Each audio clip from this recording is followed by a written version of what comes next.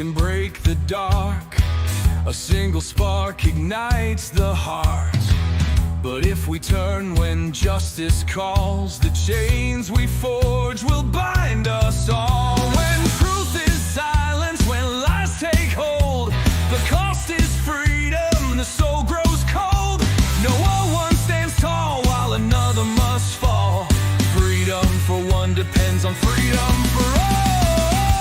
We're mavericks of freedom, rebels in the fight, defending every voice, defending every right. For the moment we falter, the moment we stall, we lose our own freedom when we let others fall.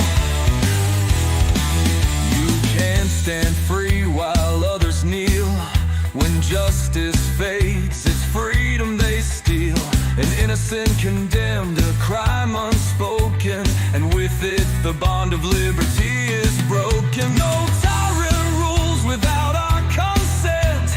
Oppression thrives where silence is spent. Stand for the weak, the silence the small, or freedom will crumble for us all. We're mavericks of freedom, guardians of the light, fighting for the truth, for what is just and right. For the rights of one are the rights of all. We rise or we fall by answering the call. Even those we may oppose deserve the rights we all uphold. For if we deny them what is fair, we build our own prison in despair. The fight's not easy, it never will be, but justice for one is the key to be free. We stand as mavericks, together we strive, defending the rights that keep freedom alive. We're mavericks of freedom, rebels in the fight, upholding every truth, protecting every right. When one is oppressed, we're all in the thrall. Freedom for one depends on freedom for all. So take a stand, let your courage rise. Defend the truth, don't compromise. For the soul of the world, the writing's on the wall.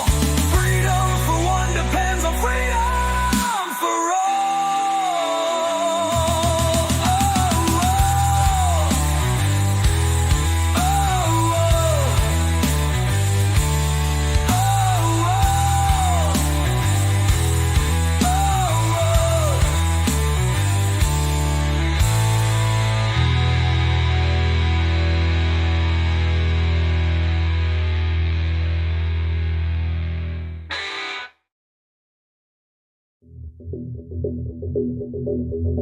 Greetings, Mavericks and new viewers.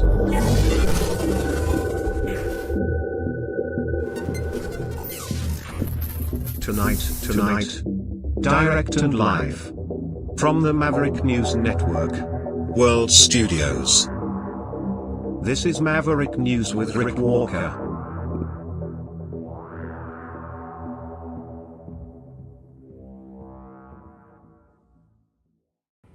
Hello, everybody. Welcome back to the Maverick News Channel. Diplomatic disaster in the White House as President Trump kicks President Zelensky out.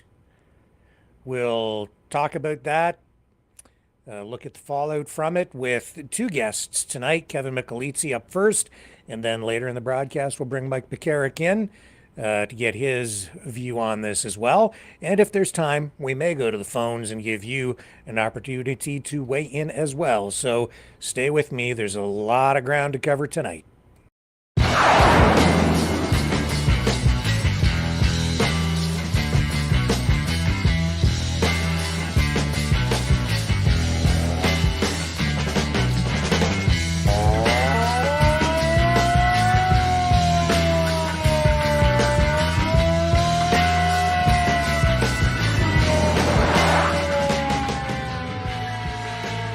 Maverick News.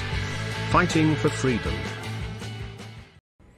All right, so we had Kevin in the back room, and then he disappeared on me, so I don't know if he lost his link, but Hopefully he comes back. I don't know if you saw this today. If you didn't, we'll run it for you now since Kevin isn't here quite yet. But this is Zelensky went to the White House to meet with President Trump, J.D. Vance, and Marco Rubio. They were all in the room in front of reporters taking questions, and it turned into, well, it just deteriorated the whole meeting, and it turned into an argument. Here it is. I'll share it with you now, and then we'll have the full context on For this. 4 years in the United States of America, we had a president who stood up at press conferences and talked tough about Vladimir Putin, and then Putin invaded Ukraine and destroyed a significant chunk of the country. The path to peace and the path to prosperity is maybe engaging in diplomacy. We tried the pathway of Joe Biden of thumping our chest and pretending that the President of the United States' words mattered more than the President of the United States' actions.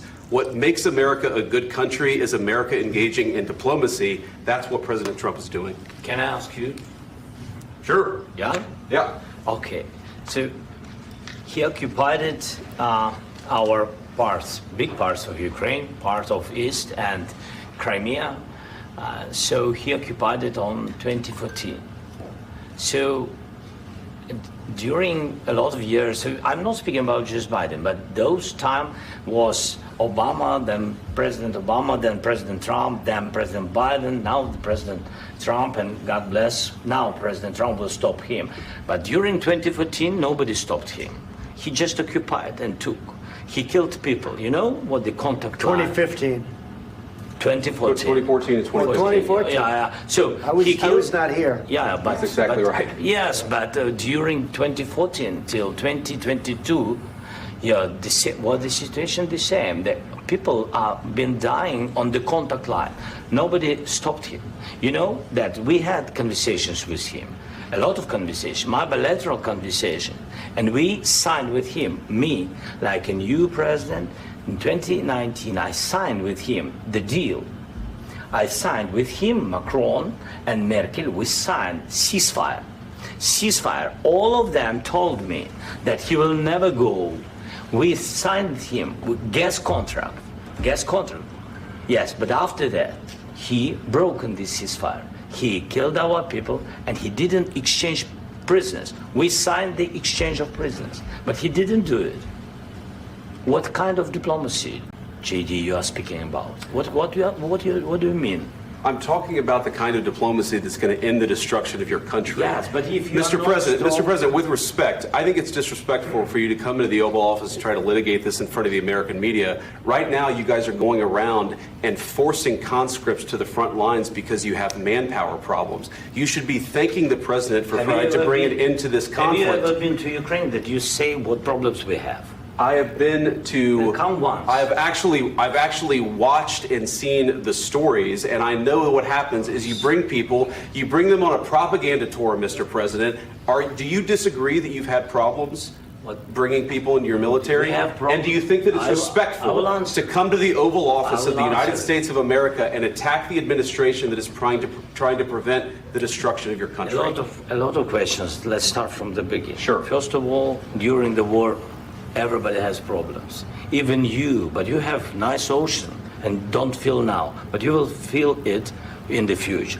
God bless. You don't know that. God bless. You don't God know bless. that. You will not have a war. Don't tell us what we're going to feel. We're trying to solve a problem. Don't tell us what we're going to feel. I'm not telling you. Because I'm you're in no answering on this position to question. dictate that. That's exactly Remember what this. you're doing. I'm not You're in dictating. no position to dictate what we're going to feel. You We're going to feel very you will good. Feel influenced. We're going to feel I'm very good and telling very you, strong. You will feel influenced. You're right now not in a very good position. You've allowed From the yourself very- to be in a from very the bad very position, beginning and he of the happens war. to be right about From the it. very beginning of the war. You're not Mr. in a good Brown, position. I was You don't have the the cards right now. With us, you start having not playing cards. But cards. right now, you I'm don't. very You're playing serious, cards. Mr. President. You're I'm playing very cards. serious. You're I'm gambling the with the president lives in of war. millions of people. You think- You're gambling with World War III. what do you You're think gambling about? with What do you World think War about? III. And You- what you're doing is very disrespectful to the country, this country. That's with back all to you. respect to your Far country. more than a lot of people said very they respect. should have. Have you said thank you once? This A lot entire of meeting? times. No, in this Even entire meeting, today. have you said thank Even you? today. You went to Pennsylvania and campaigned for the opposition in October. Offer some words of appreciation for the United States of America and the president who's trying to save your country. Please, you think that if you will speak very loudly about the war, you He's can... not speaking loudly. He's not Yeah. speaking loudly. Your country is Can I- in big can I- trouble. can I Wait a answer? minute. No, Can you've I done a lot answer? of talking. Your country is in big trouble. I know. You're not I winning. know. You're not winning this. I, You have a damn good chance of we are coming out staying, okay because of Mr. us. President, we are staying in our country, staying strong from the very beginning of the war. We've been alone, and we are thankful. I said thanks You haven't in been this alone. cabinet, You and haven't not been only alone. in this We cabinet. gave you, through I this said thank stupid you. president, $350 billion. You voted We gave for you your military president. equipment. You and you voted men for are your brave, president. but they had to use our military. What about if, West if Virginia? you didn't have You our invited military me- equipment, you invited if me you to didn't speak. have our military equipment, this war would have been over in 2 weeks. In 3 okay? days, I heard it from Putin. In 3 days, this is something Maybe new. less. In 2 weeks, of course, yes. It's going to be a very hard thing to do business like this. I tell you. Just say thank you. I said a lot of except times that there, thank you except to that, American people. except that there are disagreements, and let's go litigate those disagreements rather than trying to fight it out in the American media when you're wrong. We know that you're wrong. But you see, I think it's good for the American people to see what's going on. I understand, sir. I think it's I very understand. important. That's why I kept this going so long. You have to be thankful. You don't have the I'm cards. thankful. You're buried there. Your people are dying. tell you You're again, running I low know. on soldiers. Don't- Listen, don't, please, you're running Mr. low on President. soldiers. It would be a damn good thing. Mr. And then President. then you tell us, I don't want a ceasefire. I don't want a ceasefire. I want to go and I want this. Look. If you could get a ceasefire right now, I tell you, you take it so the bullets stop flying and your men stop getting killed. Of course, we want to stop the war. But you're saying you don't want a ceasefire. But I said to you, I want a ceasefire. with guarantees. Because you'll get a ceasefire faster than an agreement. Ask our people about ceasefire, what they think. That wasn't doesn't with matter me. for you what- that what wasn't this with me. means. It That was wasn't with with a you. guy named Biden, who was not a smart person. This That is was your, with, this that was is with your Obama. president. It was your president. Excuse me. That was with Obama, who gave you sheets, and I gave you javelins. Yes. I gave you the javelins to take out all those tanks. Obama gave you sheets. In fact, the statement is Obama gave sheets and Trump gave javelins. You got to be more thankful, because let me tell you, you don't have the cards. With us, you have the cards. But without us, you don't have any cards. One more question to Mr. Vice President. I'm sorry. It's going to be a tough deal to make, Um, because the attitudes have to change. what if Russia breaks ceasefire? What if Russia breaks peace talks? What do they do then? I understand that it's a heated conversation right now. What are you but saying? what if She's asking, what if Russia Putin breaks the ceasefire? What if anything? What if a bomb drops on your head right now? Okay? What if they broke it? I don't know. They broke it with Biden because Biden, they didn't respect him. They didn't respect Obama. They respect me. President Trump set to meet face-to-face with Ukraine's President Volodymyr Zelensky this morning as he Hang on. tries to broker. I took the wrong thing down. Hang on just a sec. Okay. What if a bomb drops in your head right now? Kevin, welcome back to gonna the use that program. one. thanks for staying up late in Crimea tonight and joining us on the program. Thanks Go for ahead, having me, Rick. give us your review.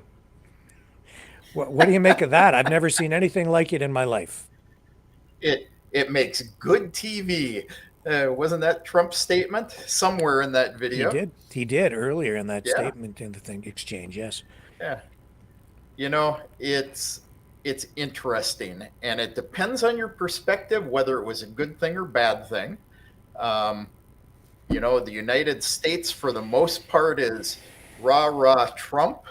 You know, Russia is holding Trump up as, you know, gee, he's a hero. He wants peace. And he told Zelensky where his place was. You listen to most of the world, and they're really scolding Trump. Even a couple of the senators in the U.S. And oh, I don't know, who was it? Adam Schiff from California.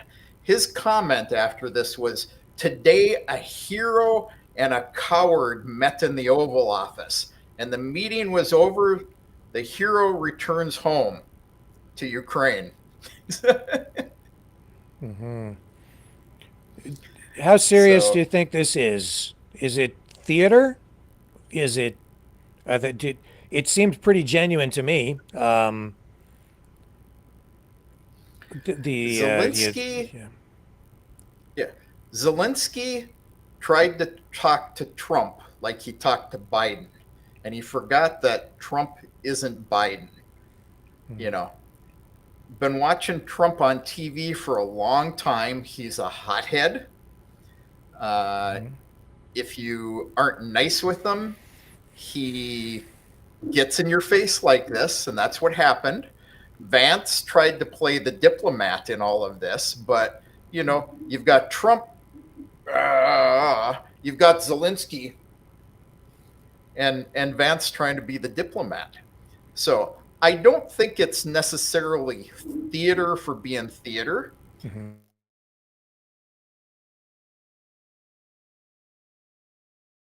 He was just going to do what he told them to do. Let's keep in mind that we had Macron in a couple of days ago, and he came out of meetings with Trump. They did a press conference, and he kind of changed his tune a little gentler than he has been about, "I'm going to send weapons and money and troops into Ukraine to fight against Russia." He came back out and he was quieter. Starmer yesterday, he was still kind of a tough cookie when they had their press conference, but he calmed his voice a little bit. But we do know that while those two were meeting, we had Zelensky over in Finland waiting to hear from Starmer and Macron as to whether he should be flying into Russia. And it was almost like a chihuahua being led on a leash to a new owner. And, he was hungry and bit the new owner. And the new owner gave him a swift kick out the door.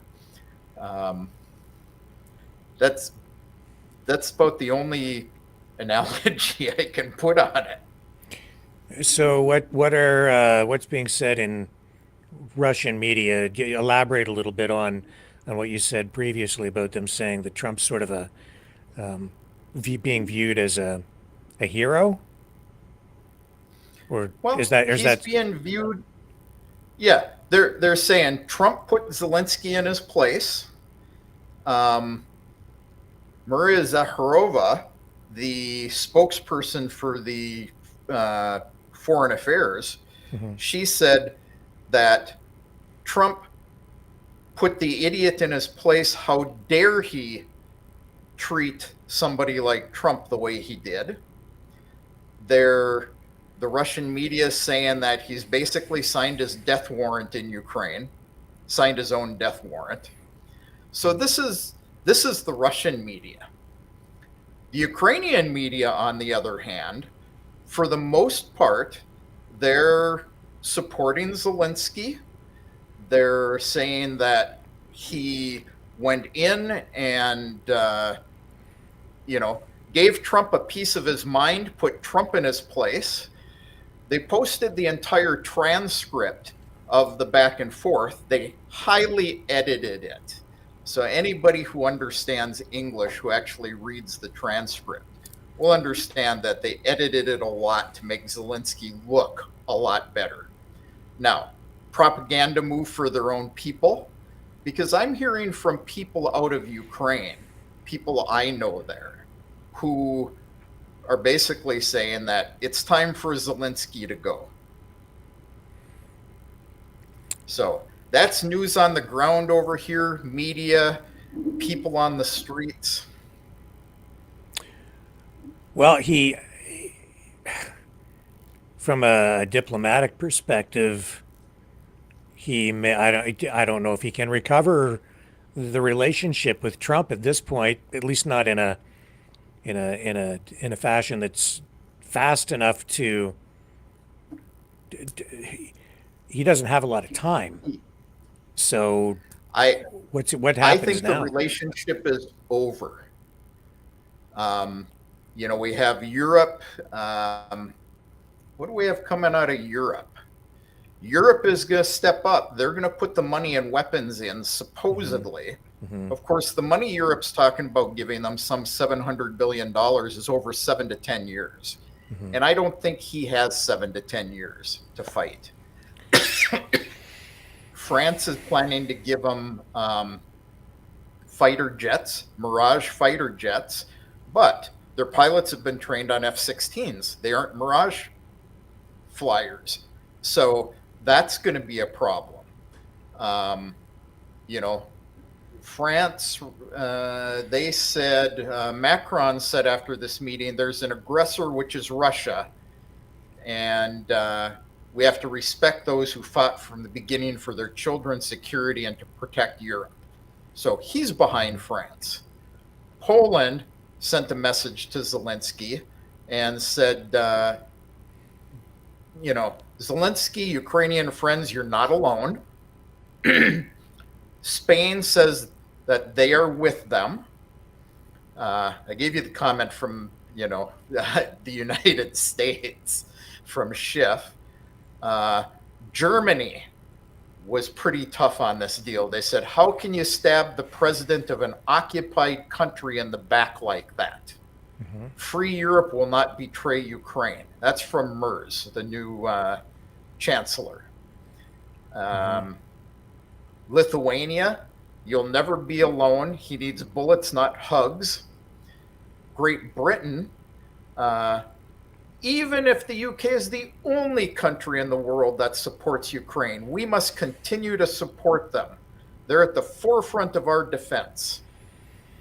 Canada, you've already got American troops and tanks lining up on your border, and you guys better be careful because they're coming for you next. So, Trudeau, Russia illegally and groundlessly invaded Ukraine. For 3 years now, they've been fighting with courage and perseverance. Blah, blah, blah. Canada will continue to support Ukraine and Ukrainians in achieving a just and lasting peace. Denmark is supporting Zelenskyy. The Netherlands actually, Zelenskyy called Shibga after the meeting, I don't know, advice. And he said, I just spoke to my dear friend and confirmed my full support for Ukraine, no matter what it takes, no matter how long it lasts. So that's what we've got coming out of Europe right now. So we've polarized the entire world. It's now the United States, Russia, and China versus the rest of the Western world. And I think the relationship between Ukraine and the United States is finished. They actually, J.D. Vance and Marco Rubio had Zelenskyy escorted out of the White House. So that's how bad it got. And since then, I don't know if most people wouldn't have noticed this, but while Vance was talking to Zelenskyy and Zelenskyy had his arms crossed, he spoke perfect Russian.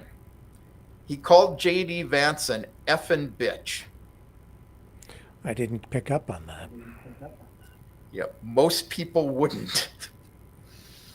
The State Department, since the meeting, they have terminated U.S. support's restoration of their energy grid. They have Cyber Command is halting all activities against Russia, including cyber operations. That's what I did for a living. So they're no longer going to be, providing intelligence. They're not going to be providing cyber operations for them. No hacking, no anti-Russia propaganda. And, you know, the day you thought would never come. Lindsey Graham of all people has gone public. And he said the Americans, having seen what they saw today, would not want Zelensky to be their business partner, including me. And he stood up for Trump. Can you believe that one? Yeah, I can. He's a bit of a weasel. He flips and flops and goes where the wind blows generally. That guy. Yeah. So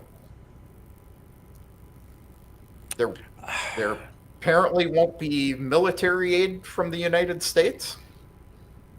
So they walked him out of the White House and cut everything off. That quick. I didn't think J.D. Vance was trying to be all that diplomatic. I thought that he was being a passive-aggressive provocateur, but Well, you know. he was more diplomatic than Trump. Oh my God, that guy has a big mouth. So you're quite right, and I have seen this coming, this realignment of countries. So I think you said it, and maybe people, just in case you didn't pick up on what Kevin said, you say it's now Russia, China, and the United States aligned against these European countries. Was that right? That's what it looks like to me. Yeah, sounds a whole lot like a New World Order. Yeah. Did I just trigger somebody in the chat? Yeah, there it is, folks. And this is also where Canada comes into play, because Chrystia Freeland at the in the Liberal leadership debate just this past week used the phrase, she says, we need a new world order, and then laid out exactly this scenario where Canada basically is being presented with a choice, either align with Europe or get absorbed by the United States. I don't really like the options that are being laid out in front of us. Give me, tell me something, because I'm just flabbergasted tonight. I'm also amazed at the speed at which this is all happening. You know, I've seen some reports out there tonight already, tonight for me, evening for you guys, about this being a setup by Trump against Zelensky. I don't believe that was the case. I think the man is truly trying to get them to come to the table and talk. And Vance was correct. With the attitude Zelensky was giving, you know, you can't negotiate with a guy like that. Putin and Zelensky would never be able to talk. So there was a lot of truth that came out in that. Probably not in the best way, but Zelensky was also being an ass. I don't think it was a setup. I think it was really Trump wanted to get that mineral rights deal signed, and he wanted to get it signed from somebody.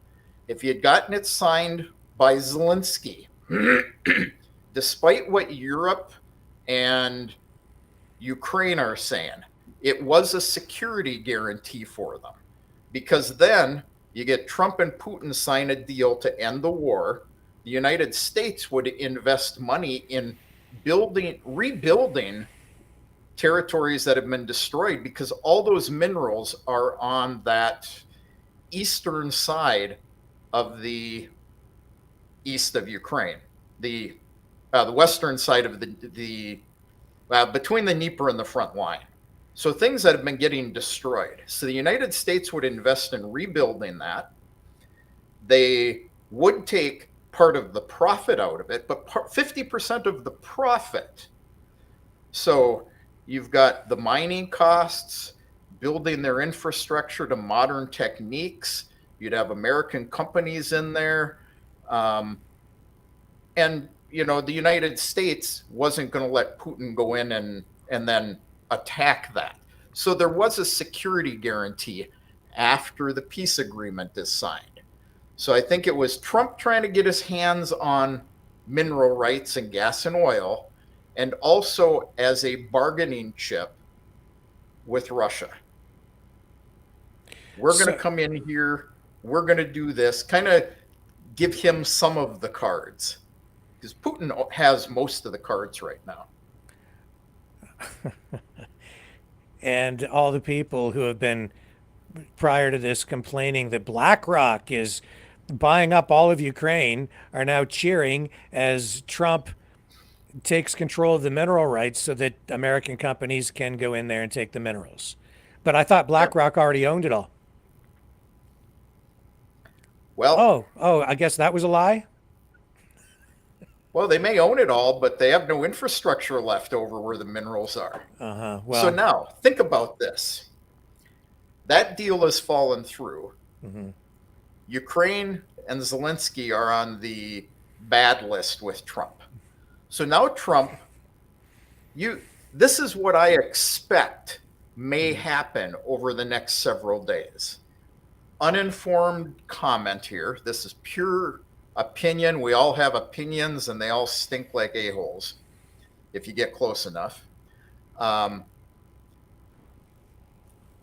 has already opened the door for these same companies to come into Russia, the new territories of Russia, Donetsk, Lugansk, Zaporozhye, Kherson, and mine and drill for oil. So what would happen? We know that Europe and Canada can't afford to keep this conflict going for a long time. Russia's still walking all over the place. But let's say Trump says, you know what? I'm going to go ahead, Vladimir, and I'm going to invest in your infrastructure, put my companies in there to work with you, build up your economy. And I won't say anything as long as you stop at the Dnieper River and Odessa. And he sits back and watches them take everything up to the Dnieper River, all the way over to half of the Dnipropetrovsk Oblast, down around through Odessa. That's where all the minerals are. Everything on the other side of the river is their timber industry.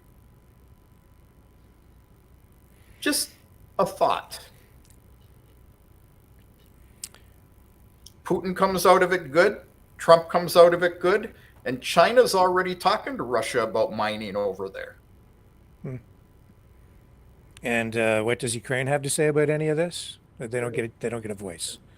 They just have to let one side let the two sides carve it up, or just any way you slice it. Nobody respects Ukraine, and they just have to give it all up. Well, nobody but Europe, who really, they can afford to prolong the conflict, but can they really stop it without putting boots on the ground? And if they put boots on the ground, they're no longer covered by Article 5. Well, it looks to me like NATO may be toast anyway, so especially now. I think NATO and the European Union are toast at the moment. Looks again like how many of the EU countries? Yeah, how many of the EU countries right now are going against what the EU wants? Hungary won't vote for more sanctions. You've got, I don't know, just too many of them saying, we like our oil and gas coming from Russia.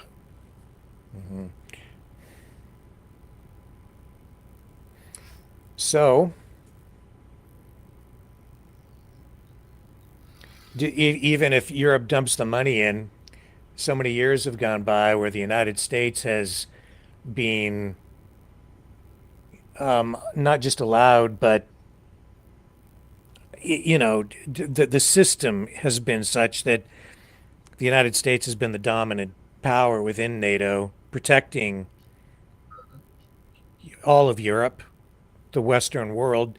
Even if they pump the money in, if they are not allowed to use American technology and weapons, it cripples Ukraine and Europe. It basically leaves Europe pretty much defenseless in the long run because of things like, say, satellite technology, which is controlled primarily now by Elon Musk.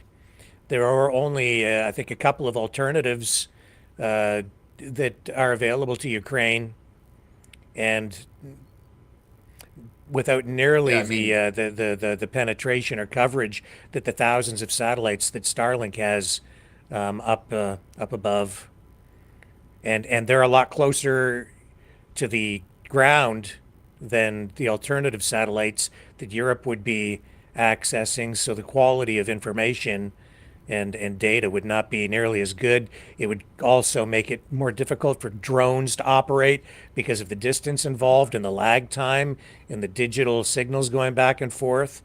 This is a disaster not just for Ukraine, it's a disaster for Europe, it's a disaster for the Western world. Russia wins. And it looks to me like maybe they've got their boy in the White House, or maybe they're two boys. What do you think of that? I have nothing to disagree with Anya on that one. Yeah, because it's not just a ground war, it's a space war, because you need that satellite coverage or you are dead.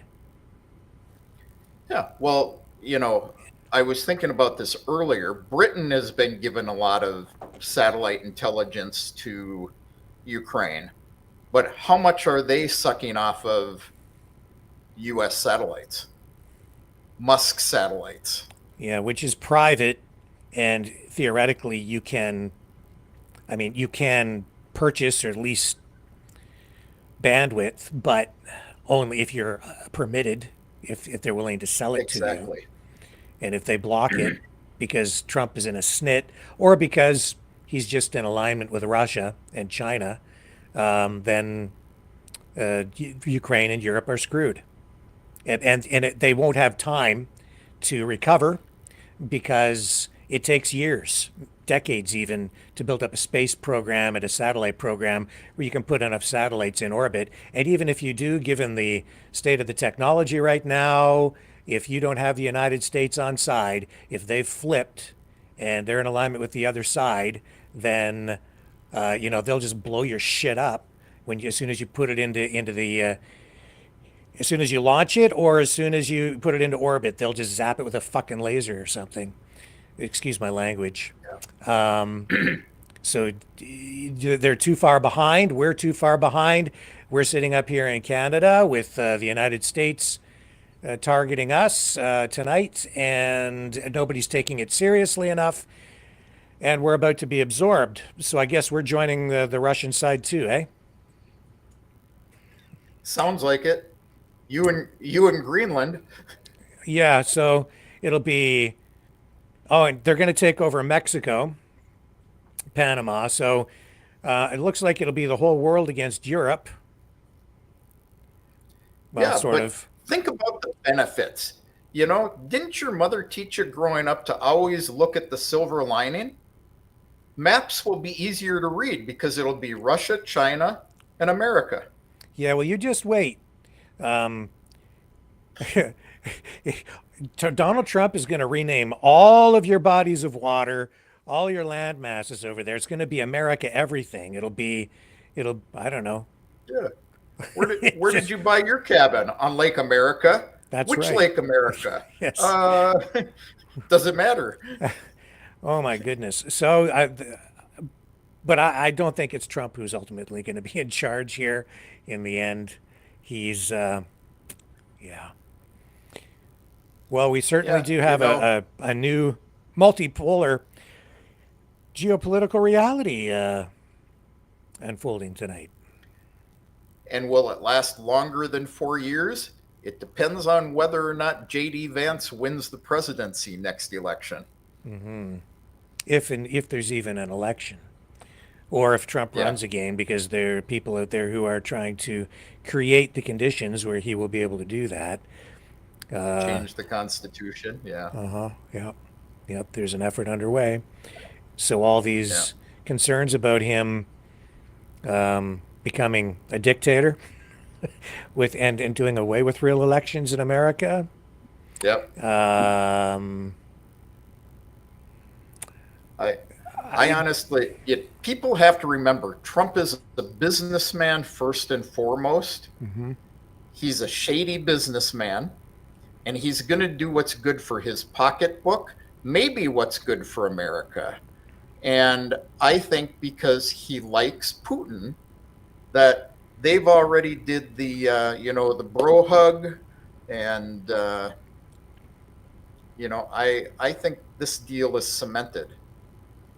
Now, I want to see what happens over the next few days, because there's not enough people left in Ukraine for the United States to attempt another Maidan to overthrow the government. So that leaves the options of they let Zelenskyy sit there and, take the trouble for, continuing war when his people don't want it. Again, you look at surveys. Survey the other day came out. It was done by a Kiev-based survey company. They said that he had like 63% support to continue the war and take back all their territory. I saw some independent surveys that were done in Ukraine that have come out that said over 70% of his citizens want him to sign a peace deal, even if it means conceding territory. So which do you listen to? From the people I talked to in Ukraine, I would say those last surveys are more correct. Nobody, people don't understand this. I've seen interviews by independent reporters who go in, they talk to some Ukrainian citizens, and they say, do you support Zelenskyy? Oh, yeah. Are you against Russia? Oh, absolutely. But what they don't understand is they don't know who's surveying them. If they say the wrong thing, they could end up in jail, taped to a street light, or dead. We've got some of their ministers of parliament who today, after this, have come out and they've called for the Rada to have an impeachment of Zelenskyy. Now, I see a lot of this. I've even seen it going by in your chat about, the Rada's calling an emergency meeting to impeach him. They're not. These guys that are calling for his impeachment are guys that are either sitting in jail or they're in exile because they were pro-Russian or supported making peace with Russia. I only know of one minister of parliament in Ukraine that still wants peace with Russia, and she's survived these detentions. So, people need to realize this meeting isn't going to happen. The Rada's already put out a statement in support of Zelenskyy. These ministers are nobody. There isn't going to be an impeachment proceeding against him. So it only ends one way: fight to the last Ukrainian, or he has a Russian hotel accident and falls out the 23rd window accidentally after shooting himself in the back of the head twice trying to commit suicide. Or he gets on a helicopter and flies off to another country and is given asylum, I guess, if it comes to that. Or the missing I don't know. Billions Or of dollars, he doesn't know where they went. Yeah. Well, I'm not so sure. I don't believe that he's got them. I think there is money missing, but I think you should be looking over at the U.S. for it, myself. I think it's on both sides, personally. Well, there are probably some people in Ukraine who have some money in their pockets too, but that's the nature of this whole thing, and it has been from the beginning. And all you have to do is look back at the origins of a lot of this to Mr. Manafort and his relationships over in Russia and the oligarchs on both sides. And you've got a lot of rich guys who, with billions of dollars, who really are competing for control of the resources and the industries over there, and even the farmland.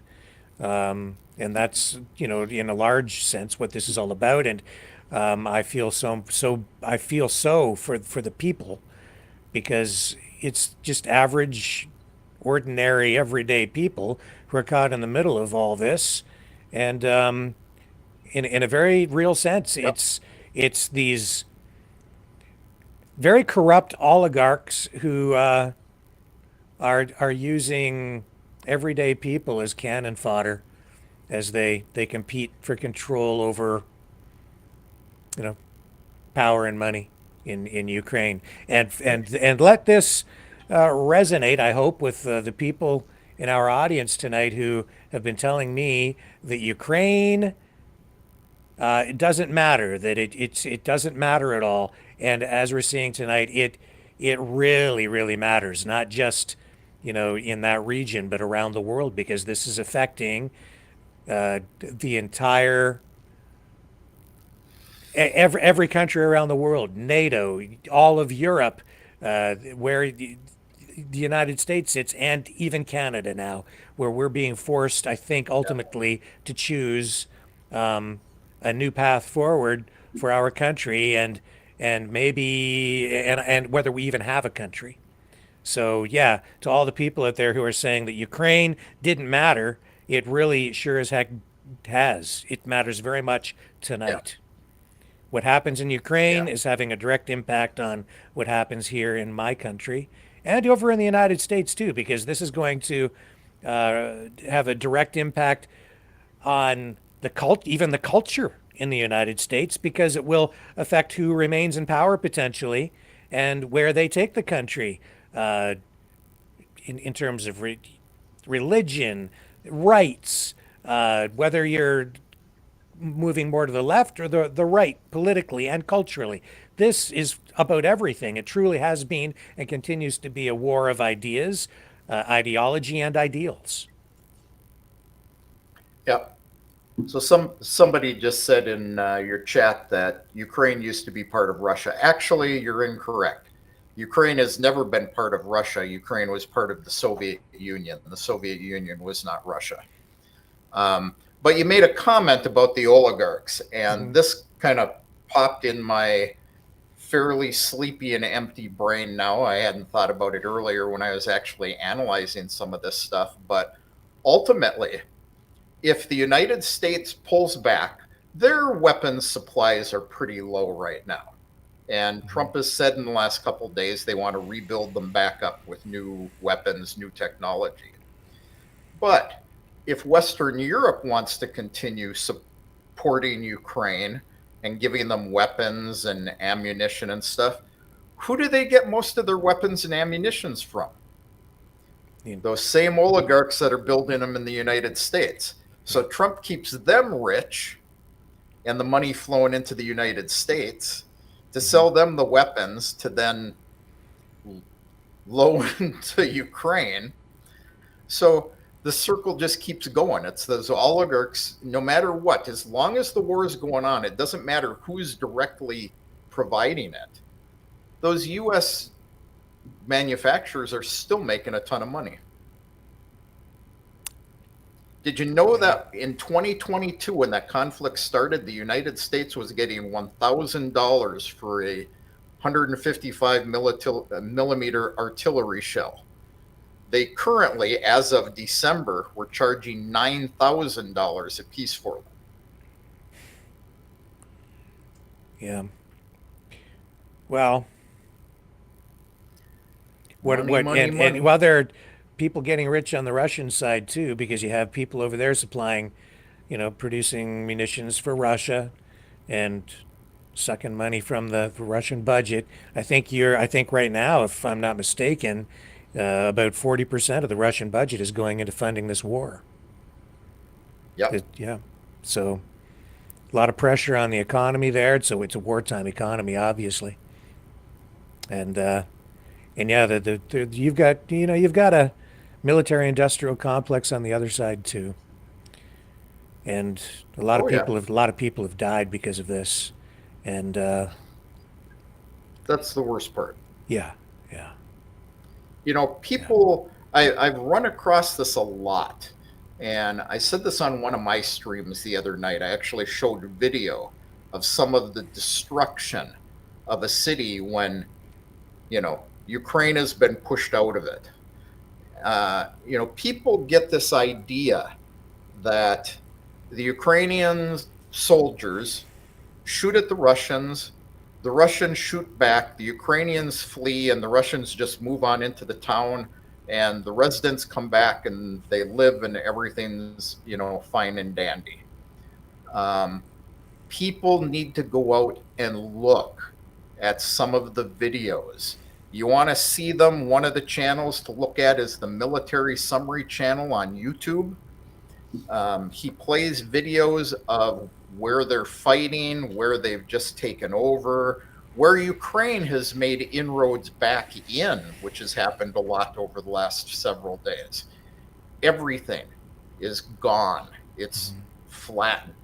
And this is the shame of it. Those people have been displaced. They have no homes to go back to, their belongings. Just, you know, it's a bad situation. It needs to stop. At what cost does it need to stop, though? I mean, I do understand, Kevin, the desire for these people to have their own country and to their sovereignty, their freedom, their right to self-determination. It is a distinct culture. It truly is, and I don't know what this ultimately will mean for them. They're very resilient because this has been going on for, you know, not just. I see so much repeating, the history repeating here, even today with Zelenskyy. And I know the propaganda out there swirling around Stepan Bandera, but I'm looking at this and I'm thinking of when the Nazis came into Ukraine and he went to, I think it was Lviv, and he went there to and established that city as an independent piece of land, and thought the Nazis would come and support him in turning Ukraine into an independent nation, and they said no, and then they actually put him in jail. The Nazis who put their own Nazis, the guy that everybody's saying is a Nazi, they put him in jail because he was a nationalist, and he wanted freedom and sovereignty for Ukraine, and independent Ukraine. Thought that after they expelled the Russians, Soviet Union, that he would be able to establish an independent Ukraine. It's been going on for a long time. And today, having Zelenskyy kicked out, that's what was top of mind for me. It was like, get out of here. We're not supporting you. And here we go again, where Ukraine, the people caught in the middle. It's been used like a doormat through history, over and over again, with warring nations just trampling through there and exploiting the resources of, one of the richest countries in terms of resources, agriculture in the world. Whether it was Stalin exploiting it for the grain to capitalize, their version of an industrial revolution, the mechanization of agriculture, and then ultimately their military, which was, where Russia's roots as a great power really took hold. It was because of Ukraine. They needed Ukraine. Putin needs Ukraine now. The United States needs Ukraine now. Trump said it in the White House today. This is a country, the United States, that's on the verge of bankruptcy, frankly. And he's sitting there. This is my take on it, and this is me editorializing a little bit. But Trump basically told the world that he doesn't give a damn about human life. Because, he's saying that the killing has to stop. Really what he's saying there today is he was looking to make a business deal. And he's like, We put a lot of money up, but we're not really willing to put any money up. What we'll do is we'll lend you the money, but we want it all back so that we don't really have any risk. And so we're going to take all your resources so that we get, or as many resources as we need to make sure we get all of our money back, because we don't have the rare earth minerals that we need to remain competitive militarily around the world. And so without you, we're kind of all washed up. So we're just going to take it. So if you want us to protect you, you have to, and save your country, you have to give your country to us. And your children's future, the future of your country, it's all going to be ours. We're going to take it, even though we can't afford it. So we're not going to put anything in. And even though you've invested in this with the blood of your youth, and sacrificed much of your future already because your people have bled for it and died, we don't give a damn about your people. It's all about the bucks. And that's all we really care about. That's what I got. That's what I saw in the White House today. And then they said, oh yeah, you're not being thankful enough. And as far as I'm concerned, it's kind of the other way around, because Zelenskyy represents the people of Ukraine. And again, they treated him honestly like a piece of crap.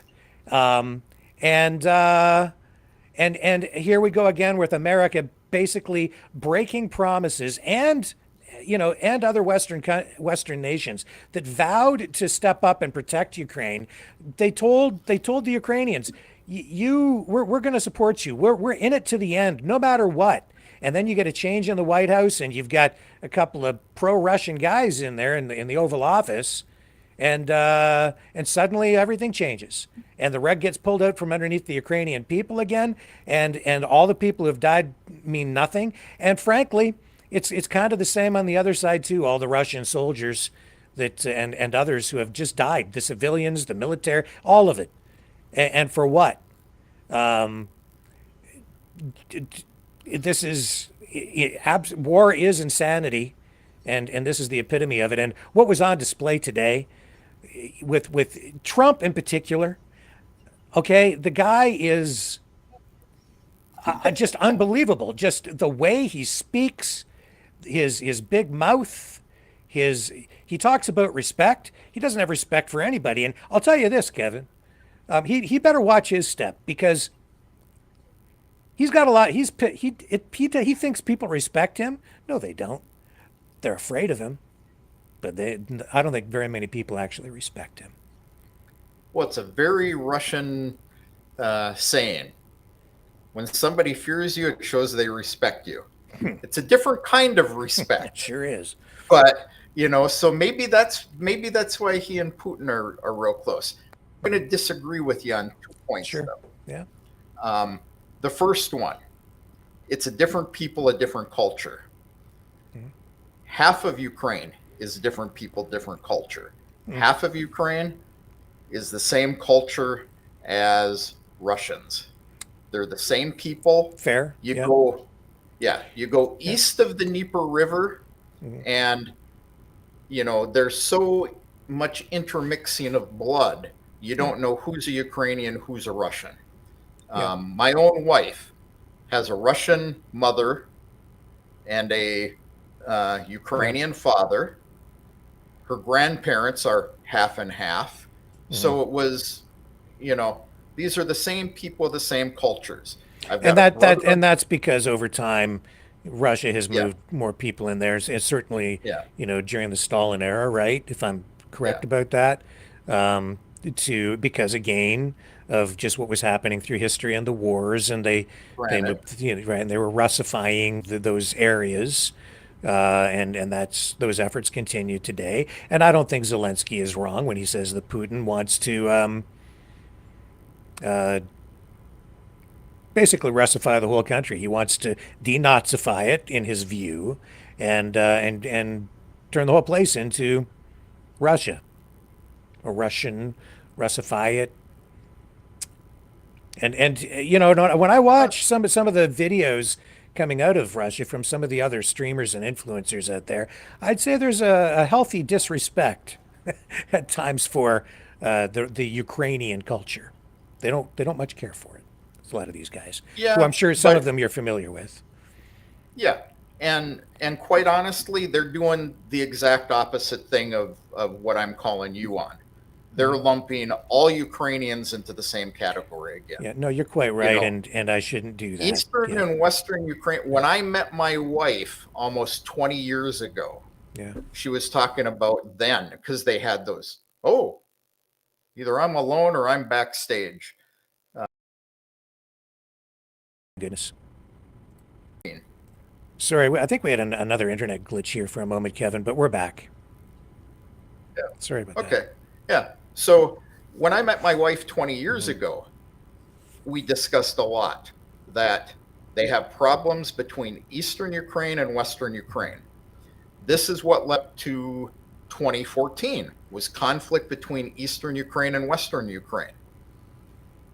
Western Ukraine pretty much, or Eastern Ukraine pretty much controlled everything for the longest time.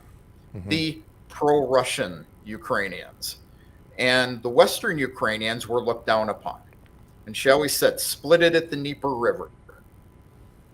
And now is what you had is in 2014, you had a legally elected government overthrown by the United States, regime change, and a Western Ukrainian government was put in place, and the Eastern Ukrainians were looked down on. So this is kind of like the Israelis and the Palestinians. This is going on between them for a long, long time. And, you know, you can't clump them all together. And yes, you're right. I know some of these influencers who lump them all together. I know people in Ukraine. I actually know people on both sides of the East and West, but typically the Eastern Ukrainian side of things. And they are very pro-Russian. So when you listen to Putin talking about, or Zelensky talking about Putin Russifying things, he's actually, Putin is talking about Eastern Ukraine because it's already Russified. The Russian speakers, they have the same as the Russian culture. You know, I've got a brother-in-law in Ukraine. My wife's cousin is in Russia. You know, we've got people on both sides of the border, and it's almost like the U.S. Civil War. You've got family fighting family. Yeah. So I just wanted to draw that differentiation so people understand that, you know, it's like saying Californians are the same as Texans. In a lot of ways they are, but in a lot of ways they ain't. I don't know. That would be inaccurate. Well, maybe. Maybe somewhere in between that and Quebecers being the same as people from Ontario. Although, you know, people from Alberta, totally different. That's for sure. You know, but yeah, if you go into like Northern Ontario, people up there speak a lot of French-speaking people, but they kind of speak English and French, and they have a different accent altogether. It's just, we're a very weird country too. It's I mean, it's all over the world, and you know, gladly most of us don't pick up guns and start shooting each other when we disagree with each other. Yeah. Well, I hope it doesn't come to that here in Canada, because things are not good right now, I would say. And this is all connected. I've been saying for a long time it's all connected. And people are like, oh, you don't know what you're talking about. You want to be part of the United States, admit it. Not this United States, not so much. There was a time when I wanted to move to the southern U.S. just to get out of the cold. But and if we get absorbed, I may just have to do that because I don't like the winter. But no, I have to say I don't like what's going on with the Trump administration. I don't like any of it, and I don't really want to be part of it. It's not. I don't like the heavy-handed authoritarian nature of this. This is not democracy. He's ruling with a Sharpie. He's just writing executive orders. That certainly is not democracy, and people are cheering for it. And again, this is a little bit mind bending for me, because everything people have been upset about, they're now getting and cheering for without realizing they're cheering for it. Do you understand what I'm saying? Yeah. Yeah. It's Yeah, bizarre. I understand what you're saying. Yeah, it's bizarre. It's bizarre. And I kept saying, be careful what we're going to miss it when it's gone. I'm already missing it. I've been missing it for a long time. Yeah. Honestly. And I don't know, man. But I'm still here. I'm still trying to find a way back to something like what we used to have. But welcome to the new normal. Yep. I think it's going to get crazier. Yeah, we're not done yet. That's for sure. How much, okay. I'd ask you how long this is going to go on, but I think maybe the more appropriate question, and it is, if everything is happening so quickly, what do you think we should look for next? And then we're going to wrap up with you, because I know it's really, very early in the morning. You need to get some sleep. Yeah. I think is what's going to happen next. We're going to know in about 3 or 4 days, because I don't think we cannot get through 7 days without something new happening. Yeah. I think things are going to move quite quickly. What will happen, I don't know, and I'm not going to predict it. I think we're in for some more interesting TV. Just one last thing. Trump sat there and said, "You're gambling with World War III." To me, what happened in the White House today, in a way, it seems to me it's pushing us. That's pushing us also closer to a possible third world war. Either way, we still have that danger, because Europe hangs in the balance now. Well, what are your views on that? And this realignment, I think it's dangerous. I think that I see this in itself brings us all closer over here to a possible conflict, struggle, maybe even a civil war, which people have been concerned about in the U.S., which could spill over here into Canada. This has, oh my God. Yeah, it just keeps on getting worse.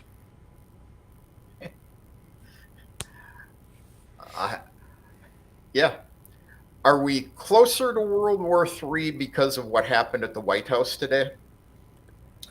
I don't think so. A different kind We were of World pretty War darn III. close to World War III with Biden at the helm. Yeah.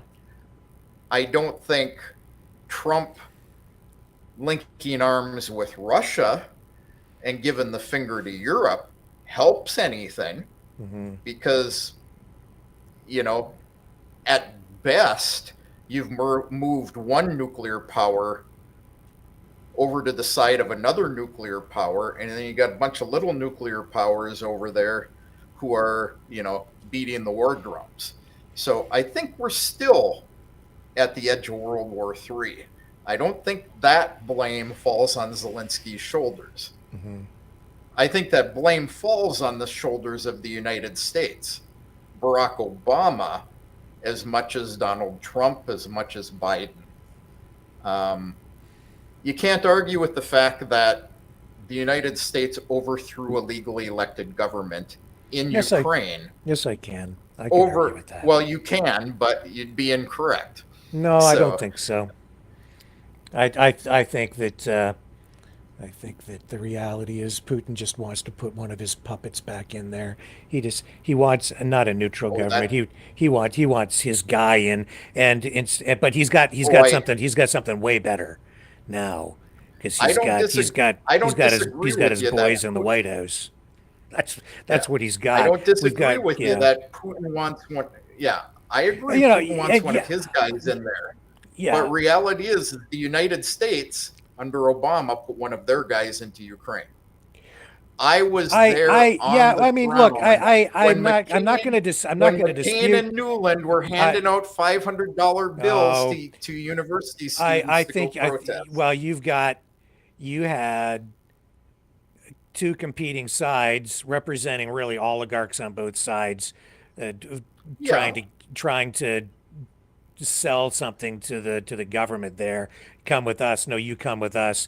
And it's just, it was a competition is what it was. Ultimately, the people were, given a choice, and then Yanukovych didn't want to do it, and for a bunch of reasons, because he's Putin's guy. And you can say that it was a coup, but in the end, it's not. It just isn't simple. It's many Well, sides, nothing's and ever and and simple. it's uh, it was not a coup in the sense of a coup on the U.S. side. It's Europe, it's the United States, it's competing forces, and Yanukovych didn't sign it, so it just deteriorated into that. And it's a bloody We'll have mess. to do it. So, We'll have to do another show on what Yanukovych was doing or did, because we're going to disagree on that one. yeah, too. that's okay. And at this point, Yeah. at this point, the thing that It's matters the history most anyway. is, yeah, it's in the past, and the thing that matters most is where we're at right now, and how this has brought us to this really potentially a global disaster that we need to find a way to avoid having this deteriorate into something where there's a lot more death and conflict, and I don't know, man. But at the same time, I don't want to live in oppression. We've got some tough times Well, ahead of us, I think. well, you have to choose. You either become part of the United States or part of Russia. Same damn thing tonight, I think, in many respects. You don't have to Tom, worry. Tom, We'll just Tom, drop an Tom, Oreshnik on you and it'll be yeah. over with. Well, then that bomb will have fallen on my head, right? Just like Donald Yeah, Trump that bomb warned might us fall on about. your head tonight. The bomb Be might fall on our careful head when you tonight. go to bed. There's a Yeah, reason I'm not sleeping tonight. yeah. Well, but I don't hear you denying it. Putin's got his boys in the White House. Yes, he does. Talking about a coup. Yeah, that's what we have, a democratic coup in the US of A. And that's why they're purging everybody from the ranks of the civil service. Anybody that disagrees with Trump, you're gonzo. Look out, baby, because you're getting your pink slip. And that's what's going on down there. Man, Oh, we'll have it's to an do another stream on that it's an too. Because I tell you ideological what, purge. Yeah. let's get rid of some of that overhead. Oh, well, it's a little bit more than that. It's very targeted overhead. Yeah, come on. Like, efficiency is one thing, and then there's a political purge. And we got a little bit of the one and a whole lot of the other going on right now. And that is kind of the truth of the matter. It's only been That's a why month, and I think I there's a know. lot more purging coming. Oh, there is. And I don't think it's all about efficiency, because I don't think you've got Mr. Efficiency running the Department of the Department of Getting Even. I think that I think The doggies. yes, Woo! that's right. Yeah, Those little doggies. you've got the you've got the fox Hey. guarding the hen house there, my man. Hey, it's gonna save the United States billions of dollars. Yeah, and- Except they're gonna take that billions of dollars and pay it to the states for unemployment. Yes, it's terrible, actually, from an economic point of view. This is going to implode the U.S. economy. You suck that much. This is reverse Keynesian economics.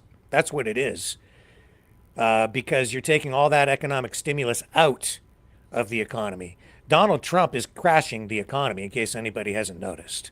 And the tariffs will have a severe negative economic impact. You pull all that government spending, like $1 trillion. Is it $1 trillion they're pulling out?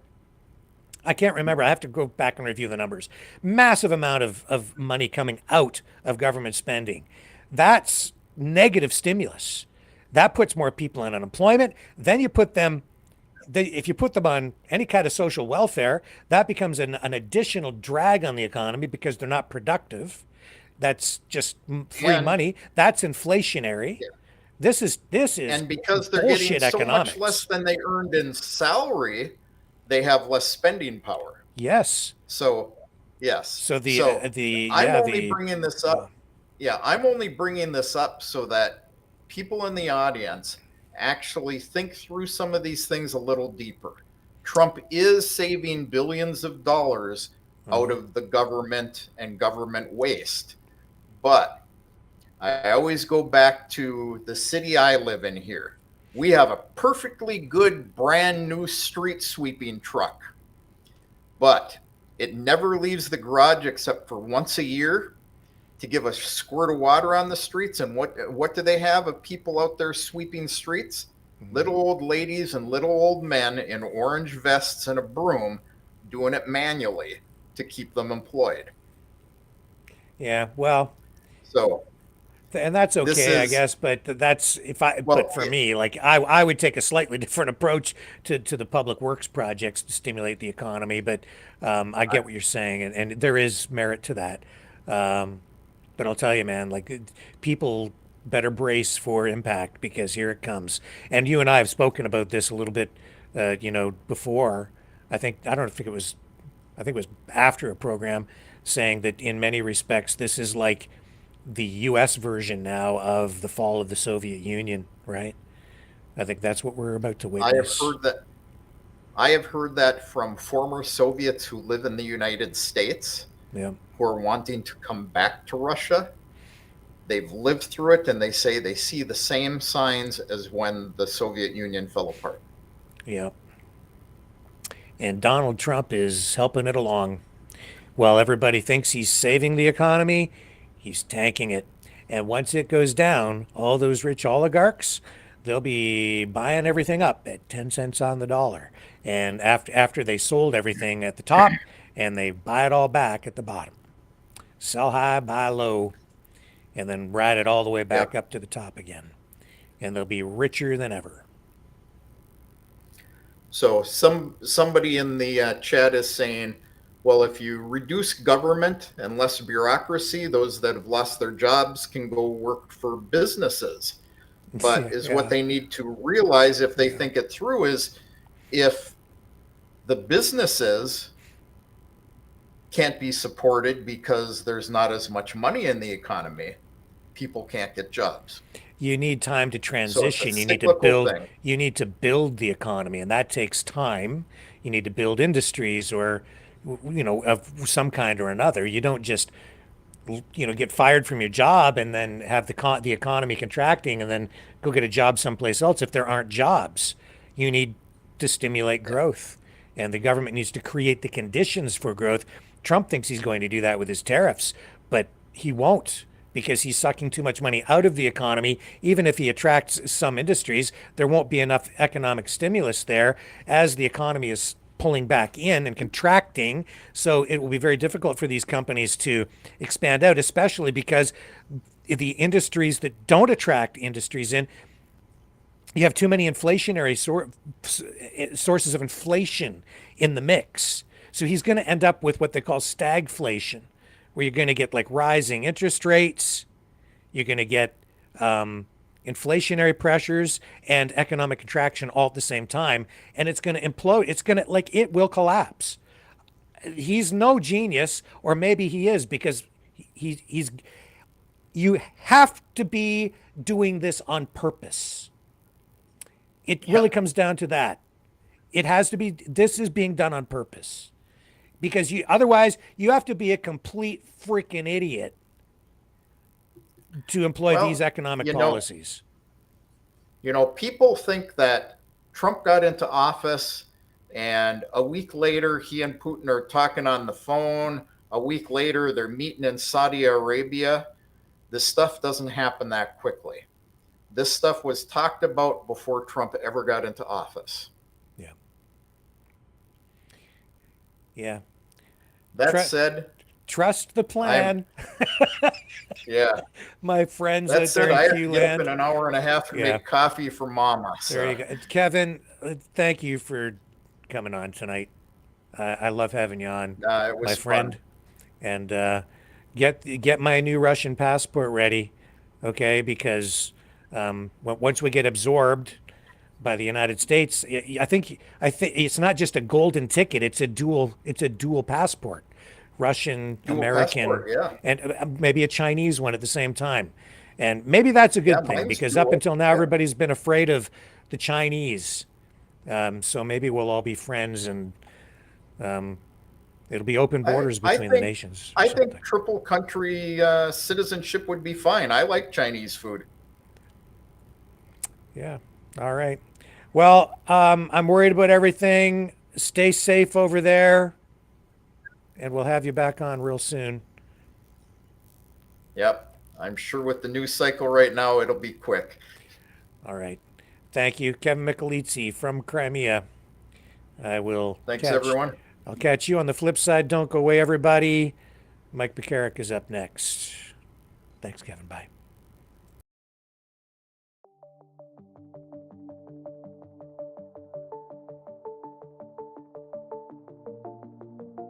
Greetings, brave Mavericks.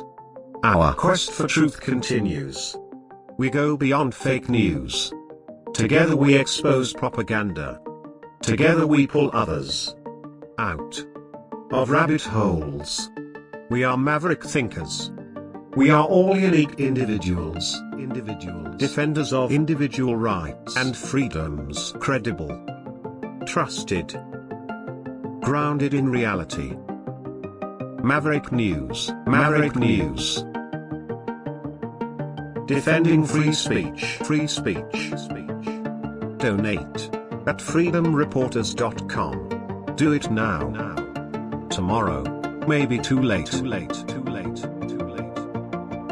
Maverick News. The world is watching.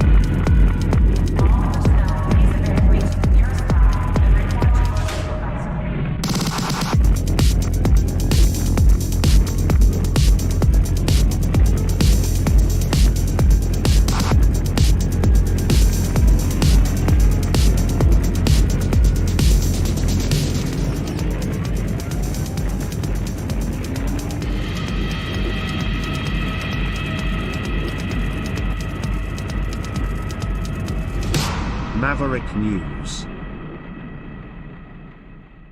The world is watching.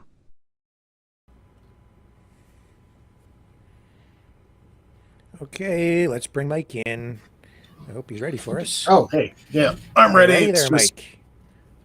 Can you hear me? I can, yes. Yeah. Oh, okay, good. All right. Well, welcome back. I didn't think we'd have you back on so soon Yeah, I after didn't think last it would be night, but this here we soon go. either. Yep. Oh my God.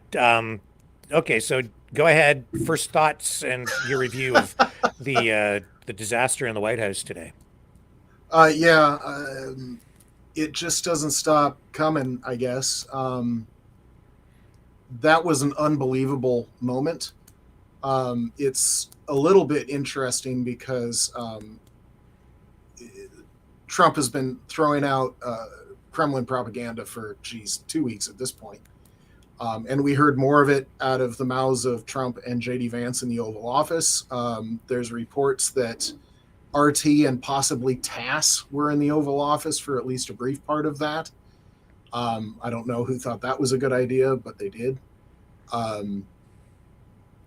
And the visuals of it. So Trump met with the leaders of France and the United Kingdom very recently, the last several days. And it was just Trump and the foreign head of state meeting. I have no idea Why this time they had Vance and Rubio in the room, I don't get it. That the setup for the meeting was unique enough that we need to ask some questions. Now, maybe it was innocent, but I don't think so. I think that Trump and JD Vance meant to do this, something similar, in a similar way to what Vance threw at the Europeans in the recent security conferences in Europe, when Vance just started spouting a whole bunch of right-wing nonsense at the Europeans, and they're like, what is this, and why is this at a security conference? So I think that was on purpose, that they wanted something like this. I don't know what they were trying to get out of it. Maybe they thought Zelenskyy would bow down, but obviously he didn't. That's not in his character, as we've seen from the past several years. But if I had to give a bottom line to it, I would say that today in the White House, Trump and Vance relinquished America's role as the leader of the free world. I don't think that they can claim that anymore. I don't think after the last several weeks, and certainly after the last couple of weeks, and then the ridiculousness that we saw today, I don't think President Trump has any claim for being, I don't think anyone looks to him, because the United States, the only way that we could claim that is for our allies, to be friendly enough and on good terms with us enough for them to say, yes, the Americans are who we want on our side. And nobody's going to be thinking of Trump in those terms. No one, while Trump is the commander-in-chief of the United States, I don't think anyone's going to be thinking about the United States in those terms. So and I should just get you to, just in case there probably some people who are watching who aren't familiar with you. So, okay. So let's just get you to reintroduce yourself. I actually meant to do that last night too, and I never got to it, but that's all right. So those who you don't know, you can see some of it in my background. You got my shadow box right there. I'm a United States Air Force veteran. I was in the United States Air Force between the years of 2001 and 2023, so 22 years of active duty service. That brought me to 36 nations on 4 continents. So Ukraine was the 3rd combat zone that I visited. I was deployed to both Iraq and Afghanistan at different times. And depending on how you define some of the places I went in Africa, I've been to a couple more, like Niger and places like that are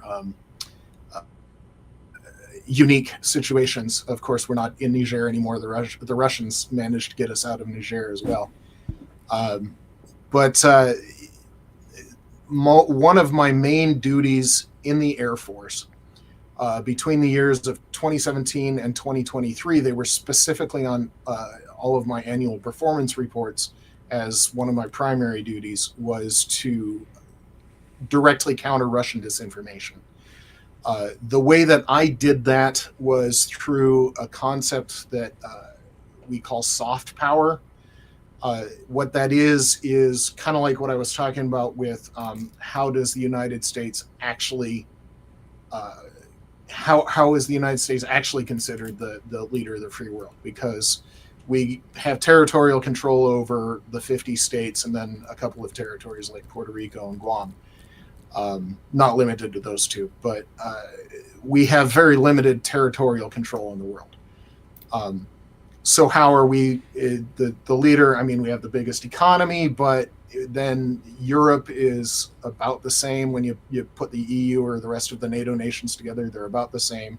China is about the same. So we're not even the majority of the economy of the world. So the only way this works is through the rest of the world thinking that they want us leading the way. They think that United States has their back, that the United States supports them in various ways. This could include economic power, but also, for instance, the United States Navy, one of their primary jobs during peacetime is to ensure safe passage of commerce on the open seas. This goes all the way back. The Barbary pirates in the very early years of the United States was one example when we had problems with that. Most recently, you could see it in the Red Sea, defending commercial shipping against the Houthis. If you go back 10, 15 years, all those pirates off of the Horn of Africa, that kind of thing that people don't necessarily think about it, but the dominant navy in the world is the United States Navy. And without the United States Navy, shipping would be a lot more dangerous. So there's various ways that we do it. My end of it was cultural, where when I would visit a foreign nation, it was all about I am the face of America. We're decent people. We're going to treat you right. That kind of stuff. And when that breaks, it's difficult to build. But when it breaks, it becomes a lot more difficult to rebuild, if not impossible, depending on who you're talking to. Now we can do some explaining. Maybe Trump will leave office. Maybe it'll get better. I don't know. I don't have a crystal ball. But as of now, I can't see that the United States is in any way, shape, or form the leader of the free world anymore. I just don't. And that's, I mean, yeah, today was, without question, a milestone moment. Yeah. Yeah. And the Russian disinformation it has so many legs. I've heard so many things repeated so many times, and it's the thing that if you repeat a lie often enough, people start believing it. The concept that Ukraine is not a nation or that their independence and pro-Western stance is somehow not valid goes to completely undermine the entire nationhood of Ukraine. And it's incredibly insidious lies. And no, Ukrainians would not agree with that. So if you look at America, for instance, I grew up in,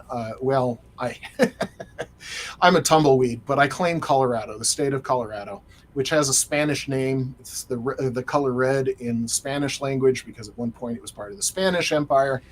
Conquistadors were the first ones to get there. I lived for many years of my life. I was in Texas, which was part of the Spanish Empire and then the Mexican Empire, and then it was an independent state, so it's the United States has all sorts of these regions that have people from somewhere else. I remember when I was living in San Antonio, the Spurs, the basketball team there, was doing very well. They were national champions. I think I've even mentioned this on the program before because it's such a part of my life that struck me. That during the way those games are, the two teams split who has home, and it was the Spurs and the Miami Heat in the national champions. And one of the anthems at one of the games in San Antonio was sung by this Mexican troubadour kind of a vocalist, a kid, 12, 14, 15 years old, young kid, who would wear the traditional Mexican garb that you might see on one of those musicians, and just all sorts of racist and anti-Hispanic and anti-Mexican feedback. But in the United States, this kid's family had lived in Texas for far longer than Texas had been part of the United States. So, I mean, today you don't get much more American. You mentioned Texas, pickup truck and cowboy hat and big boots and all that kind of stuff. And people think, yeah, Texas is like this. One faction of America would consider Texas like the epitome of American, right? But you've got all of these families in Texas that are Mexican and Spanish and all that kind of stuff. So these claims on Ukraine about this part of the nation is Russian. Yeah, that's crap. And it should not be accepted at face value. It should be pushed back at hard. Those regions of Ukraine are Ukrainian. They are Ukrainian by history. They're Ukrainian by most recently by international law, which I will point out that both the United States and Russia are signatories to. And under the Geneva Conventions, breaking those borders, or the Russian illegal annexation, illegal is a very, very real term here. It broke international law. It was literally a war crime for Russia to annex or attempt to or claim to annex those territories. Those territories are Ukrainian. Unless a future treaty between the nations of Ukraine and Russia takes place where that changes, then those territories are Ukrainian. And to explain to people, the reason there are Russian-speaking populations there is because Russia moved people in there over time. A lot of it happened during the Soviet era, when both they the were the czars and the Russians. The whole thing about the Holodomor in the 1930s, Russia was they did this in more than just Ukraine. They did this in the Baltic states. They did it in Kyrgyzstan. They did it in Kazakhstan. All of the Soviet republics. They would move Russians into those places. And in the Holodomor's case, there's some question about whether the initial start to the famine was deliberate or just obvious consequence of bad Russian government policies concerning the change to the farming, the agriculture that they were trying to do. But after it started, the Russians absolutely 100% chose to keep the ethnic Russians that they had moved in fed, while ethnic Ukrainians died in a very, very stark and explicit and very clear case of ethnic cleansing. So when people are talking about, well, these are Russian and the 2014 revolution was fake, this is all going back into the old ethnic cleansing, genocidal Russian talking points, and they just have legs and legs and legs, and they keep coming back at me. Your previous guest was putting them out, but he is not the only person that's had them come back to me in the last few days. And what Zelensky was saying, it is true. Putin wants to commit basically a cultural genocide. He wants the Ukrainian culture gone. He wants Ukraine gone. I think it was probably early 2000s when Russia first started sowing those seeds of Ukraine is not a real country, and that's what's been going on in Canada for since pretty heavy since the beginning of the pandemic. So the same techniques, the same psyop, the same propaganda is being sprinkled across Canada right now. It has been for a number of years. Yes.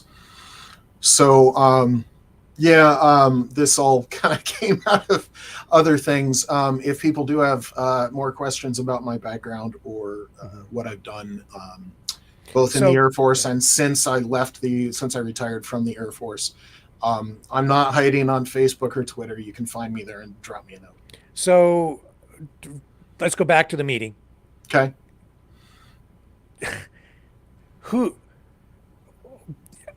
To me, I don't think Zelenskyy was disrespectful. No. I didn't get that at all. Nope. He was sitting there and they were attacking him. And I think JD's Vance was passive aggressive. He was looking for a moment to provoke. He poked him, and then he poked him again and attacked him. And then there was Trump actually pushing on Zelensky's leg. Marco Rubio was sitting there like he was the used up gimp from Pulp Fiction. Marco Rubio might as well be a lobotomized flying monkey at this point. If he chooses to stand up, then great. Otherwise, he's just Trump's flying monkey. Pretty clear that he's afraid. To me, he's afraid. Well, in that cabinet meeting that they had with Elon Musk, nobody in Trump's cabinet has the courage to stand up. And Trump did that by design. He had in his first administration, some very good people. H.R. McMaster, General Dunford was not his choice, but he was very good. General Mattis was amazing. John Kelly was very good. And there were a few other people that it's slipping my mind. That's not the case this time. In Trump's first administration, he didn't choose all of the great people, but some of the people that he chose were very good. This time around, he is not choosing the single person that has the courage to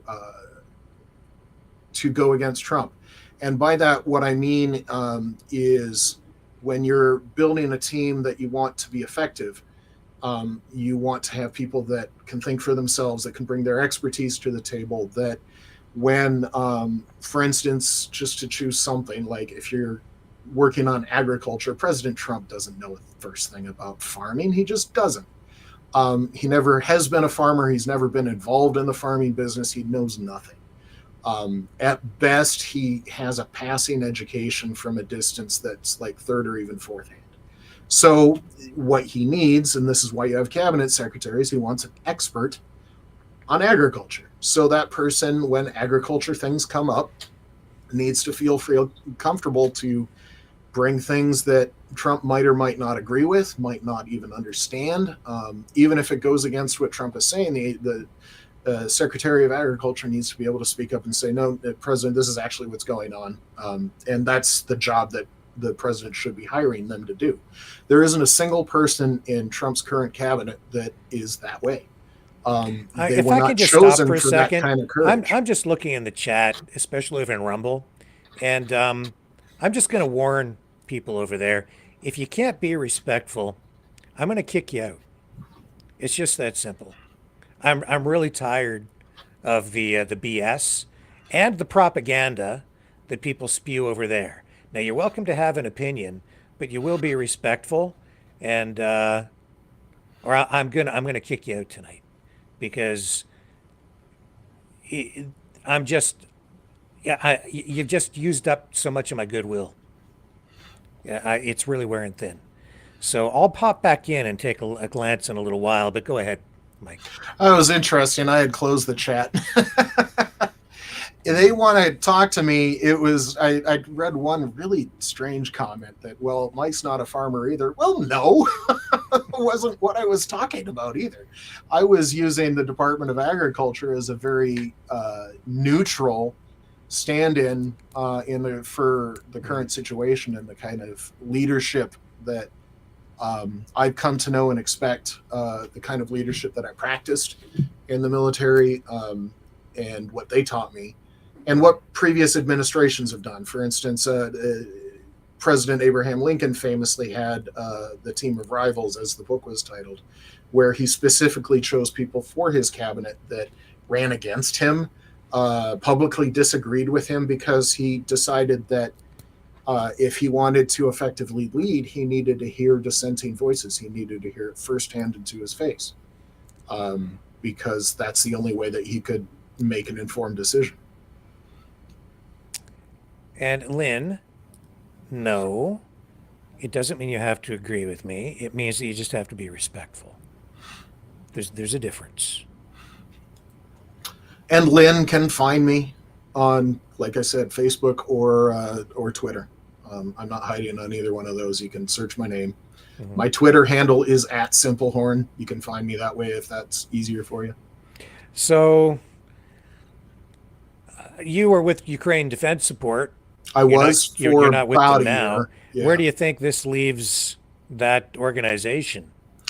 Well, they have to be very careful. They are a 501c3. The problem that they're going to run into is, while in the United States, Ukraine is still a overwhelmingly bipartisan issue. 70 to 80% of the United States supports helping Ukraine. There's a very loud minority like J.D. Vance and his ilk that are anti-Ukraine. But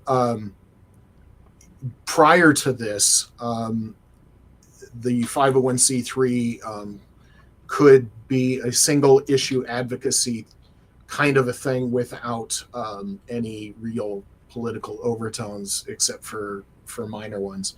I don't know where they're going to head. I still talk to some of the people fairly regularly. I'm not in on their decisions, so I don't know what they're thinking. necessarily as their leadership board. But they're going to have to be careful, because after today and then after the last month, it's become blazingly hot on the partisan end. And with Trump's reorganization of the Department of Justice, kicking out career law enforcement in the FBI or U.S. Marshal end, or the U.S. Marshals or Department of Treasury. Apologies for that. But I might have misspoke. Sorry, delete all that. But my point was he got rid of a whole bunch of lawyers in the Department of Justice and in the Pentagon. They were career people. They were civil servants that took their oaths seriously, their nonpartisan nature very seriously. Mm-hmm. And he kicked him out because he wants to go hyper-partisan. He doesn't want any pushback.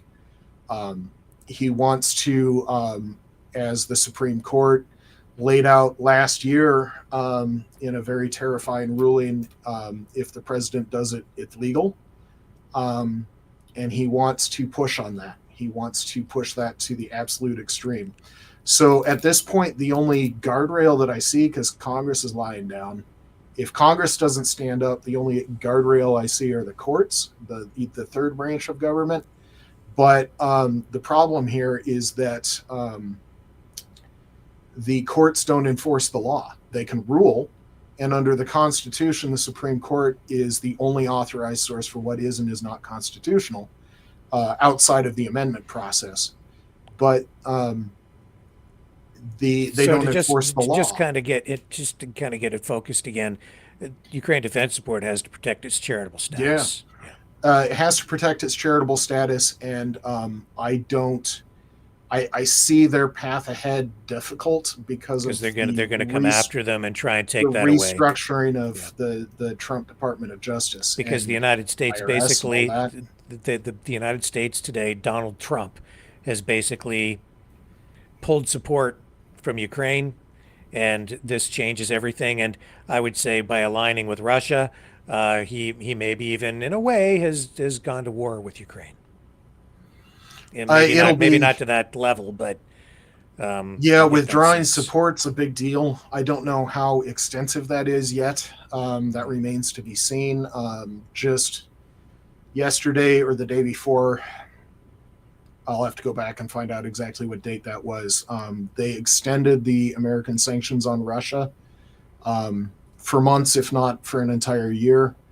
The existing sanctions that included the late Biden administration sanctions on Russia's Ghost Fleet for oil and other things. I don't know where that's going to stand, because they could turn that around at the time of their choosing. So I'm just looking in on the chat where people are saying that I'm getting blasted, I guess. I don't know about that. Rick, I don't know what the hell that is. Okay, whatever. Yeah, whatever. Okay, so yeah, they throw out the TDS all the time. Anytime the Deer Orange leader gets mocked or challenged, they throw out TDS as if that's some sort of defense. And there's my good friend Kitty, who always seemed to have kind words to say about me, but seems to have turned on me lately. Kitty, I don't understand why you hate me so much, because we were always friends before, but suddenly it's like every night you're in there kicking me in the teeth. I don't quite get it. So, but whatever. Well, you pulled up a Mike DeMore. Oh, it's the one. Yeah. Sorry, that was the wrong one. What's he saying? Well, he said after the debacle that Zelenskyy, I guess he doesn't know how to spell Zelenskyy, did today, all military aid is cut off. The electricity money is cut off. Ukraine is done. Also, they're going to impeach Zelenskyy in Ukraine. So there's several misstatements in that. The European nations' contributions to the defense of Ukraine, both military and economic, for instance, pensioners paying for hospitals, things like that. The European aid to Ukraine is roughly 60 to 65% of the total aid so far.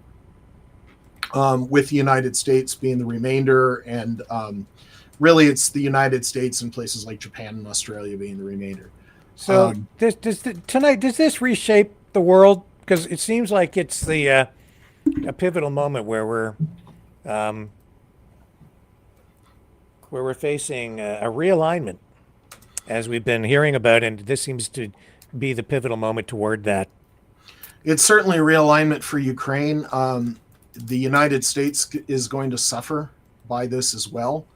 I mean, you mentioned things like people selling munitions and stuff like that.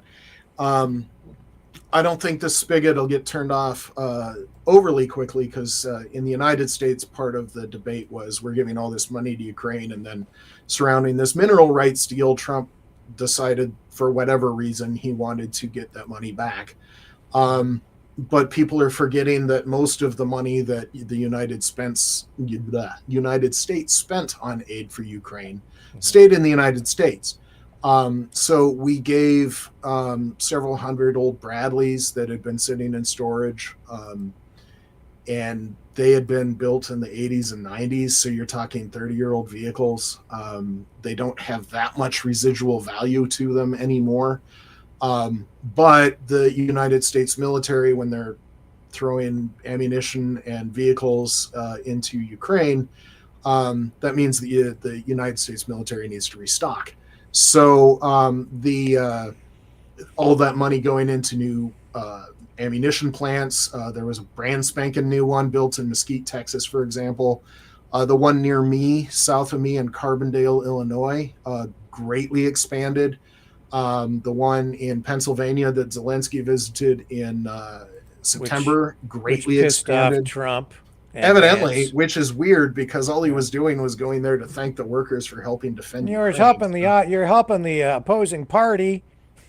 Yeah, they didn't like that. Yeah, we're helping the anti-Russian side of the So and Kitty, I just put the phone system up, and anybody wants to call in tonight, you can do that. And Mike, I sent you a link to the Google Meet thing. So if you want to jump on over there, then you'll be able to hear the audio, and we can start taking phone calls from people. And Kitty, I love you, so please call in, because I'd really like to hear from you. That's the link. Oh, there it is. Yeah. So let's take a little break. Mike will jump over to the phone system, and we'll start picking up some calls. There we go. Do I leave this system, or do I stay? Yeah, just stay. You can leave it on if you want. I'll just take you out of the stream over here, and I'll put you in over there. Make sure you activate your camera over there too. And I'm going to take a little break, and then we'll reconvene on the other side. On the other side of this.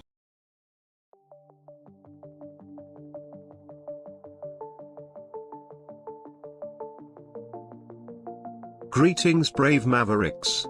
Our quest for truth continues. We go beyond fake news. Together we expose propaganda. Together we pull others out of rabbit holes. We are maverick thinkers. We are all unique individuals, defenders of individual rights and freedoms, credible, trusted, grounded in reality. Maverick News, defending free speech,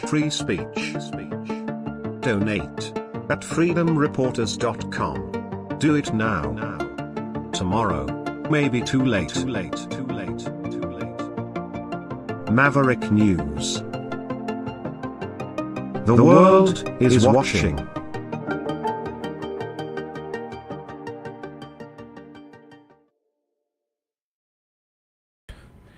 Let's see if we can make this thing work. Here we go, and here we go over here. And I think we're in pretty good shape. Let's bring Mike back in through the other system. There we are. And I don't think, no, we don't have any other callers in here yet. So let me just take another quick break while we put that phone number up on the screen so you can join the conversation tonight. And the focus of the conversation is, of course, this disastrous meeting in the White House with Vance, Rubio, Zelensky, and Trump. And here's the number to call. Okay, Mavericks, it's call-in time. Join the conversation. Call 1-647-734-4220. Then enter the PIN number 860-075-764, followed by the pound sign.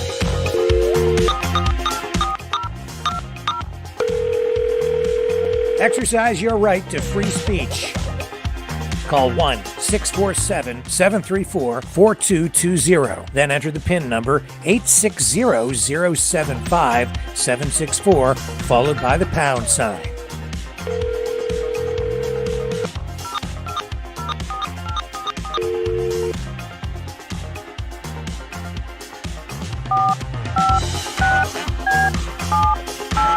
Call 1-647-734-4220. Then enter the PIN number 860-075-764, followed by the pound sign.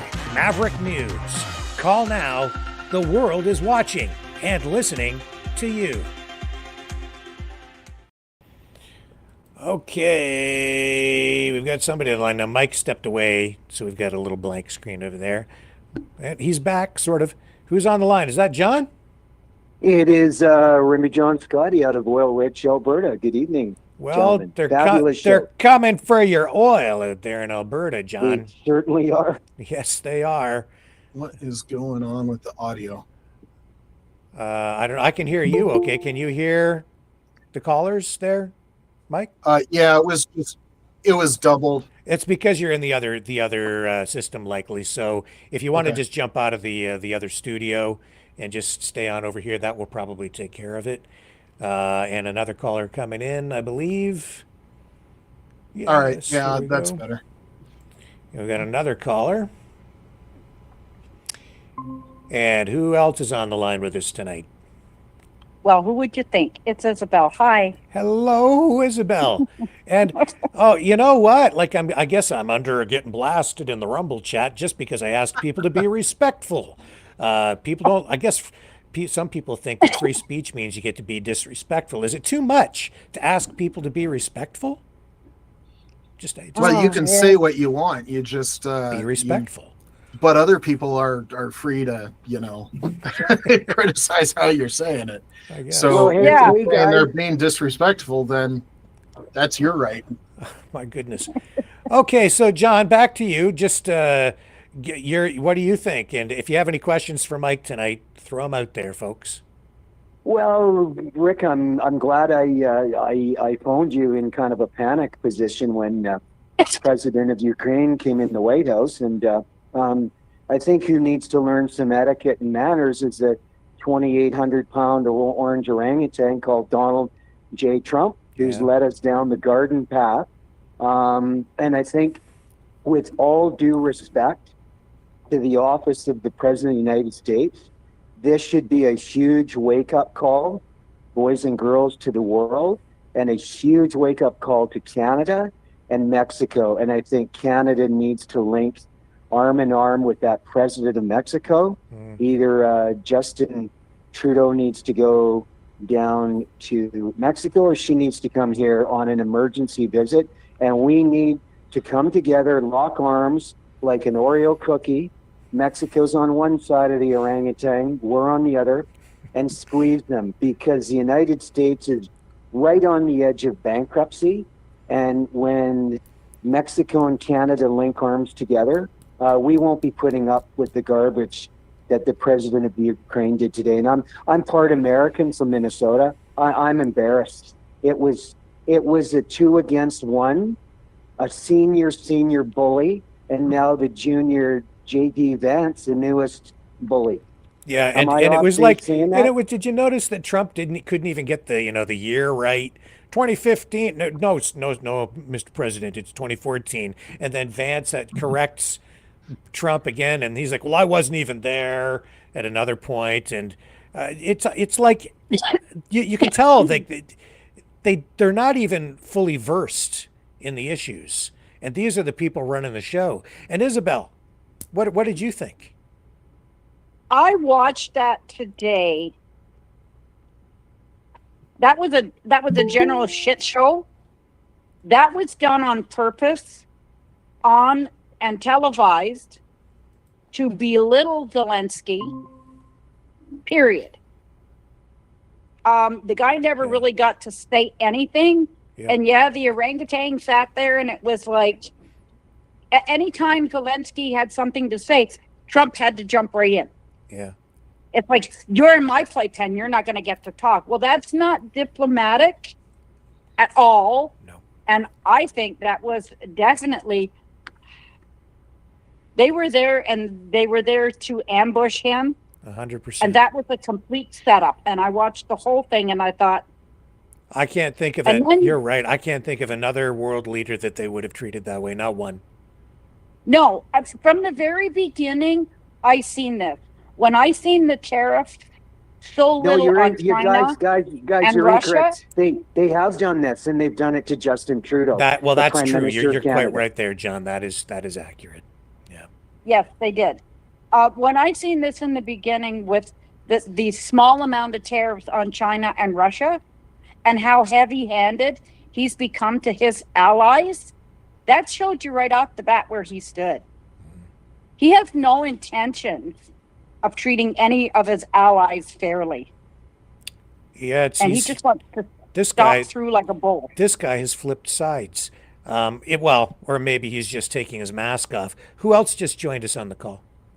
It's Antonio, Rick. Good evening, night, whatever it is. Good Thank you evening, again, good for evening, all you Sir do, Rick. Antonio. Yeah, I've been defending you on the chat there. Thank you. I need all the backup I can get. Yeah. Yeah, it's a good thing I don't go by my feelings, because if I did, I wouldn't probably call in either. But, you know, I think people got to get over certain things. You're not their enemy. I mean, I see them come in and day out, and yet just blasting you for an opinion, and it's just wrong. That's my take on it. Yeah, well, It is. I sit and I watch the chat too on the YouTube side, and I'm like, oh my God. Well, don't worry about If you me. don't Let's like get it, back to the hang issue. up. I don't need the sympathy. I'm used to the No, abuse, so it's fine. I will point out. So I've been dealing with people like that for a long time. You'll notice that of the three people that have joined this call so far, none of them are the people that are bashing because they don't have the courage to join.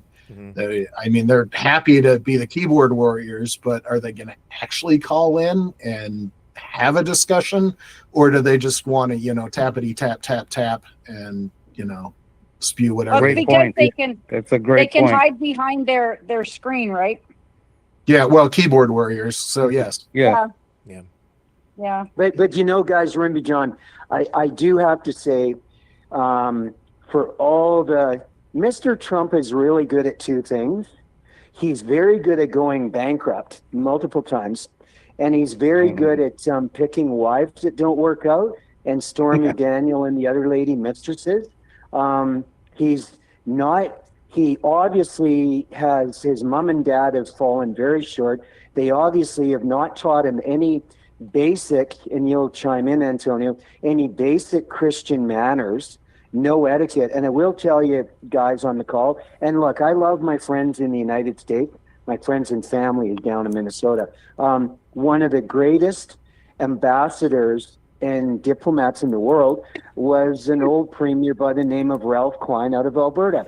And even after the disagreements the premiers would have, they always said Ralph Klein brought everybody together and bought Chinese food, and they got along at the table of Canada. And Donald J. Trump could take a little bit of a lesson of that. And I thought J.D. Vance was the instigator. And I thought that was very unprofessional of the vice president to speak, whether you like the president of Ukraine or not, it's irrelevant. To speak to a president of another country the way he did in a really down low way, and he's the vice president of the United States, and he's sitting there with Marco Rubio. He should have shut his mouth, and it should have been, with all due respect, between the orange orangutan, Mr. Trump, and the president of the Ukraine.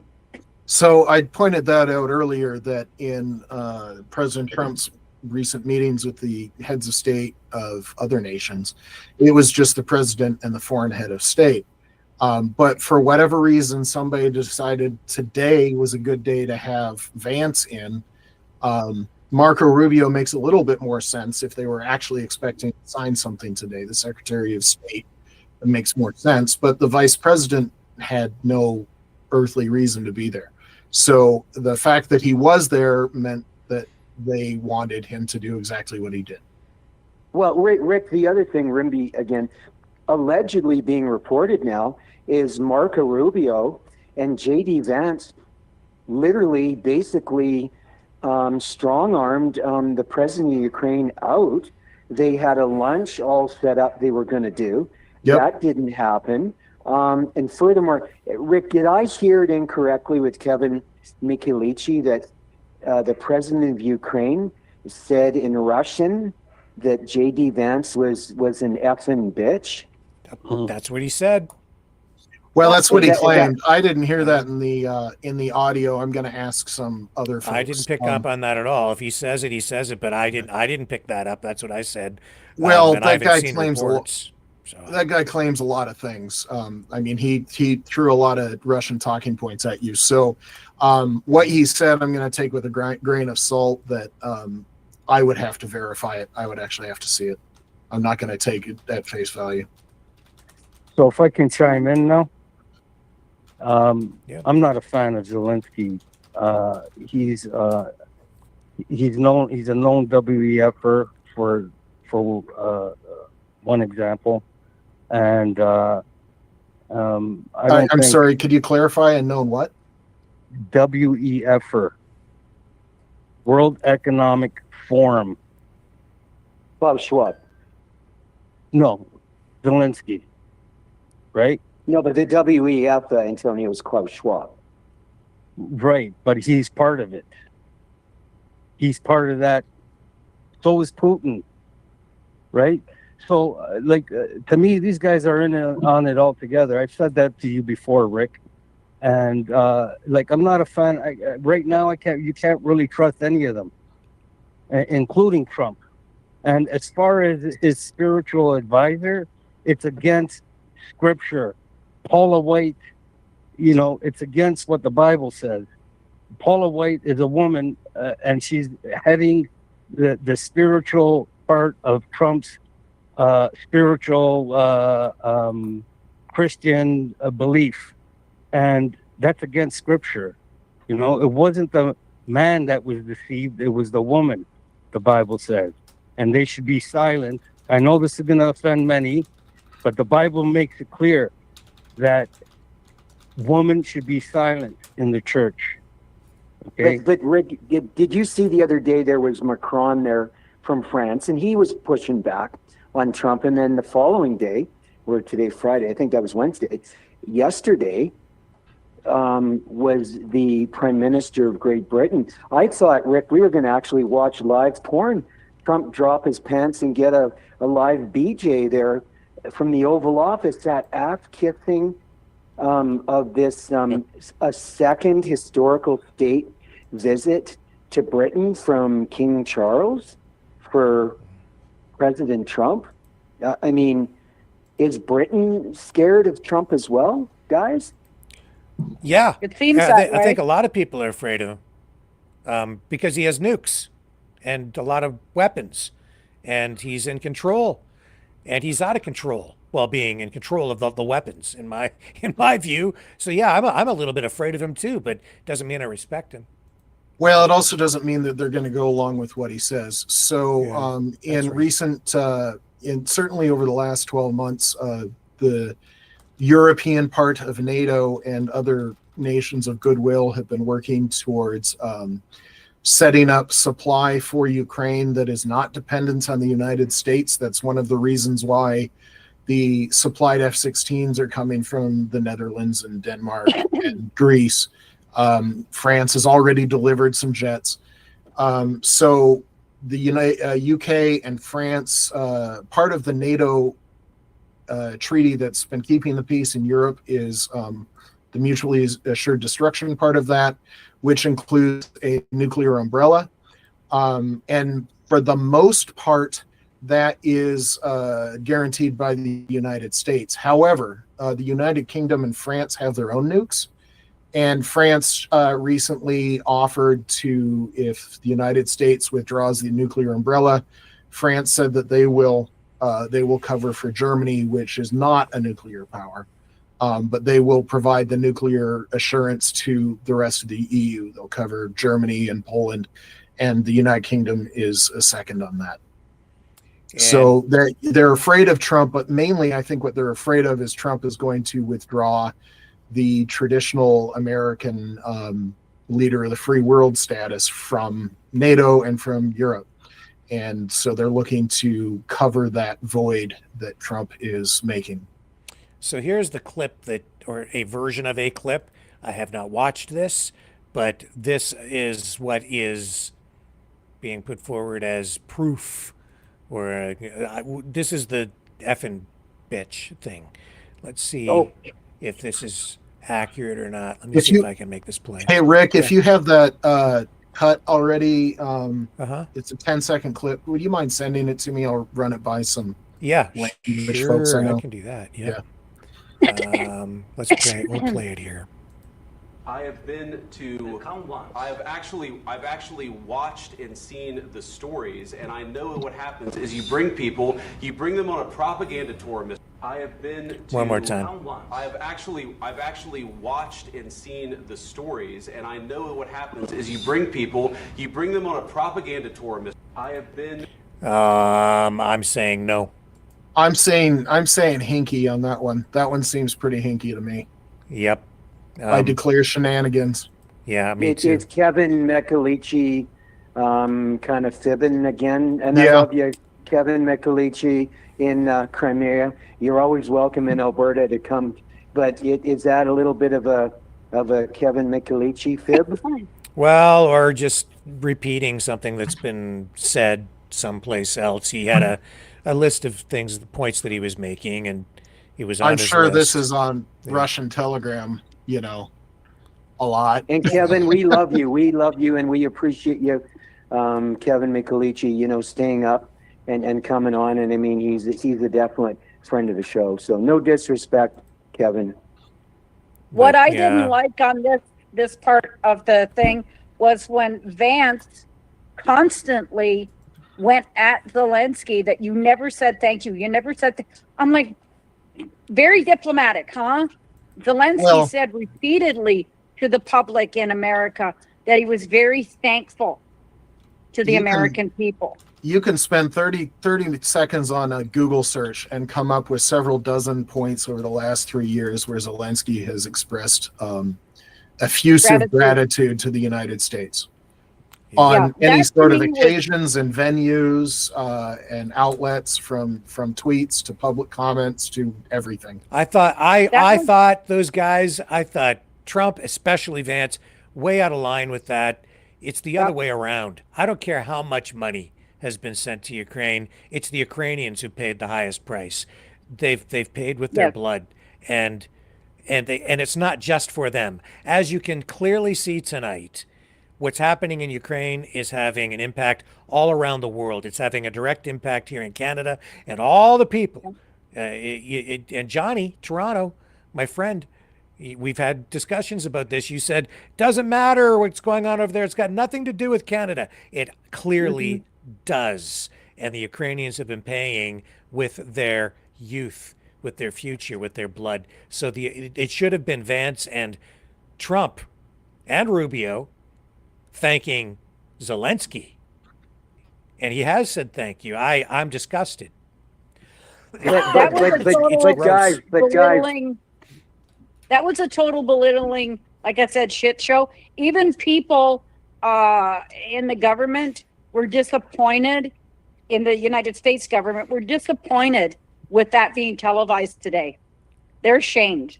Yeah. And they said that they were ashamed. But Isabel Rimby John, with all due respect, any president, and I don't care who you like in the office, and the same thing can go for the Prime Minister of Britain or President of France or Justin Trudeau. Any proper diplomat would have walked out of there, brought the president of Ukraine on Air Force One and said, we're going to Mar-a-Lago for the weekend privately. We're going to work things out and we're going to discuss things and we're going to work together as a team resolution. We got Team Canada and Canada. Team resolution for peace. A proper school diplomat would not throw somebody out the front door of the White House into a secured vehicle and say, bye-bye, come back when you change your attitude. That's not appropriate. It's not acceptable. No, you know what that made me think of? You know, when somebody fires you and the security escorts you out? So they belittle you in front of everybody, and that was a belittling on Zelenskyy. Mm-hmm. And then they reported that, well, because he wasn't going to be there for the luncheon afterward, well, they were just going to give it to, the White House group. They were going to have the lunch. I'm like, you had to put that in there? You had to. Well, whether like Isabel, whether you agree with the president of Ukraine or not, these are schoolyard bullies, J.D. Vance and Trump, schoolyard bullies. And whether you like the president of Ukraine or not, he stood up to the schoolyard bullies and was not, and I knew the whole mine and mineral deal was, that thing's all offside. That's not going to happen. And Trump is the one, and J.D. Vance have screwed it up. Not the president of Ukraine, whether you like him or not, with all due respect to everybody on the show. No, I mean, that's my sentiments also, is that was not done diplomatic. It should not have been televised to begin with. Show him some respect. It's a one-on-one, like he did with everybody else. He didn't need Vance there, and he didn't need the reporters. But Trump has to have a sensational thing. Everything has to be sensational. Look how good I am. Can I ask a question? We lost you guys on the screen for a moment, I think. Just let me get you back up here. Here we go. My apologies. So I'd like to ask Mike a question, if it's possible. Okay, sure. I think we're back up. Mike, what do you think at the end of the day that's going to happen? Do you have? Can you forecast what's going to happen with Ukraine and Russia? So Ukraine's going to fight, even if all they have are shovels. The frontline Ukrainian soldiers that I know, the civilians that I know, have told me that on any number of occasions. It's their country. If a foreign power invades your country and starts blowing your stuff up and killing your family and threatening your children and committing war crimes, both large and small, you're going to take it kind of personal and you're going to fight back. So the Ukrainians will fight back. So even if Russia manages somehow to take over all of Ukraine, they still will not win because the Ukrainians will continue to fight. The Ukraine will never be peaceful under Russian oppression after this. Russia has done too much damage to the Ukrainians. So there is no path to Russian victory here. The Ukrainians will find and are finding support in Europe. There are shockingly large amounts of weapons and money coming out of European nations like Japan and Australia, South Korea. Canada just opened up $5 billion of frozen Russian assets for Ukraine, for instance. So there's all sorts of support for Ukraine, even without the United States. But Mike Rimby, with all due respect, I thought the president of Ukraine today, did he have his hands crossed? He was defending himself. Did he lay out a proper timeline of the deals they made with Vladimir Putin of Russia on prisoner exchange? And they inked it and they signed the deal, and Putin was the one that never followed through. And Mike, I got a military question for you. Why did Ukraine get sucked into, and Rick, we talked earlier, Why did Ukraine get sucked into giving up their nuclear armament? Because that was the only thing holding Vladimir Putin back from invading them. So you're talking about the Budapest memorandum from, I believe, 1994? No, Rick can tell you about it, but I'm just saying, why did Ukraine give up their nukes? Because that was the only thing kept stability in the region. When Ukraine gave up their nukes. So at the end of the Cold War, Ukraine had been a Soviet republic, part of the Soviet Union. They were not a separate Warsaw Pact puppet nation like Poland or East Germany. They were basically like Texas in the Soviet Union. They were a Soviet state. They in 1994, after the collapse of the Soviet Union and Ukraine, the history goes way back during the Bolshevik Revolution. After they toppled the Tsar, Ukraine was actually an independent nation for several years before the internal Soviet whites versus reds finally conquered Ukraine for the Bolsheviks. Ukraine finally won their independence in 91 after the fall of the Soviet Union, but significant portions of the Russian military were physically present on Ukrainian soil, and part of the dissolution was Ukraine owned them. They were Ukrainian owned at this point. The shipyards, all sorts of stuff. Ukraine was a big part of the Soviet military machine. So the nukes were there, and immediately, as soon as they gained independence, Ukraine became the third largest nuclear state on the planet. And I don't know how many of you remember the situation back then, but the United States was worried about nuclear proliferation. They were worried about both the Russians and the Ukrainians having the wherewithal to actually protect these nukes. There was large scares about nukes being sold to terrorists and things like that. Al-Qaeda wasn't really a thing yet, but the precursors to Al-Qaeda were already active. So yeah, it was a big thing. The Budapest Memorandum of 1994 was signed between the United States, Russia, and Ukraine. Both the United States and Russia gave security guarantees to Ukraine, saying, hey, if you give up these nukes, we will respect your territory and we will protect you if anything happens. Russia is a material breach of that. There were caveats in the Budapest Memorandum about reasons why it could be negated, but all of those are Russian propaganda. They're not true. That's one of the reasons why things like Ukraine is not a legitimate nation are so abhorrent, is they completely negate this sort of thing, like the Budapest Memorandum. And one of the reasons, and this guy too, Mike, this guy here, you're not that's seeing, Brett Mayer. No, I'm not. Well, that too, but this GG in our chat saying the panel shedding tears for Zelensky. How about shed tears for the ethnic Russians in eastern Ukraine that Zelensky admit killed? Yeah, but he's that's the Russian talking point. Mm-hmm. Well, those were the separatists and the Russian soldiers. Speak for my on my behalf. I already made my view clear that I'm not a fan of Zelensky. So he's in the panel, so he's got that wrong. So I'd like to make one last point about the Budapest Memorandum, because the United States guaranteed the sovereignty of Ukraine, and the Budapest Memorandum specifically referred to the UN Charter, recognizing the borders of Ukraine and Ukraine's right to exist. And if the United States abandons Ukraine and we abandon our expressed duties under the Budapest Memorandum, that's yet one more reason why the United States, nobody's going to trust us if we abandon Ukraine. Antonio, but you know, Mike.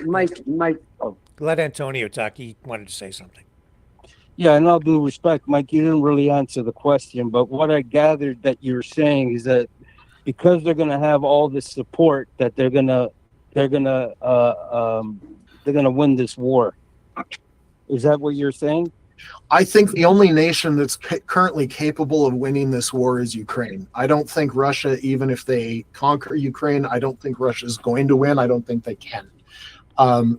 If you remember, your view there, Rick, you have a view on that? Do you have any forecast on what's going to take place? I think that I think Mike is right in this sense. Ukraine, the people of Ukraine have been struggling for independence for a long time. Since World War II, since before World War II, long before World War II. They don't want to live under Russian rule because of all the history and the oppression, the death, the Holodomor. They still remember all of that. And I think he's quite right. Even if Russia conquers Ukraine, the people there, the spirit, the resilience of the people, the desire for independence and the preservation of their culture and their way of life and for freedom, I think it will survive. It's an idea as well. It is a concept and an ideal, and they're not going to let it go any more than you can stamp out any other idea or ideal. But it may be oppressed, it may be pushed, but when you have people, any group of people that they have a right to exist as much as any other people, and they're fighting for their very existence. The only way to get rid of them is to physically exterminate them, and it's not it. We have it. The point is, they've survived. They've survived through Soviet occupation, Nazi occupation, through the Soviet era again, the Soviet Union. They finally seem to get their independence, and they don't want to let it go now. And they'll fight for it, even if Russia occupies the entire country, which may well happen. And I think what we're really presented with here is this restructuring of this geopolitical restructuring, this new alignment of countries, as Kevin agreed with me on. And he actually brought it up first tonight, but you basically what you have here in the White House is a coup. We're all going to be fighting for our own individuality. That's what it's coming down to. That is what it's coming down to, Isabel. That's absolutely what this is. It's a struggle between the ideas and the values upon which Western society was built, the Enlightenment, individual rights and freedoms, property rights, and then on the other side you have this new communo-fascistic populist movement in America through MAGA, which people think is conservatism, but it is not. It's been misrepresented. It is the American equivalent of the same ideology that is now present in the Putin administration or regime, because that's really what it is. It's very authoritarian. It's also communo-fascism. It's getting back. It's anti-gay. It's anti-immigration. It is it's bigoted. It is authoritarian. It is it's not democracy. It's not really about free and fair elections. It's about, we don't really care. And Trump is exhibiting this internationally. It's about, if you've got the guns, you make the rules. If you've got the power and the might, you make the rules. And that was on display in the White House today. Zelenskyy doesn't matter because he doesn't have the cards, which is the power or the weapons. And without us, you got nothing. So I need to jump back in there because it occurs to me that one of the sides of that question about Ukraine's ability to defend itself, especially without America, is I'm not quite sure how read up you are on how Ukraine is actually currently fighting. Mm-hmm. They do still, of course, need standard things like rifle ammunition, artillery ammunition, things like that. Yeah. But Ukraine in 2022 had a combat drone production of 0. They had nothing. Today, they are over 200,000 drones built per month. 200,000 per month. That's several million every single year. Each one of those is basically a guided artillery shell. And it's more than so in this the circle of how this works is very rapid. The ingenuity and the counter move, and then we improve and they improve and all that. It's very rapid. So something that works right now is going to be replaced 3 weeks from now. It's going to be degraded, and 3 months from now it might not be overly useful. It's both radio frequency and the currently very new fiber optic drone, which is completely unjammable. It's the concept of how they are fighting is completely different than what the United States military is looking at and has fought at any point. And so I agree with that. Yeah, it's are you aware of what Putin has said? I think we'd be shutting our eyes to think that Putin doesn't have that technology. So he said himself that he who controls AI will control the world. So he's aware that this technology exists, and to think that he doesn't have that kind of technology, you'd be closing your eyes. So so Mike, with all it's Rimby John. Mike, you're speaking to Rimby John. My grandfather was a World War I veteran, John Humanson, and he lied about his age to go into World War I. And he was up in France, the front machine gun unit. You know what? My grandfather was a school teacher and a wonderful human being. Wouldn't exist, Mike, without him coming back. And I got to give you love from the Maverick News family worldwide. Thank you, Mike, for having the guts to come back on, because it's not easy, my friend. You know what my grandfather told me, Mike? And I'm a grandson of a World War I veteran. And from one veteran to another, my grandfather said to me, we've learned nothing. A glass of tap water has more value than a human being. And that was 100 years ago. And we're doing the same thing again and again and again. And it's not right. The entire Maverick News program that Rick has done with former Brendan Kennedy, it's all based around peace, family values, integrity, love, unity. I can disagree with somebody, but we can come together and have a coffee, and that's exactly what should have gone down in the White House today after that ridiculous, and it was an SHIT show. It was disgusting. The United States of America does not look good. This is international news now. And it's not acceptable. They should have gone into a back room, and the president of Ukraine should have been invited to Mar-a-Lago for the weekend, and let's work it out and massage it behind closed doors, and let's get her done. It's called peace, love, and unity. And this is a huge wake-up call, Canadians and people in Mexico, because when Trump and J.D. Vance come for the president of Ukraine, they're coming for Canada too, and Mexico next. Because you know what, Mike? Your country is bankrupt. You are right on the edge of bankruptcy, and you need Mexico more than now, and you need Canada, and you need my trillions in oil. You need Canada's treasure chest. And if you think the orange orangutan is going to come here, well, my oil jet's parked at the airport, Rick, with my hockey stick, and I'm Team Canada. This is a huge wake-up call. Team Canada. I don't care if you're a Quebecer, PEI, Newfoundlander, Montreal, Manitoba, BC, Alberta. This is a wake-up call, Isabel. Isabel, and I'm offside because I love you so much. You're so common sense. So, I mean, there's a lot. Man, there was a lot going on in your statement, and my hat's off to your veteran ancestor.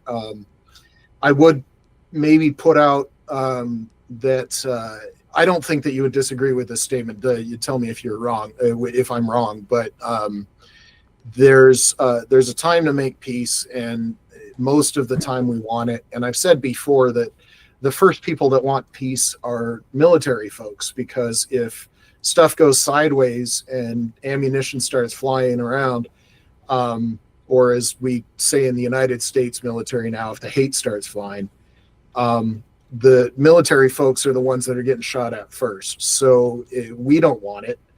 But at some point, there's just some things that you can't negotiate with. There are people that you can talk with and people that you might have disagreements with and maybe a misunderstanding with, and bad things happen, but at the end of the day you can come to an agreement. But there's also people that you can't reason with, you just have to stop. And Vladimir Putin at this point is one of those people you just have to stop. Well, and again, Mike, how do you deal with that? Is your alleged enemy, allegedly, will you shove a shotgun in their face or a nuke? And why did Ukraine ever?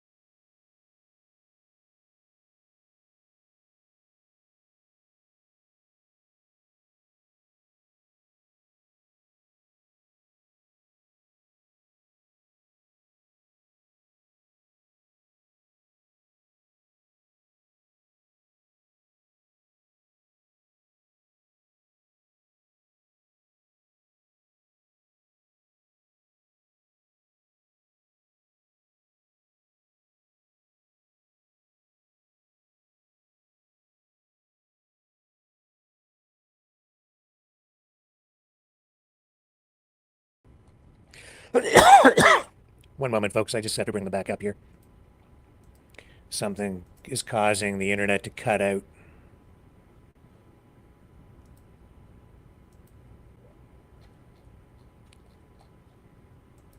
And what is going on?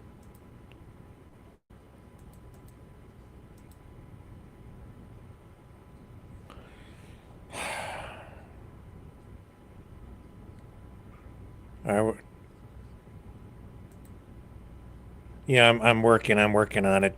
Something. It's like there's a power surge here every once in a while tonight, and it's clicking everything, and it just like it pops off. There you go. You're back on now. If I can speak after Mike, because I'm kind of agreeing with him. Yeah, so after World War II, this is one of the reasons why NATO was so crucial. The nations of Europe had been at each other's throats every couple of decades. You just start going back. Before World War II, it was this, that, and the other thing. Before World War I, and it was a mess. I think there were if I remember right, there were three different Russian Crimean wars in the 1800s. Three of them. So one of the things that we learned from World War II is that that United States, for one thing, is crucial to world peace, and the other thing is that Europe actually has to get together and be peaceful. And there's a reason why the continent of Europe had not seen a major conflict, and the world had not had a world war for 75 to 80 years, and that was NATO, backed by the United States. What we had learned after that, we had halted the extremely violent rivalries between France, Germany, and the United Kingdom. We had rebuilt Japan out of basically a medieval divine right imperium into a modern democracy. We had learned all sorts of things from World War II. One of the big problems with Russia's invasion of Ukraine is that Russia chose to throw away those lessons. And in my opinion, I don't think Europe and the United States responded strong enough to it. But at the same time, I understand Mike, you completely missed my point. With my grandfather fighting in World War I, and you omit that, I don't know why, we learned nothing from World War I. We learned nothing. Why did we enter World War II if we had learned something? And you omit that. I don't know why. I just want to say one thing really quickly. Kitty, everybody, especially me, wants you to call in. And we'll be nice. We miss you. Who else wants Kitty to call in? I do. There you go. See, Alberta wants her to call in. Call in, Kitty. Please call in. All right, sorry. Voice your spleen. All right, now back to the panel. Yeah, so World War II was the answer to World War I. And if you talk to historians, the two world wars were, in some sense, World War I never actually stopped. It just had kind of an interruption, and then over in the Pacific, you had Japan invading China in, I believe, 1931. But they went in hard in 1937. So there's some historians that say that World War II started in 1937 rather than 1939. And there's some historians that say that World War I and World War II were the same conflict. Well, so well Mike, I can tell you as a World War I grandson, it was never discussed or talked about with our family at the family table. And my World War I veteran, John Hugh Manson, private, in France only for 6 months. I was never, and he was a farmer teacher. And with those World War I veterans, Mike, with the utmost of respect to you, to your service, it was never discussed. They maybe among themselves.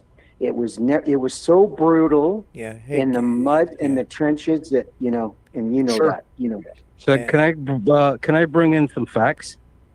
Okay, and then we're going to go to this clip because somebody wanted me to run this clip of Zelenskyy on Fox. So, but you go ahead, Antonio. Okay, so one of the things in World War II that took place that was key that I think everyone is missing and that took place is God's will was fulfilled by, in 1948, after the war, Israel became a nation. And that was my belief that the purpose of World War II, okay, they became a nation. May 14, 1948, Israel became a nation, just like God said would happen. Okay, and it took place. He said he's going to scatter them throughout the world. He scattered them, and then he said he's going to bring them back. When he brought them back, God's will was done. That's my point. I think that's the key to World War II. Okay, so let's run this clip of Zelenskyy on Fox News. Now I have it. It's there. Which tab? Yeah, it's been standing on standby. There it is. On Here my we screen go. Okay, for let's 5 minutes. And is that a brand new one before he left the U.S. or like that was this evening? It happened after the White House debacle. Oh, it's brand new. It's brand new. Let's do it. Step by step. Is that true? I said that we have to sign this document, and we are ready for this. And this will be the first step to security guarantees, but it's not enough. I think so. Maybe I don't know something. I don't know some details. That's why I wanted to share it with the president, my thoughts, and to hear him again, because he has a plan how to stop Putin. And maybe, as I said, maybe it's out of big conversations, but we have to share it. this is so sensitive. You know, just a ceasefire without security guarantees. This is so sensitive for our people. I'm speaking like a president of a people who are in the struggle 3 years, and they just want to hear that America on our side, and that America will stay with us, not with Russia, with us. That's it. But I'm sure that it will be. This is the first step to security guarantees. Europeans, we don't need to lose them. They are good allies for the United States. The United States is the most or the biggest donator of support and of peace. But we don't need to lose Europe, and they also want to know next steps. We have to be very open to understand how to stop the war. Right. But do you think... Okay, so... Now, Rickster, Rimby, John, is this not... The whole thing today was a cluster F and an SHIT show. This is a bad show on The Apprentice. Let's not forget, Donald J. Trump loves attention, loves TV. He's a master deal maker. This was a really bad episode of The Apprentice. But you know what? The Apprentice has moved in to the White House now. Is the world not alarmed over this? Canada and Mexico should be on high alert over so this. I don't know. What do you think, Mike? Is this largely theatrics for some crazy reason, or you seem pretty darn real to me today? It seemed real to me too. The thing that I'm getting though is there's a couple of things that the caller said. I'm sorry, I'm bad with names. I'm so sorry. Remy John. Thank you. From Maverick News. Yeah. So one of the things that Trump prides himself on is his ability to make deals, right? Whether that's real or not, that's one of the things he claims. But the absolute dumpster fire that happened in the Oval Office right now was showing that Donald Trump was completely incapable of closing this deal. Does that make sense? Where it's just made Donald Trump look so weak. It went after his claim to fame, his claim to strength. Yep. That it just makes him look bad. And Mike, you are correct. I don't care. In Canada we have Conservative Party, NDP, Liberal, whatever. In the United States you have Republican, Democrats, Libertarian. I don't care what party you're from in the United States at all. I have relatives that in Minnesota are diehard Republicans. You betcha. They're so embarrassed. They are so embarrassed by this. They just about won't take my phone call with the apologies. This is, I don't care what party you're from in the United States of America. This does not make America stronger or bigger or better. It makes America weaker. And I mean, your 2,800-pound orange orangutan in the Oval Office, Donald J. Trump, he's sucker punched everybody around the world, not just Justin Trudeau in Canada. He's done it to the Prime Minister of Britain. He's done it. He's insulted the King of Jordan. I mean, he's run around the world now and just sucker punched everybody around the world, and not in a nice way, in a really, really very degrading, insulting way, my friend, Mike. So, yeah, the thing that will determine how important this is, of course, is what happens now. Will Trump go back and close the deal and, claim victory, and this is what I meant all along? If it's a good deal for Ukraine, I think Zelenskyy would let him have that, whatever. If that's what you have to do to sleep at night, kind of a thing. But if I was Zelenskyy, I would start talking to Europe and Japan and Australia and say, hey, I can't make a deal with Trump. Can I make a deal with you? Because that would, if you really wanted to get under Trump's skin, that would be one way of doing it is, you can make that deal completely unavailable to him. And but Mike, I'm going to take you and your wife on an all-expense paid trip next winter, and it's called to the Gaza the Gaza Strip to the Trump Resort Casino and Golf Course. Shouldn't and even I'm be gonna laughing prepay- about that. It's just so freaking twisted and sick. I will point out that one of Donald Trump's bankruptcies was for a casino. And I will point out that the casino business is where the house always wins, yet Donald Trump managed to go bankrupt in the casino business. So just as a point of order on, maybe a measuring stick. Interesting that But the Mike- Lincoln, Mike- if I Mike- may, John, the Lincoln Project released this video today, strangely, right on cue with what happened with this thing in the White House today. But it was produced prior to this. I'll run it for you. And Kitty was questioning my reference to a coup, which, yeah, I'll back up what I said, and I mean it in a fairly literal sense. But let me run this. I'm not alone in my view on this at this point. It was the greatest honor, hero of the Soviet Union, awarded to those who gave their all to defend the motherland. Today, it is the hero of the Russian Federation. The men and women who have served the motherland's interests with great honor and distinction. Marco Rubio. We're going to need to have functional embassies in Moscow and in Washington. Tulsi Gabbard. According to the U.S. government, these biolabs are conducting research on dangerous pathogens. J.D. Vance. I don't really care what happens to Ukraine one way or another. And the greatest hero of our time, Donald Trump. These heroes know Russia is a peaceful nation that will never bow down to the decadent American values of what they call democracy. Remember them.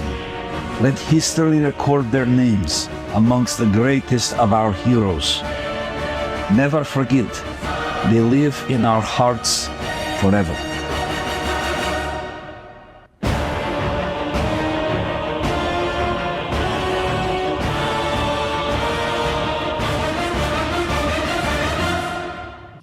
Thoughts? Well, Wow. Rick, sir, I've got past director Pulaski on the show. Rick, I'm going after the next big Maverick News International show. Richter, I'm going for Stormy Daniels. Well, I want thoughts on that video. Isabel? And this was made before? Yeah, just I think within the last week they polished it off and released it today. I don't know if you're familiar with the Lincoln Project, but the most prominent figure there is Rick Wilson, who was a longtime Republican who basically has left the Republican Party because of Trump, and the Lincoln Project kind of stands in opposition to Trump, but it's a lot of Republicans in there, conservatives. Kind of explains a lot of what went on in the White House today, doesn't it? Yeah, it does, doesn't it? So as we move forward with this fast-moving Trump administration, it seems like a lot of these allegations of Russian connections seem to be emerging as maybe accurate. Yeah. You know? Like that one you had on, was it last night where you had that report from the KGB? About Trump's secret name? Oh, yeah, that was the thing that came out recently. Oh, yes. Where a former KGB agent claims that Trump was recruited and groomed all the way back to 1987. That's, well, plausible. It's not confirmed. The problem is that it appears to be taken down as soon as it goes up on the various sources that I find it on. So, Wonder I mean, why. that might be a data point. It might not be. But right now, I would say plausible, but not confirmed. And let's not overlook what my conversation tonight with Kevin, who's over in Crimea, who is, tied in with, the Russian blogosphere, essentially. And when I said tonight multiple times, it looks like Putin has his two boys in the White House, he's nodding in agreement. He's not disputing it. This is what's happened. You've got. He's not disputing it. That's for sure. Kevin didn't dispute it. He's agreeing with me. Well, Mike Grimby, John, Rick, am I off base making this comment? I don't think. You were on last night, Mike, an incredible show. Does any of this tie back into Paul General Vallely Yes, out of Montana? yeah, it I does, don't John. know. I reckon It I'm does. not saying that to be disrespectful. I'm just No. there's a big tie in here, is there not? Yeah, there is, because even the general, his ideology aligns with, and it's a MAGA thing. It's this new fourth political what theory. It's the combination of communism, fascism. Even though in his view, it's like conservatism. No, it's this new way of it's this populist movement that is not conservative. It's been sold to people as conservative, but it certainly isn't. And as it has expanded and they've brought more people in from the some libertarians and some communists and some fascists, and you just have to go look at Jackson Hinkle. I don't encourage people to go follow the guy, but he's the one who's been using the phrase MAGA communism. That's what it is, because the MAGA part is sort of conservative, populist. The communist part, they've glommed onto it, and it's convergence, which I've been talking about here. How long have I been using that word, folks, here on the show? Oh my 2 God. years, 3 years? Right? Convergence. Well, if you go back to Putin's, I believe, the Munich speech of 2007, when he actually lays out exactly what he's done since 2007, it's one of those examples of when somebody tells you who they are and what they're going to do, maybe you should believe them. So Putin has been conducting influence operations in the United States for a while now, probably before that speech. One of the things that he was doing is he was trying to recruit various people of substance and power and connection inside the United States. And he went after some of the generals. Some of it was disaffection after President Obama's win in 2008. But a lot of people like Michael Flynn, who is, as a matter of fact, on the payroll of the Kremlin, but he's part of this whole movement, and the QAnon, the where we go one, we go all, or whatever the phrase is. But yeah, it's definitely tied back with the general. I don't know. The White House dumpster fire today was maybe not directly involved, but it's at least part of the same discussion. See, and the cloak of and the reason people think it's a conservative movement is because it is very focused on orthodox cultural views, very conservative cultural and religious views. And so it's like, back to the traditional nuclear family, the rejecting LGBTQS plus rights, saying no to homosexuality, the election of the first black president, that was a big right. Yeah. Because the moral majority that formed in the 1970s, that it was kind of a Nixon thing that cemented under Reagan, was initially formed to fight school desegregation, the racial mixing that came out in the 1960s. They eventually glommed onto some other religious wedge issues, but that's a whole part and parcel of it. And I think this guy here kind of helps explain it a little bit too. I haven't watched this entire clip. I only watched the first maybe 10 seconds of it, but I think that this guy's going to take us down a path that will help explain.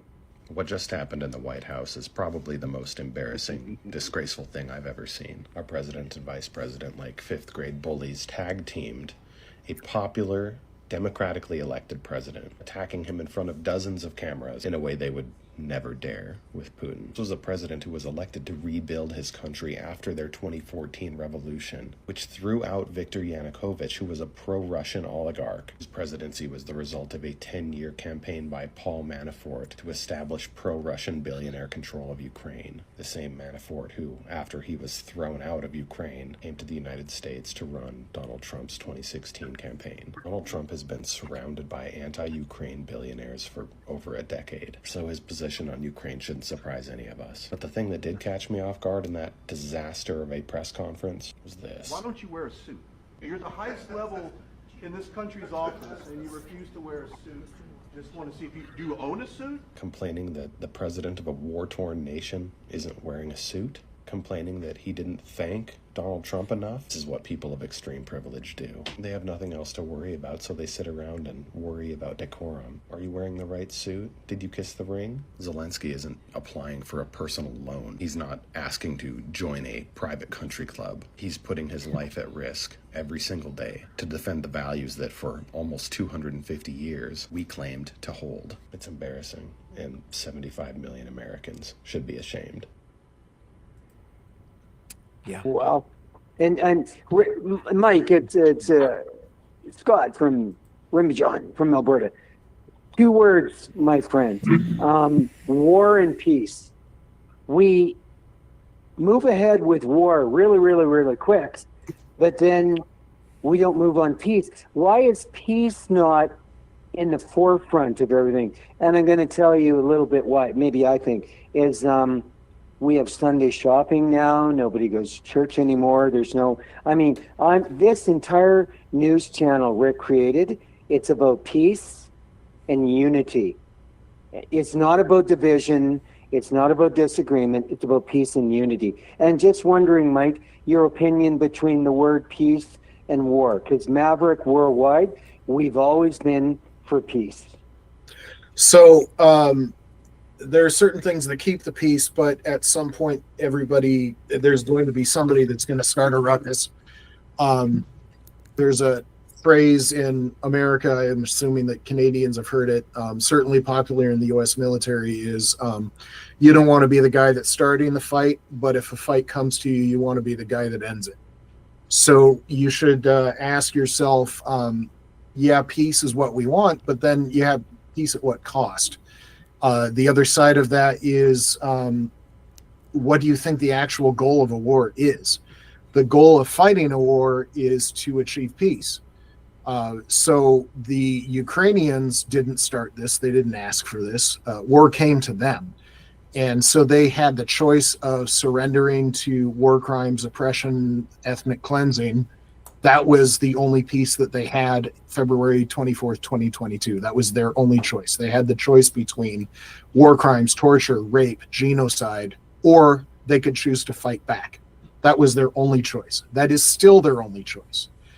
Russia, on the other hand, came into Ukraine, guns a-blazing, trying to wipe out the Ukrainian nation, Ukraine as a nation. If they left today, if Russia just took their toys and went home, Ukraine would not follow them. One, Ukraine doesn't really want to do that. The other thing is that Ukraine, what they really want to do is they want to rebuild Ukraine. Ukraine, if Russia went home, would be looking at rebuilding. They would be looking at security guarantees. They would be looking at joining NATO to prevent a future Russian invasion. But they're not interested in going to war with Russia. The other part of this that sometimes people don't necessarily notice, because it doesn't get a whole lot of press time in the West, is this is really hurting Russia, and it really is. And I don't want to be, oh, boo-hoo Russia. The thing is that Russia can't sustain this. Their manpower is going. Ukraine has taken great pains to go after Russia's ammunition and petroleum supply. Russia, on many parts of the front, is reduced to using donkeys and horses for supplies because they both don't have enough vehicles and they don't have the gas because Ukraine is taking out their petroleum, both near the front and behind. Ukraine has taken out roughly, as of December of 2024, Ukraine had destroyed about 25% of Russia's ability to refine petroleum products. Russia has a ban on the export of gasoline that is effective until August of 2025. So they have to keep it internal because they don't have enough for their own use. So there's all sorts of things in the Russian economy that they were heating up for a little while, but now they're starting to overheat and fall apart. Russia's manpower problem on the front is reaching a crisis point. I know this was in the Oval Office today that they were talking about Ukraine has a manpower problem, but Ukraine has completely untapped manpower because Ukraine has never conscripted in the military realm, you call it military-age males. Those are going to be the most common war fighters. And usually you're talking about males between the ages of 18 and 35, depending on where you live in the world. Sometimes that can be extended to as young as 16 and going up to 50.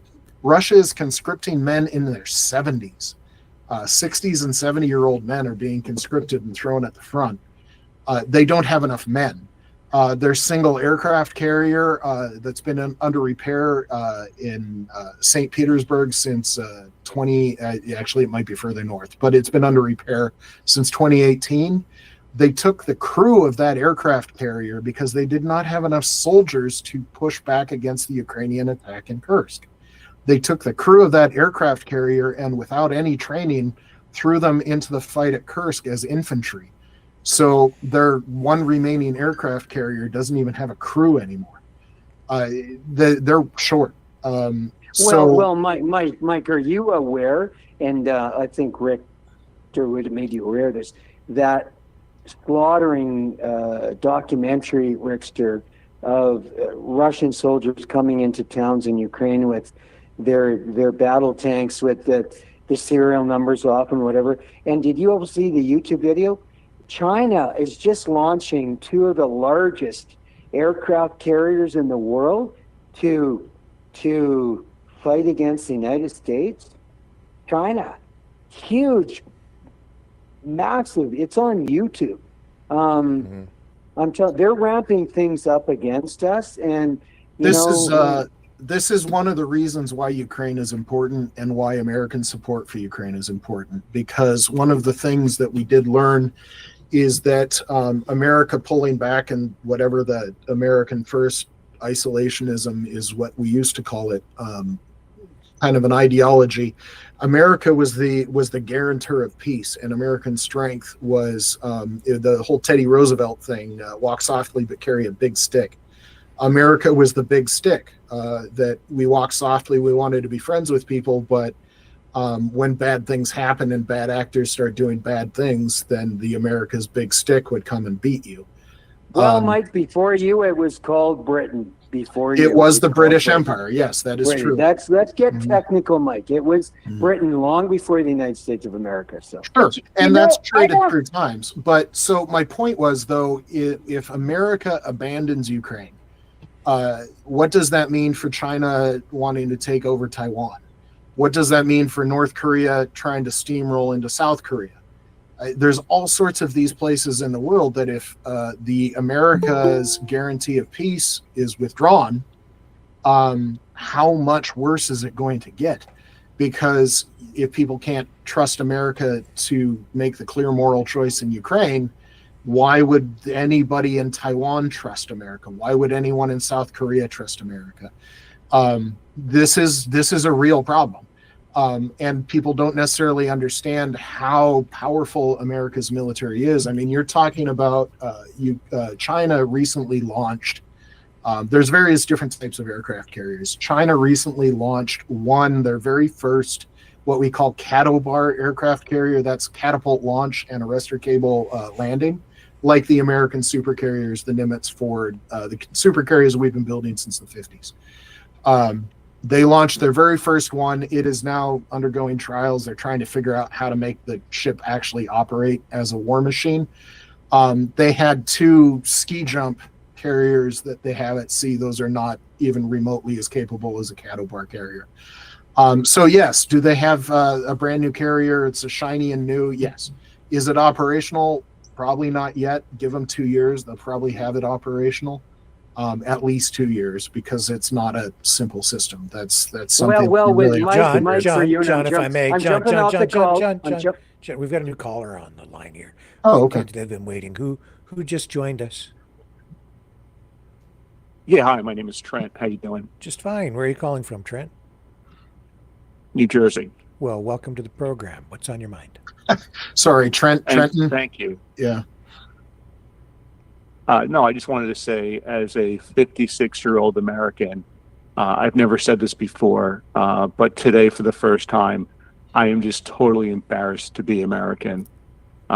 What Trump and Vance did today, I know they're two despicable pieces of crap, but I didn't realize how big of pieces of crap they were. What's going on in our country is, what's going on in our country is unbelievable.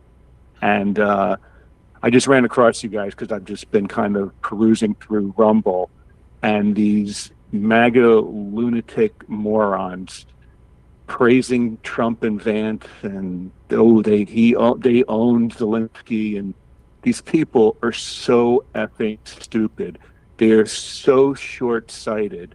This new policy of ours, America alone, followed by Trump first, is going to be the death of our country. And one of the weirdest things about today is anybody that can read the polls will understand that Zelenskyy, inside the United States, Zelenskyy is more popular than Trump. It just is a matter of plain fact. They have a very similar approval rating, but Trump has an extremely high disapproval rating, and Zelenskyy does not. There's very few people that dislike Zelenskyy. I hope you're right, because Rick? Sorry, Isabel, what's that? Who's the new caller? Trent from New Jersey. Welcome aboard, Trent, from the Canadians. Oh, thank Come you. back again all the time. Yeah, please don't invade. Hey, Trent, I'm a 50-something American veteran in Illinois. I'm not from Illinois. That's just where I am. So, Trent, we have the same problem here. We had it before you, just so that you know. You probably know that. You know that I'm not sure we've sunk to a pretty low level here in Canada with what's going on here.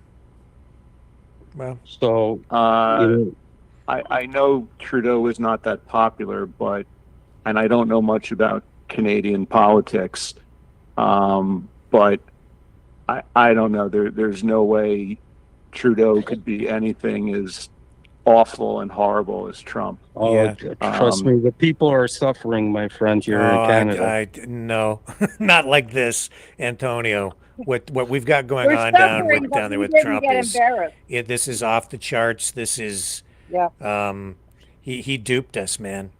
Trump duped so many people. He is not what he was billing himself as. This guy is the worst of everything. I disagree with.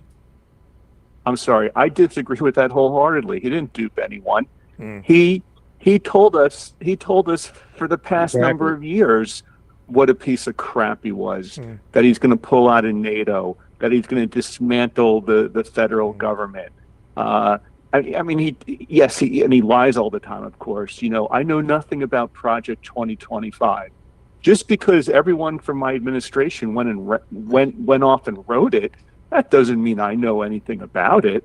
I mean, yeah, he lies and dupes people, but a lot of what he's doing, it's like, hello, anyone upset about this, like the dismantling of the quote-unquote deep state, the nefarious deep state.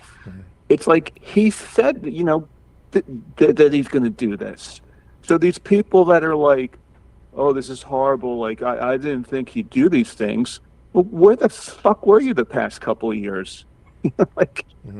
Well, Trent, I'm not sure who you voted for, Trent, but I think that the majority of Americans, had they known that what he would have on his agenda with Canada and Mexico annexing it, I don't think they would have voted for him. He didn't put that out there in his agenda beforehand. I don't, as the descendant of German Jews, I could never wrap my head around how the Nazis were able to brainwash a modern, educated country to do what they did. Not until Trump and MAGA do I now see that.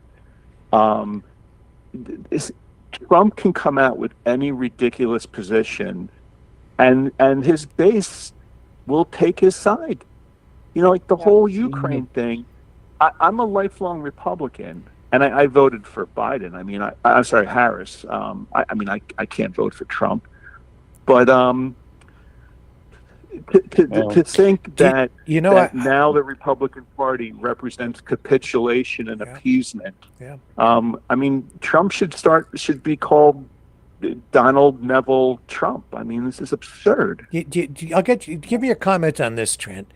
It was about 2 years ago I started to finally clue in to the repackaging of the protocols of the elders of Zion and these anti-Semitic tropes, and it's through phrases like globalism and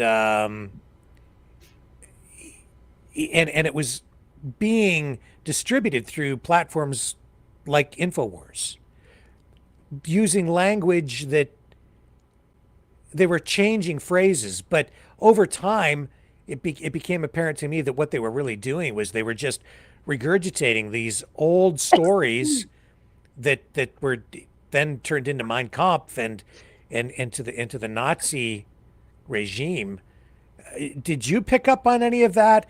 Because it was, if people go back and watch my programs from like a year and a half ago, maybe even almost 2 years ago, I said they're going to pivot and they're going to start. What was the phrase they were using? There was a particular phrase, and I said they're going to start using the word Jew instead. They're just going to come right out and say it, and indeed they did within weeks. Vermin and bringing disease and right, yeah, the something with the blood. What was it? Tainting our blood, or I forget the exact phrase. Poisoning our blood. Yeah. But what I point out to people is, and ironically, my family, we qualified for German citizenship. We just discovered that recently, actually. So we're now in the process. We did a Zoom call with an attorney in Germany just last weekend, and we're in the process, very early stages, of obtaining German passports, because I want something in my back pocket. God forbid the you-know-what hits the fan. Now, I think it's highly unlikely it'll come to that. I'm 95% sure I'll never need to use that passport for those reasons. But before Trump, I was 100% sure. And it does not sit well with me that I'm only 95% sure. But what I'd like to add is what really, Trump scares the bejesus out of me. But what really scares me is 10 years from now. Trump is doing all the heavy lifting for horrible, horrible, awful people 10 years from now. He's knocking down the institutions. He has trashed the guardrails. He is taking a flamethrower to the Constitution. He is doing the heavy lifting and the destruction for something really, really bad 5 years from now, 10 years from now. That's what really concerns me.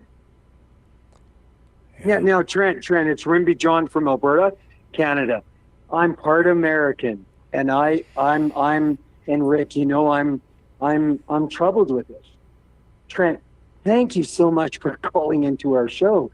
My family came from Norway in 1899. We ended up in Minnesota. We are Americans.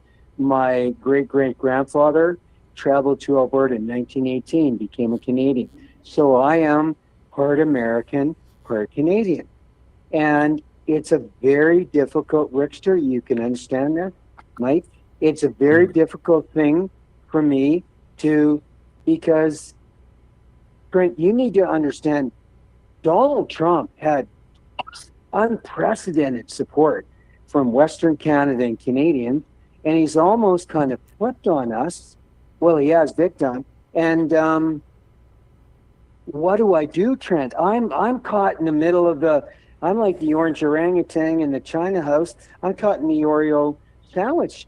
And I mean, your country, with all due respect, my friend Trent, with all the utmost of respect, your country is teetering on bankruptcy.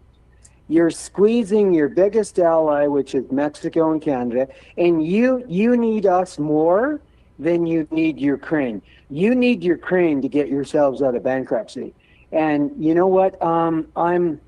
I'm an Albertan first, a Canadian number two, because our country's been mismanaged. So Trent, thank you so much for calling in. And my Republican farmers in Minnesota, Trent, what do I do, my friend? So Trent, can I just add something to No, say don't add that? anything, Antonio. Let him answer my question, please. Not to what you're saying. Please don't interrupt, John.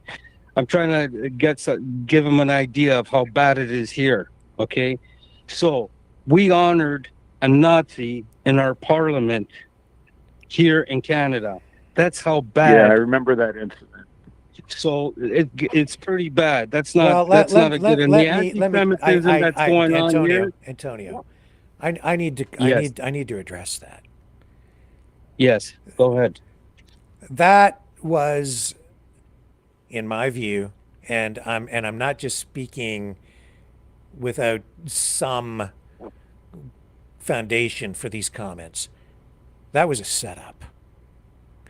And that's because there are people working even within the government who set that up to embarrass Canada and portray us as a Nazi nation because the Russians and MAGA ultimately, if it comes to the point where they are going to invade us, or if this pops off and they try to take over our country, which is entirely possible, the justification will be that we are a Nazi nation because we've allowed and we brought in so many Ukrainian Nazis after World War II.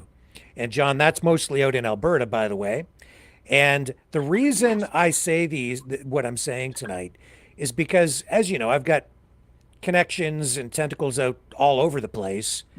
And I just can tell you that the moment that happened, the Russian propaganda machine was ready to go, and they went hard.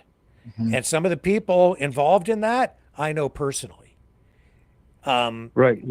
And the reason I know it was ready to go immediately is because the posts were refined, focused, and well produced to the point where they were even creating there was a fake stamp, for instance, a fake Ukrainian postage stamp that had Yaroslav Hunka's image on it that was being circulated as though Ukraine was portraying Yaroslav Hunka, the guy in parliament, who is a Ukrainian hero, a Ukrainian Nazi hero, but it's a fake stamp. So they'd created these images, they had them ready to go. It was all part of a propaganda campaign that just went viral immediately upon that happening. And if you really look back at what happened there, Yaroslav Hunka, yeah, he did serve with that military unit, but when he came to Canada, like so many others after the end of the war, what do? Canada vetted these people. They decided whether they were a threat to security, but the war was over. And what do you do with the opposing army and the people who were in it? And in Ukraine, the situation was such that the people who lived there were given a choice. When the Soviets came in, you're going to fight with the Russians. If you don't, you're dead. And when the Nazis came in, well, then now you're going to fight with us. And at the time, they viewed the Nazis coming in as liberators, that they were being liberated from the Soviets. So they had two bad choices as they were living there. Told you're going to fight with us or you're going to fight with the other guys. So people were forced to make a choice. Some people fought with the Russians. I guess they're off the hook, in terms of history because of the way it's been written afterward. But if you went to the other side, you fought with the Nazis because you thought that the Nazis were going to help you gain independence for Ukraine if you were a nationalist and you fought with the Nazis, only to find out later that they were horrific monsters, at least their ideology was. then history looks poorly upon you. But if you're a soldier and after the war, what do? There are people out there who would have, even today, who want to take anybody that served with the Germans and just kill them all. But if the war is over, at some point the killing has to stop, and we shouldn't forget. But at some point we have to move on. So what were they supposed to do with all the people the soldiers from the German army afterward? You have to find a way to continue to live. It's a problem. So after the war, a lot of Germans, Ukrainians moved to Canada. Some of them had connections to the German army. He was one of them.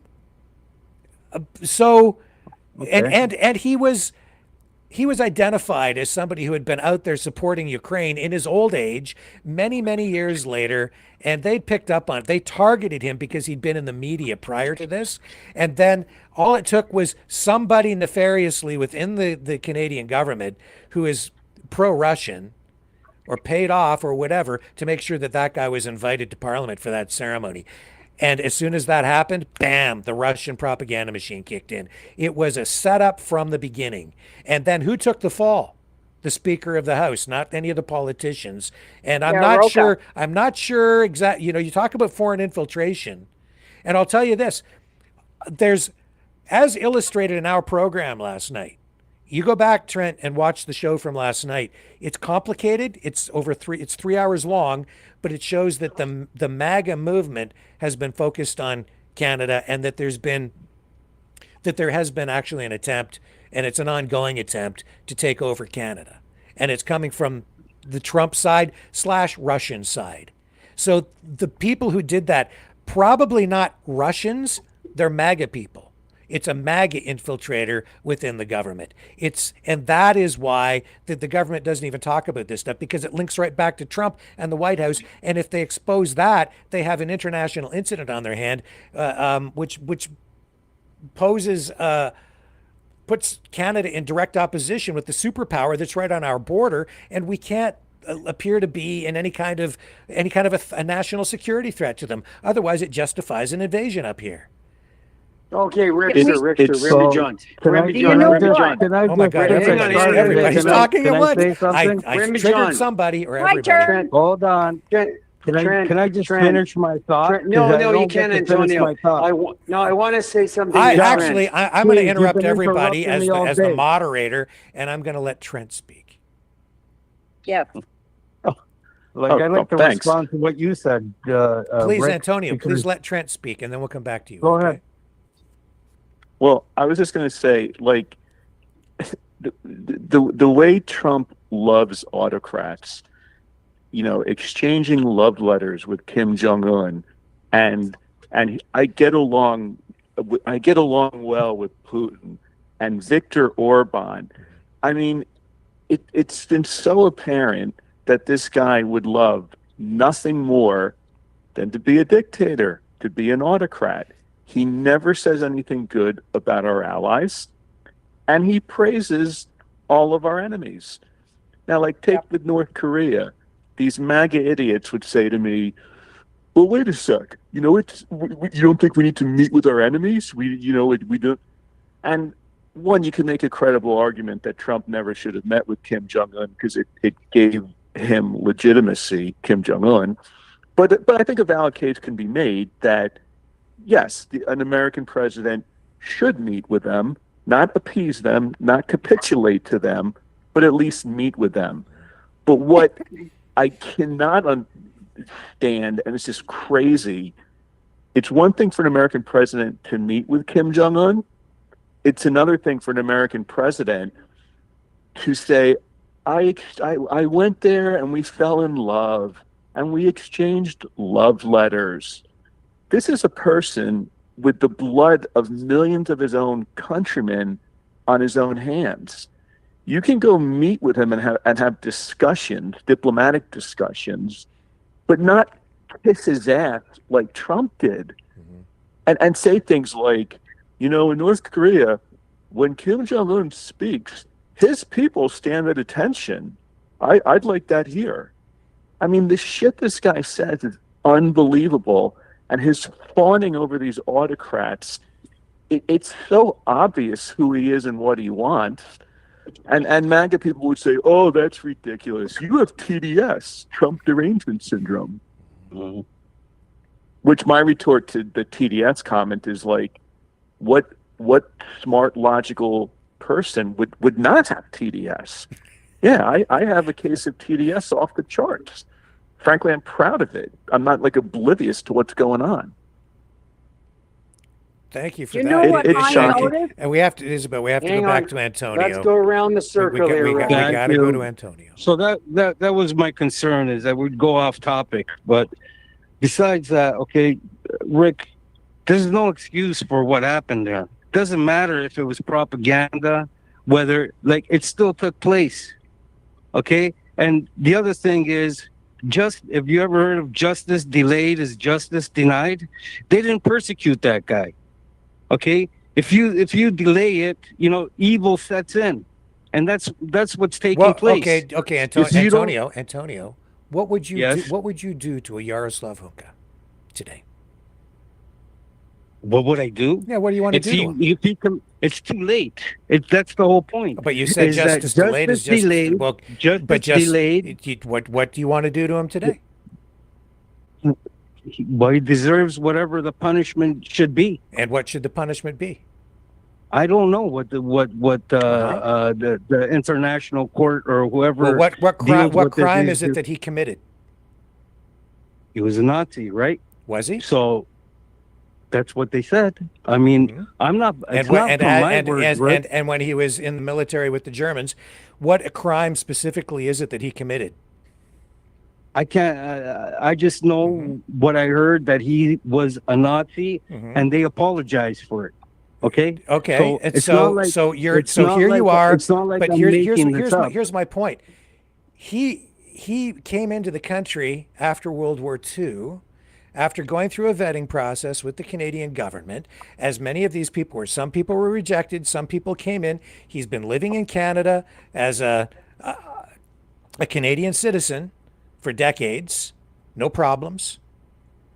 Now, because of his past and everything, this incident happens. He goes to Parliament not as a Nazi, but as a supporter of Ukraine who came from Ukraine. And I understand, right? So he's not a Nazi, you're saying? I'm not saying that. I'm not saying that. No, I'm not saying that. I'm saying that after World War II, a lot of people who were in the German army were still alive. So what would you have done?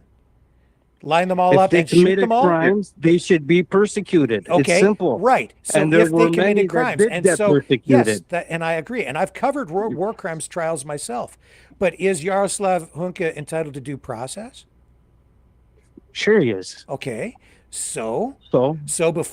Therefore, I would suggest to you that Yaroslav Hunka was convicted in the court of public opinion and through a smear campaign, a propaganda campaign that used him, as the Canadian government was also trying to use him for on the opposite side in some way. The point that I'm making is you're jumping to a conclusion without actually allowing the guy to have any kind of a day in court. Rick, they apologized for it. Yeah. It's not like I'm making this stuff up. I'm not saying that you are. Why would they apologize for having a Nazi in there if he wasn't a Nazi? Well, he did serve with the Nazis. I'm not saying whether the crime or not. Sorry? Yeah, he was a Nazi. Okay, so then he should have due process. I agree with you. Okay, and there were many that were persecuted after the war. But the point that I'm making, don't you find it interesting that we're getting a lot of anti-Semitism going on here in Canada? Yes. Especially, like, if you don't address this stuff immediately, evil sets in. Sure. And that's what's happening. But it's not getting addressed. But I if I can add something, and I don't know much about this case, but I agree with Rick, and I'm speaking as a Jew, in that, basically after the war, obviously top Nazi leadership was held accountable. either by the U.S. and the allies or Israel, like when they went and got Eichmann out of Argentina. Those are the ones that fled. They fled, those guys, and they caught them later. Right. But that, and a lot those of were the top many leaders. got away. That's Antonio. Please if you could just let. Sure, go ahead. Yeah. But I agree with Rick in that, again, I don't know much about this Yaroslav guy, but if he was just your run-of-the-mill soldier and he was not specified in specific war crimes, I mean, if there's 4 or 5 people that came out, and said, I saw him murder children or something like that, that's a different story. But if he served in the Nazi army as just a normal, regular soldier, as despicable as the Nazis were, I'm not sure you can, today be like, well, this guy should be jailed or, short of other circumstances. I don't see it. I agree with Rick. Now, I agreed with Rick as well. I agreed with him in that I said that he's entitled to due process. I agree with that. Yeah. But they should scrutinize him and look into it. But here's the thing, though, Antonio. After World War II, as they brought these people over, they were scrutinized. And they went through a process. Now, that being said, some people still made it through the system. Allegedly, Rick, sir. No. And if I may, I will say that the Canadian government does not have a stellar record on holding actual war criminals accountable on the Canadian side. There are a number of cases where even as these war criminals did find their way into Canada, sometimes by lying or by other means, the Canadian government, I don't think, was vigorous enough in holding some of these people accountable and making them pay. So that's also a problem. But this is not cut and dried. And all I'm suggesting here tonight, Antonio, is that what happened in Parliament was not an accident. It was very clear to me that it was a setup because the propaganda was ready to go immediately. They knew it was going to happen. They knew. That doesn't surprise me, Rick. Yeah. But just the same, it happened, right? Yeah, but what I'm saying is they convicted this guy through the propaganda campaign of whatever, like without even really saying that he was guilty of, without giving him there's no actual trial there, but he's been convicted through the propaganda campaign so that he's paying this price, right? Which maybe he doesn't deserve on that level because that's speculation because we don't know that. No, that's not speculation. That's me saying everybody is entitled to due process. And I agree. And so, but because of the propaganda that came in as part and parcel of that setup, that guy didn't get due process. It was like, he's a Nazi, therefore he's paying the price. And is he free, He was Rick? part of the puzzle that the propaganda needed. I get that all. Is he free? He's not in jail. He's not in jail today. No, but he was he's part free, of the so he puzzle didn't even that they go through the needed, process. Antonio. Oh, Sorry? well, he's actually in hiding is what he is now, because if you try to contact him, you can't find the guy because he had to go into hiding because of everything that happened in his old age. Is it deserved? I don't know. But this is what's for happened. me, if you hide, that's an admission of guilt. No, if you hide, it's because you've got a mob after you. That's Antonio, makes no sense. I'm sorry, Antonio, yes. Antonio, he was Yes. part of the puzzle that the propaganda needed to fire I get up. that, but I get that all. I get that. I don't think they'd be that stupid to do it without knowing what they're doing. The larger point here, Antonio, is that if you embrace that setup, then what you're doing is you're helping those who are trying to tear down our government and take over our country, because that's what that is. That's why it was done. It was to create the conditions, create the justification for an invasion of Canada, which I warned everybody about as soon as that happened. And where are we at today? We have Donald Trump talking about annexing Canada. He's threatening us now with tariffs, holding an economic gun to our heads so that we have to make a choice. Join the United States or else. It's not really a choice.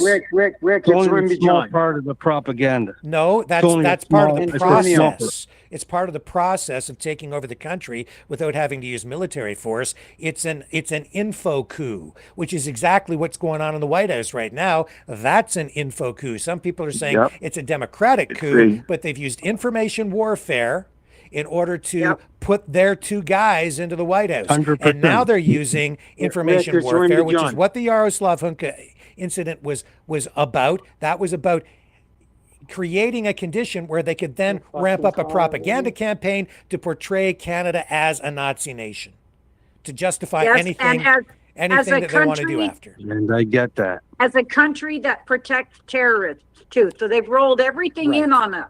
So now we are a massive national security threat in the propaganda. So, and that's exactly what they did in Ukraine. But they started sowing the seeds of doubt about whether Ukraine is even a real country back in the early 2000s. It took years for that to take hold. And then it's the whole propaganda machine where Stepan Bandera is a Nazi and you've got all these Nazis in Ukraine. It has to be denazified. That's why Russia invaded. They had to denazify the country. Well, it's the same damn thing here, Antonio. And if you allow them to lay that accusation onto the country, the whole government, all 338 MPs have to go because they're all Nazi supporters. It's a Nazi nation. And John, out in Alberta, all those, I was under pressure from some people who kept messaging me, you should be doing stories about all the Nazis in your country. And I'm going, what the hell are you talking about? I don't see Nazis walking around on the street here, but they're focused very much on an area up around the GTA where you have a Ukrainian diaspora. It's not Nazis. They want to go after Ukrainians, who they say are Nazis. The same reason, and say that Canada's a Nazi country. The same reason they planted the swastika flag in with the freedom. Yes and no, but anyway, yeah, I get what you're saying. Who else just joined us on the call? A new caller coming. It's Rimby John Scotty again. It got cut off. Oh, okay. Oh, do you know what? I just wanted to say one thing. Do you know what I noticed during the inauguration of Trump? And I was really surprised. What's that? And I thought, wow, the cloak came off right there. He didn't have his hand on the Bible. The explanation, they didn't have it in time. Are you kidding me? Yeah, I heard about that. So all this profession about him, and he's putting it out there that he's so religious and he stands up for religion, and he's got a heretic as a spiritual everyone advisor. is known forever. That's a complete act. The fact that people think he's religious is the biggest farce going. It shows how stupid people are in our country. That people think he. Yes, I mean, and he's doing all this thing like, this is the gold era. Wait a minute. I mean, I'm not religious, but I know as a child I was taught you don't worship a golden idol. What has he been doing so far? Everything about the gold coin, and the gold this and the gold that. And I'm like, I don't think his whole golden era thing is a religious play. I think it's different. It's ridiculous. But Rick, I wanted to add something to, I had not heard the theory before what you just brought up. I'm not saying I agree 100% with you, but I wouldn't dismiss it either. But I do think one thing that would be more difficult for Trump to try to take Canada as Russia went into Ukraine is that, Putin, he controls the media in Russia. That's a war that makes 0 sense for Russians. 0. And he only got away with that, doing what he's doing, because of his vice-like grip on Russian media. Trump, he'd love to get to that point. Trump would love nothing more, and he's working his way towards it. I mean, if you see what's going on with our media now, banning the AP and all this ridiculous crap, but for Trump to do that now, I'm not saying he couldn't or won't, but the American public would be way more outspoken, saying, "Wait a sec, this is bullshit. Why are we going into Canada? This is ridiculous." Rick, it's Randy John. Can I talk to Trent? Can I say hello to you, my son? Yeah. I'm deeply concerned, Trent. I'm an Alberta oil man, and I'm in Alberta. And the orange orangutan in the White House with J.D. Vance, he's stirred up, and he's done it on purpose. Stirred up really, really bad relations between Western Canada and Quebec. And that's been done on purpose, with all due respect. Trent, the trouble I'm in is, I don't care if you're a PC party in Canada, Liberal, NDP. I don't care if you're Republican, Democrat. What's your question, John? Well, the thing is, it's stirred up a lot of really bad relations. And you've got Canada on the edge of war. Yeah, so what's your question, John? Well, my question is, what do I do, my friend? I'm part American Canadian. What do I do? Pray, John. No, Bert, just pray. Well, we are. And please, Isabella and Antonio, don't Trent, and mention maybe you want to comment on this, and you give me your observation as someone from New Jersey. You pray that a lifetime of zero exercise and McDonald's diet catches up with Orange Jesus. That's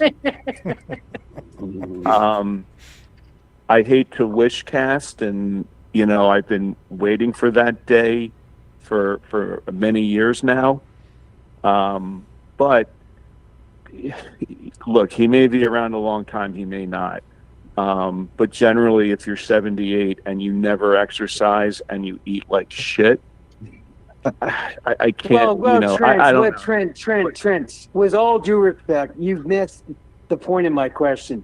My point of my question is, Canada could have, equally been part of the United States if it was approached in a different way. And first off, my Premier Daniel Smith and Doug Ford and Kevin O'Leary, there will be a 51st state in America, and there will probably be possibly Alberta first in Saskatchewan. And the only reason, with all due love and respect, my friend Trent, you're bankrupt.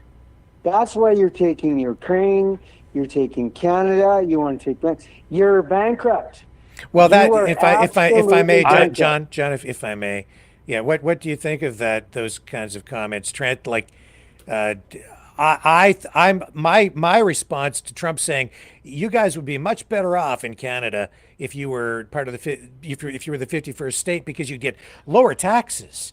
And I'm like, well, I don't think I want to join the United States right now.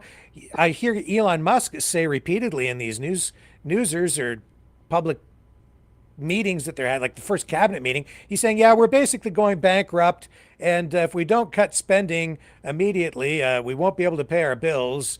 I hear Donald Trump saying, yeah, we don't have the critical minerals we need, so we have to take them from Ukraine so that we can power our AI and our military in the future. So we have to take it from them. I don't know. And then you pointed out that they're banning AP, they're banning books.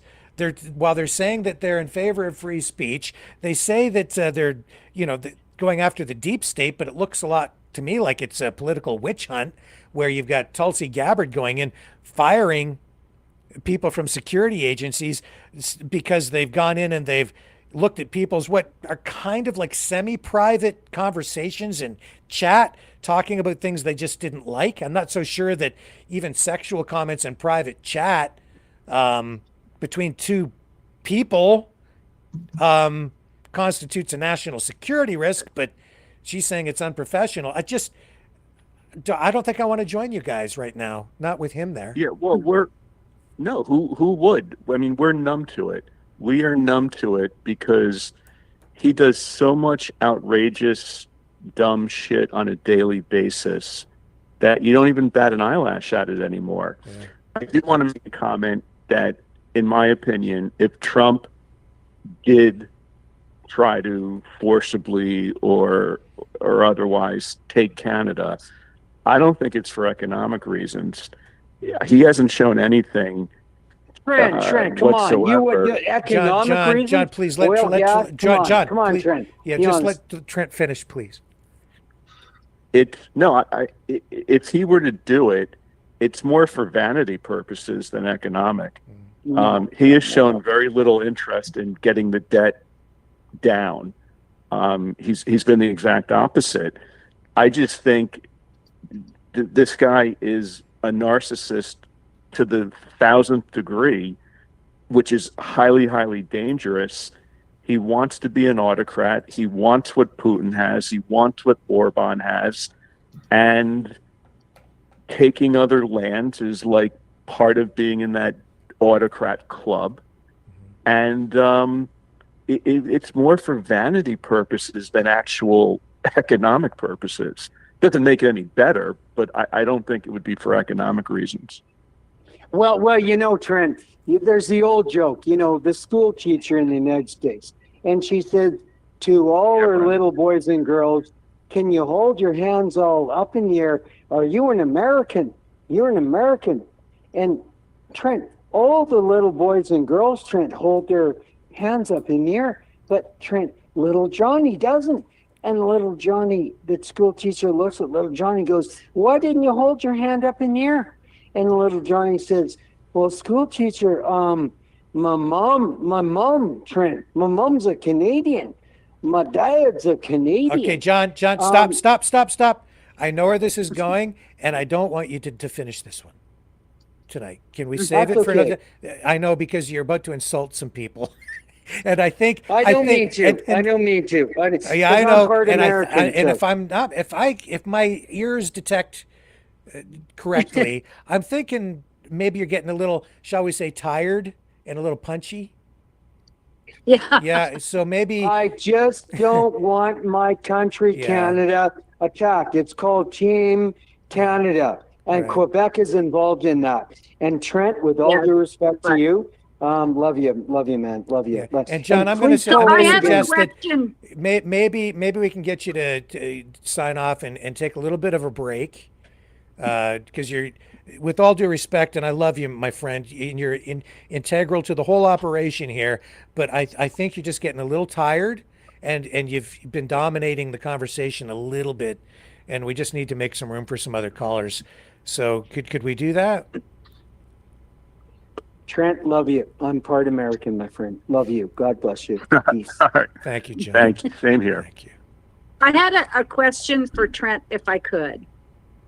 All these offices that he's closing, are not some of these people voters that voted for him? Oh, yeah, of course. So now what he's done is all these people who thought such a great guy has now just devastated all these people. No jobs. Yeah. Does he think that there's plenty of buyer's remorse going around. I bet. But I mean, not to the point.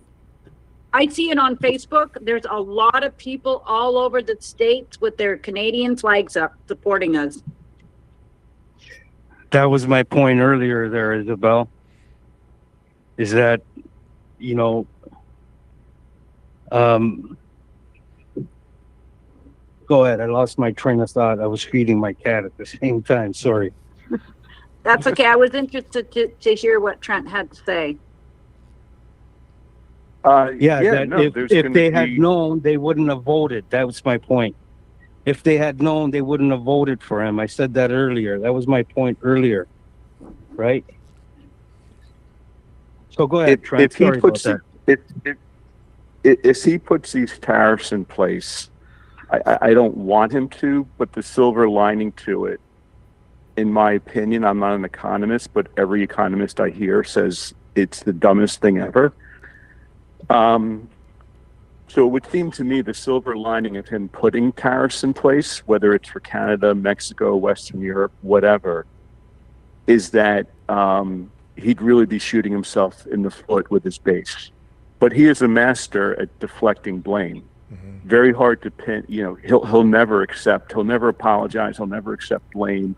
He's very good at pinning it on other people. But if he puts these tariffs in place and the economy goes to crap, I think that could be devastating to him. I think, because I can't see this benefit. We all see it's not benefiting the states. His own economists are telling him this is not a good idea. I think that Western leaders need to get together and work together on this and just hit back collectively and say, go ahead, smart guy, impose your tariffs. And if you do, we're all doing this. Because right now he's saying, Canada, we're going to hit you with 25% tariffs, and that could be devastating to our country, right? But if Mexico, Canada, the European Union, if we all say, we're not little when we're all together, because all us little ants are standing up together, and we don't want to. But if you hurt us, we'll just defend ourselves. And it's not going to be good for America. And as I said, my solution to the tariffs is simply this. Any company that responds to those tariffs, that has taken government grants or subsidies or tax breaks in Canada, if you're going to leave the country, then we're hitting you with a 75% exit tax. Simple as that. And then see how many of these companies actually leave. And if they leave, then you take that revenue and you make it available to new investment to recapitalize through incentives, government incentive programs to attract new investment to make sure that those industries are recapitalized and new markets are then opened up to other countries so we can export. The problem with that is that I don't know if the United States would allow us to do that, especially if we're trying to trade with, expand trade with, say, China, which is one of the main markets that we would need to tap into. Certainly with Europe we can, but China would be the other major market. And Canada's economy is not large enough, for instance, for an auto industry, because we could only really produce and have the economies of scale necessary to produce maybe one or two automotive models, and that would be about it. And we just could not produce our own supply chain. So we have to trade with other nations in order to have a viable economy. It's a problem. But if we got together with these other ones that have been blackballed, together, it's a possibility.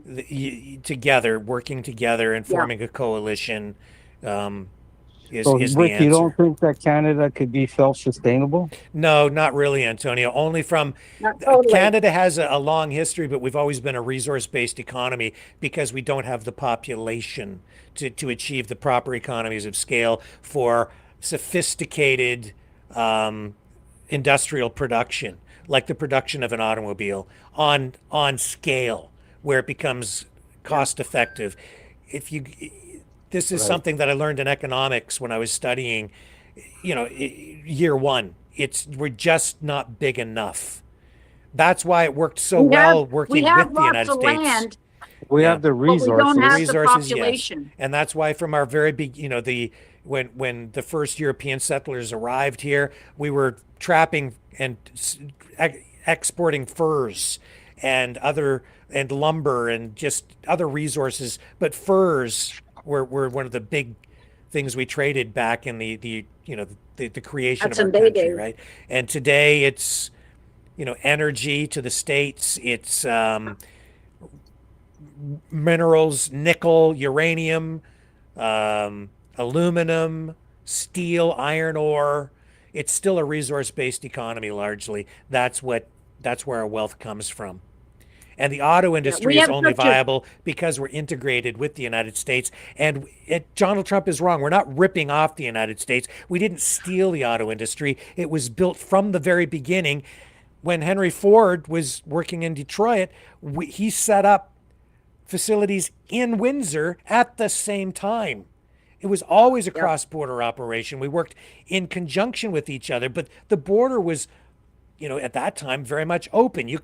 Even when I was a kid, you could cross the border, just show your driver's license, and away you go. Our countries were closer together at that time than they are now, but the auto industry is integrated. And when I've been to the auto shows, and I've covered a lot of automotive journalism, right? When you go to the auto shows, you interview the auto industry executives. My entire life, they've always treated, and they've said this, they always treated the auto industry in Canada and the United States as one integrated production system.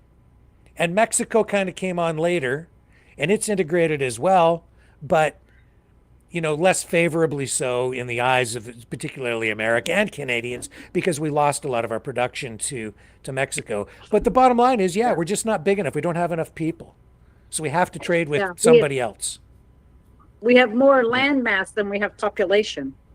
Oh, yeah, and way more resources. So I think that we can feed our own. We don't have to be a great rich nation. We don't have to be greedy, but we should be able to feed our own. That's what I think. We can if we can get even our raw resources to market. But these interprovincial trade barriers are a big problem, and honestly the bigotry between provinces, the French and the English, all those rivalries and feuds still linger today, and especially between Alberta and Quebec. And Quebec is like, you're not putting your pipeline through our province. We don't want it. We don't need it. Well, Alberta needs it, because they need to get to the to Tidewater out on the East Coast, so that we can ship energy to our European partners and other countries, including China. We can get to from on the Pacific side, and that's beginning to happen. But just it's these stupid problems. And the way our Constitution is set up, giving the rights to resources to provinces instead of, the federal government. So you can't just ram the stuff through unless you use emergency powers. Anyway, I'll let you guys talk. So putting politics aside, we would be able to be self-sustainable. Is that what you're saying? If we could just get our act together as a nation, and put these provincial differences aside, and the racial and even the language and cultural differences aside, to work together for economic prosperity nationally, yes. But these also, it's a complicated country that Trump probably doesn't really want to have, because we're very complicated people. The transfer payments from the have provinces to the have not provinces, that's a socialistic mentality in the minds of some people, but it isn't. It's because we all have to work together in order to achieve the prosperity. Because Alberta is nothing. They have all the oil, but it's not any good to them if they can't get it to market. And that means pipelines or rail, and rail isn't efficient. It's got to be pipelines, and that only works if you can cooperate with the other provinces. But the other provinces are like, screw you, and I don't like this, and they all fight. And then they blame Trudeau for all of it. And it's not all his fault. And then you get foreign influence. We just can't learn to get along. Foreign meddling and influence and money going into environmental groups that aren't really environmental groups, or are only there to oppose the construction of the pipelines, and all of these problems.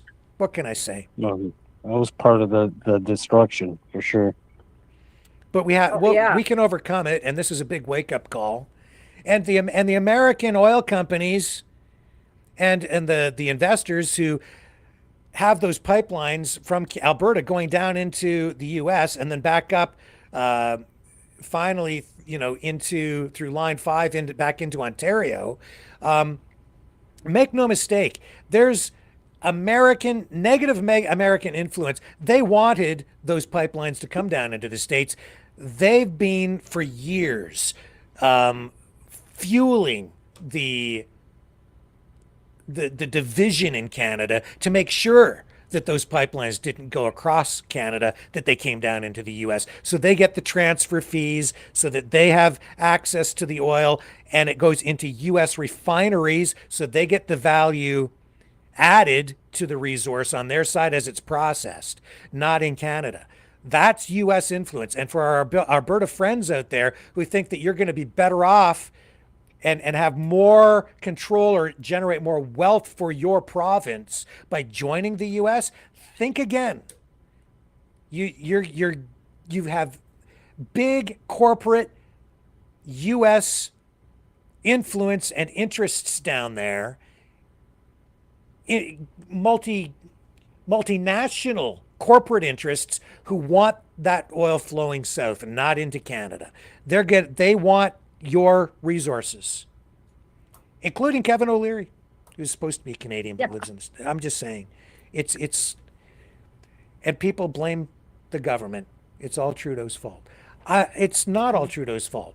I'm not a Liberal Party guy. I don't want Trudeau to win. I'm not making excuses for him. It's just that whoever replaces Trudeau, that'll be the next guy to hate, and that'll be the next guy to blame. When in reality, there are all these other moving parts to the problem. But at least He was just- let me. he was I just one don't know nut much. in the wheel. But Trent, go ahead. I don't know much about Trudeau and his policies. I can't speak to it. But would you guys at least buy into, like, is Trudeau a good person? Does he mean well? No. No. No. Really? Okay. No. No. No. Not that's voting why. bank That's why I account. said to you, we got problems here. We got some serious problems. All right. That's my I'm opinion. surprised. Except I'm going to say And- I'm going and to say probably the something. opinion of the majority of Canadians. See, like all right, so I'm a lifelong Republican until Trump came around. Now, take Obama. I was not a big fan of Obama, but I didn't think he was a bad person. I mean, he just had different values and beliefs, nothing outrageous, but, you know, it's like, go on YouTube. It's interesting. You can see debates between Romney and Obama. And you would think it's from 300 years ago because they're complimenting one another and speaking nicely to one another. Those days are long gone. My point is, though, even though I didn't vote for Obama and support Obama, he wanted what was best for the country. He was not out to destroy the country. Like, he was a good person, just with different views. Trump, on the other hand, is an evil, despicable, awful person with little, if any, redeeming values. I mean, you're talking about a guy. We have a president who set up a fake university that was all a scam to steal money from people. Yeah, and I can come up with 500 things like that about him. He is the world's greatest charlatan. So I agree with you there, Trent, about Trump. And it's in regards dangerous to having. Trump. Yeah, it's. I don't know how we get ourselves out of this because he is just an awful, awful, awful human being. But I think and you'd you have see to it the dig way what he- deeper on Obama. I think you'd have to really dig deeper on Obama because I don't think he had good intentions. And I don't buy into I'm not it. sure you're Jewish. You I should don't buy know into the scriptures. I don't buy into the conspiratorial nonsense. Right. So the way we get out of it, this is what I think. 2 Samuel 23:3 says, "The God of Israel said, the rock of Israel spake to me, he that ruleth over men must be just, ruling in the fear of God." And I don't see any of these guys doing that. Can I ask you a question, Antonio? Sure. How important is truth to you? 100%. Okay. What do you think that your opinion on Justin Trudeau is based entirely on truth? What opinion? Which I gave a few of them. Right. So, I mean, your overall opinion of him. What I think of him, I think he's the facts state that he's a WEF congregate. Okay. Yeah. And when you look at their policies, it's not something that I'm saying. You can go to their website. Okay, well, and they tell you that- WEF is an economic think tank, is really what it is. Okay, so are you Right. also upset about, say, something like, I don't know, of course, there's the blackface scandal, which I get, which is undeniable because there are photos, and then there's the scandal at the school where he taught, and the allegations of the sexual impropriety involving an underage girl, that sort of thing? I don't know any of that stuff's there. I never really focused in on. But you're aware of it. I'm the scandal about the little girl. I haven't heard until you just said. You didn't hear about that? Have other people heard about that on our chat? Oh, yes, I heard about that. He had to pay her off to keep her quiet. Yeah, yeah. And who else is on the line? Who else has heard about that? I have not, but Okay. I'm the American guy that doesn't follow So Canadian even politics. even Rebel News picked up on that, okay? And there was even some mainstream media that picked up on that story. But what if I were to tell you that story came from, well, do you know where it came from? Anybody? Isabel, do you know where that came from? As far as Hunter I know, Biden's I thought laptop. that came out of the school itself. That's why he was let go. Yeah, this came from a story from a newspaper called the Buffalo Chronicle. And when that story broke, the media on this side of the border said that the reason it came out is because the allegations were so toxic or so terrible that Canadian media had been sitting on it and they didn't want to release it, so it had to come from an American source.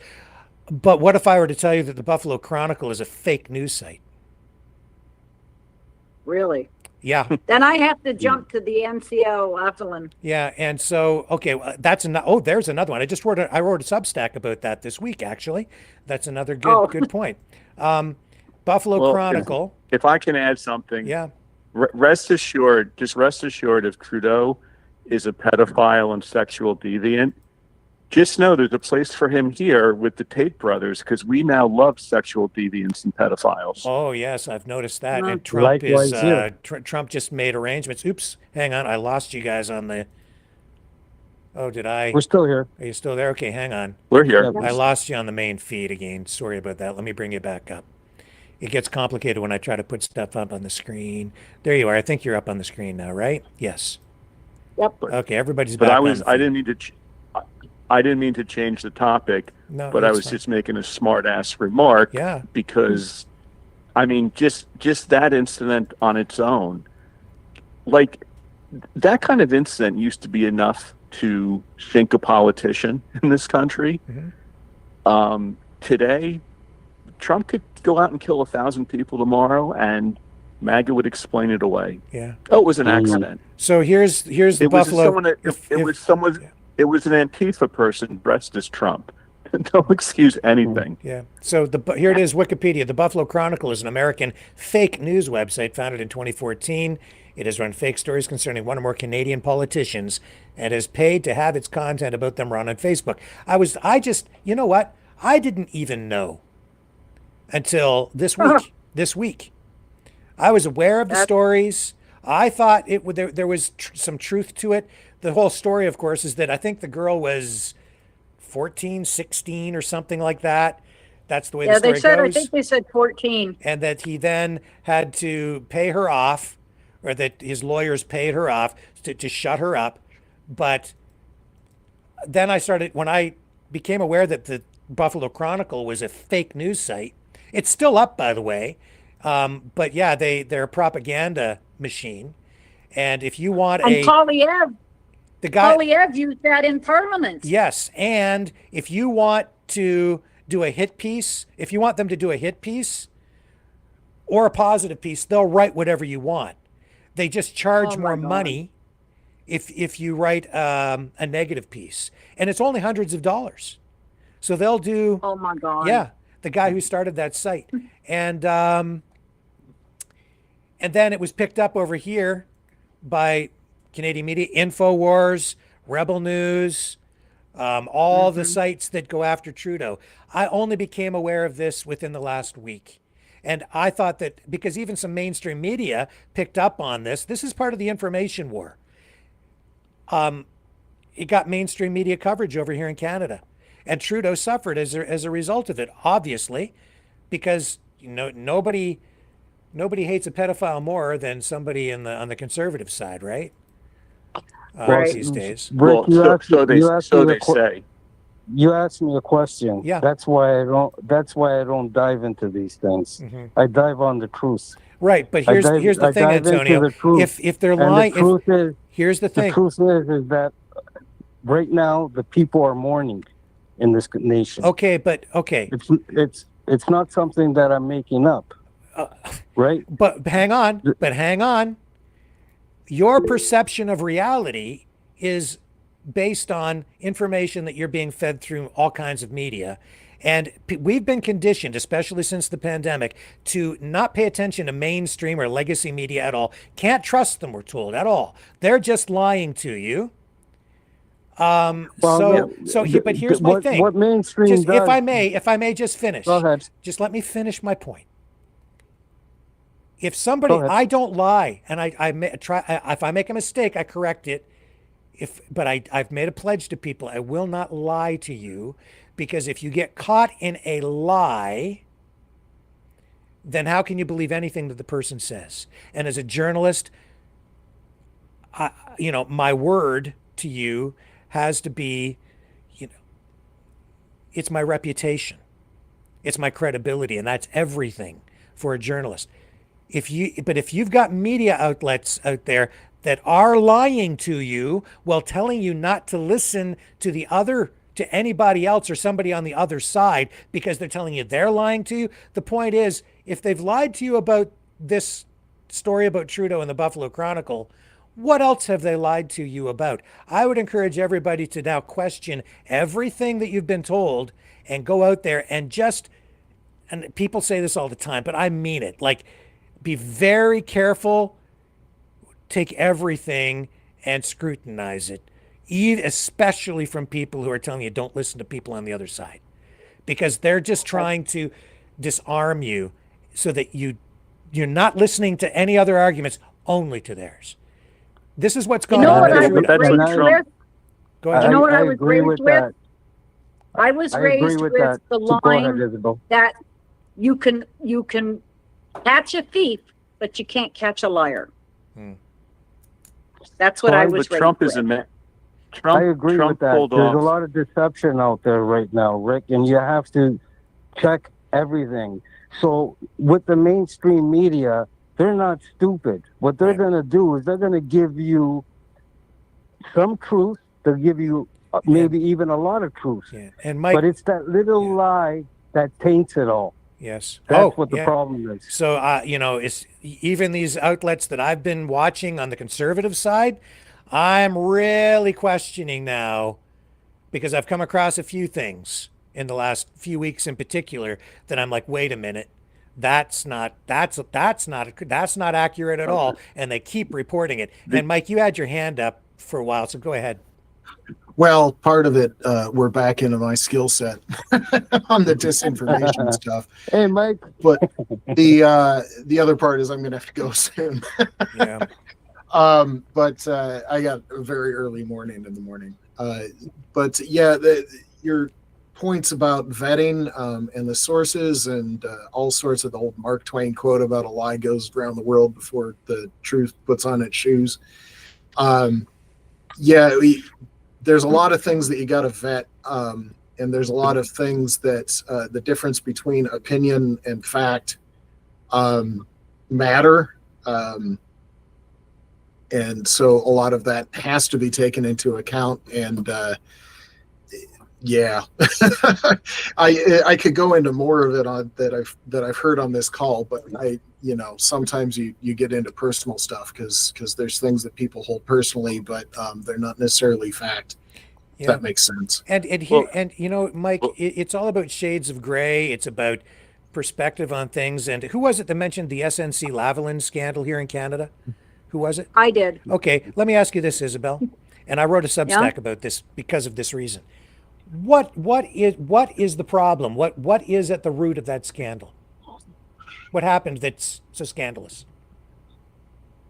Oh boy. What's the issue?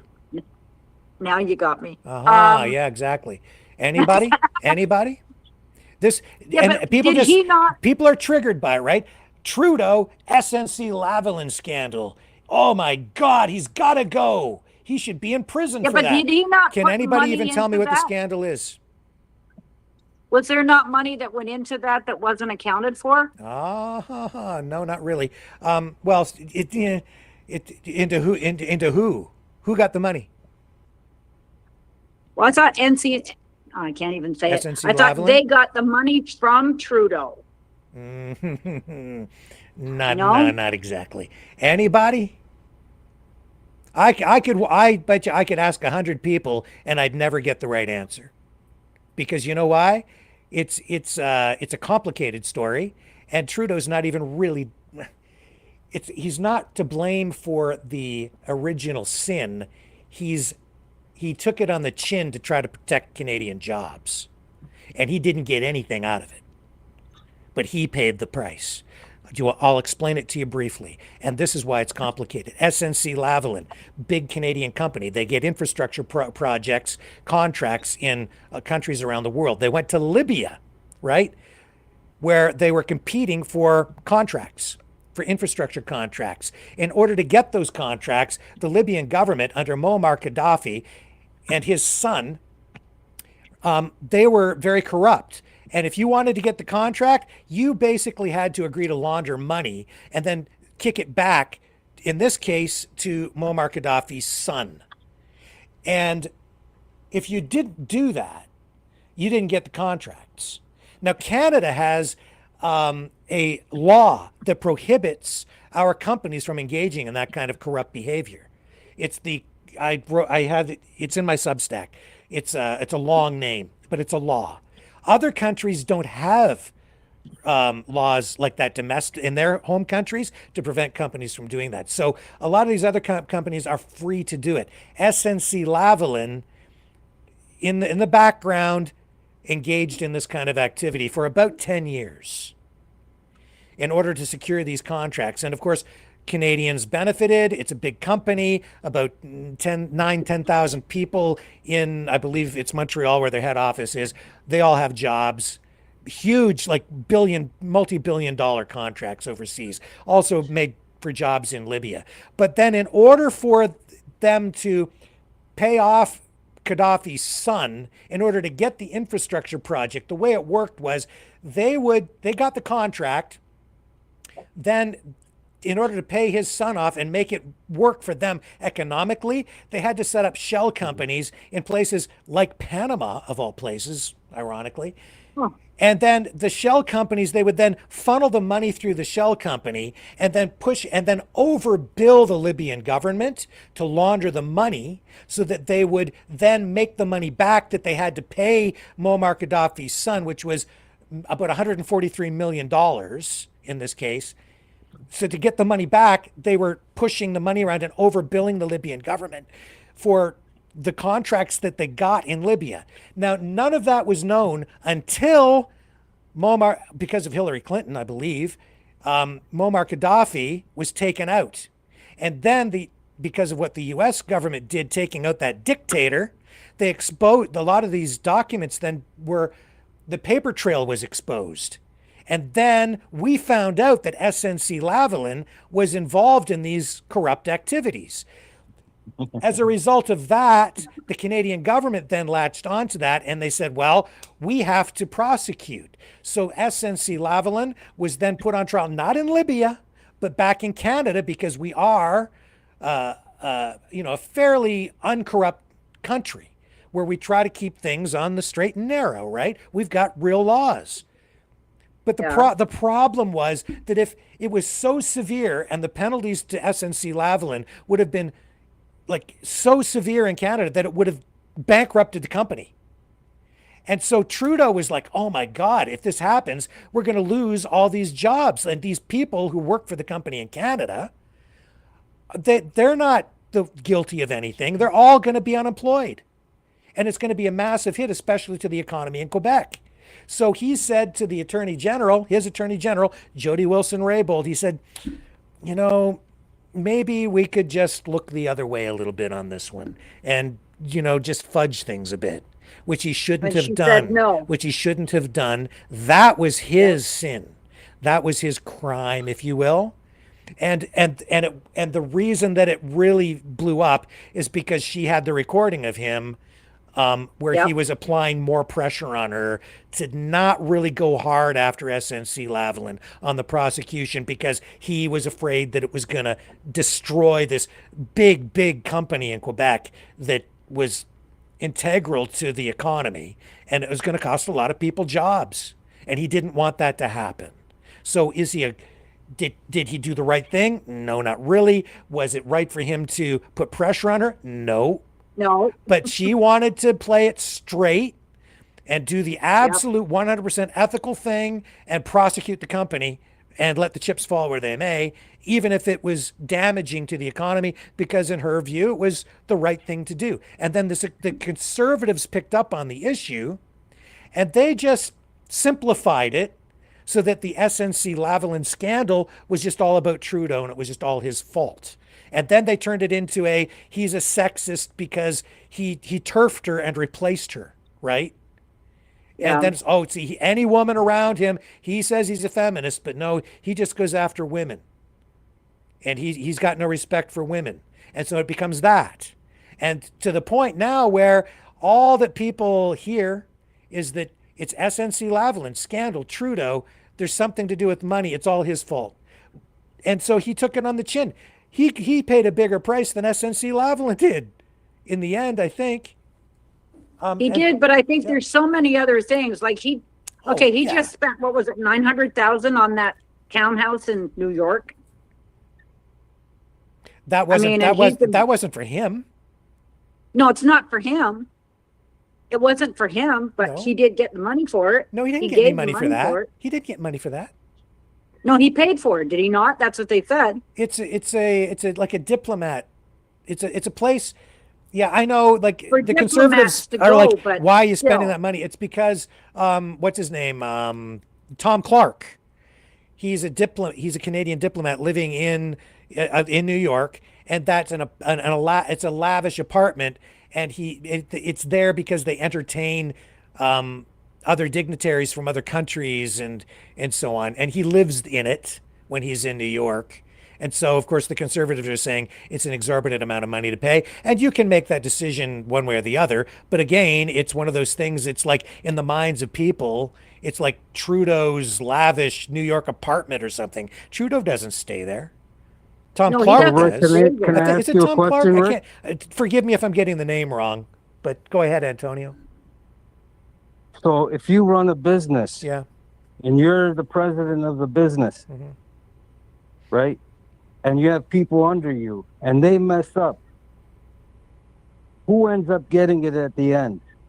The president is the one that's accountable at the end of it all. Is that not the case?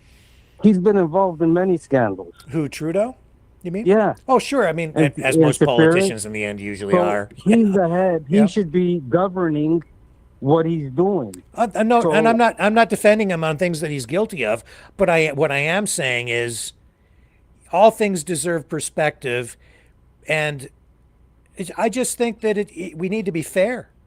I don't like liars. I don't like liars. No, I get that. And that's all I'm saying. But at the end of the day, he's accountable. That's my point. At the end of the day, he's the boss. But and that's fine. But let's hold it. But all I'm saying is he's the one that hired these people. Hired who?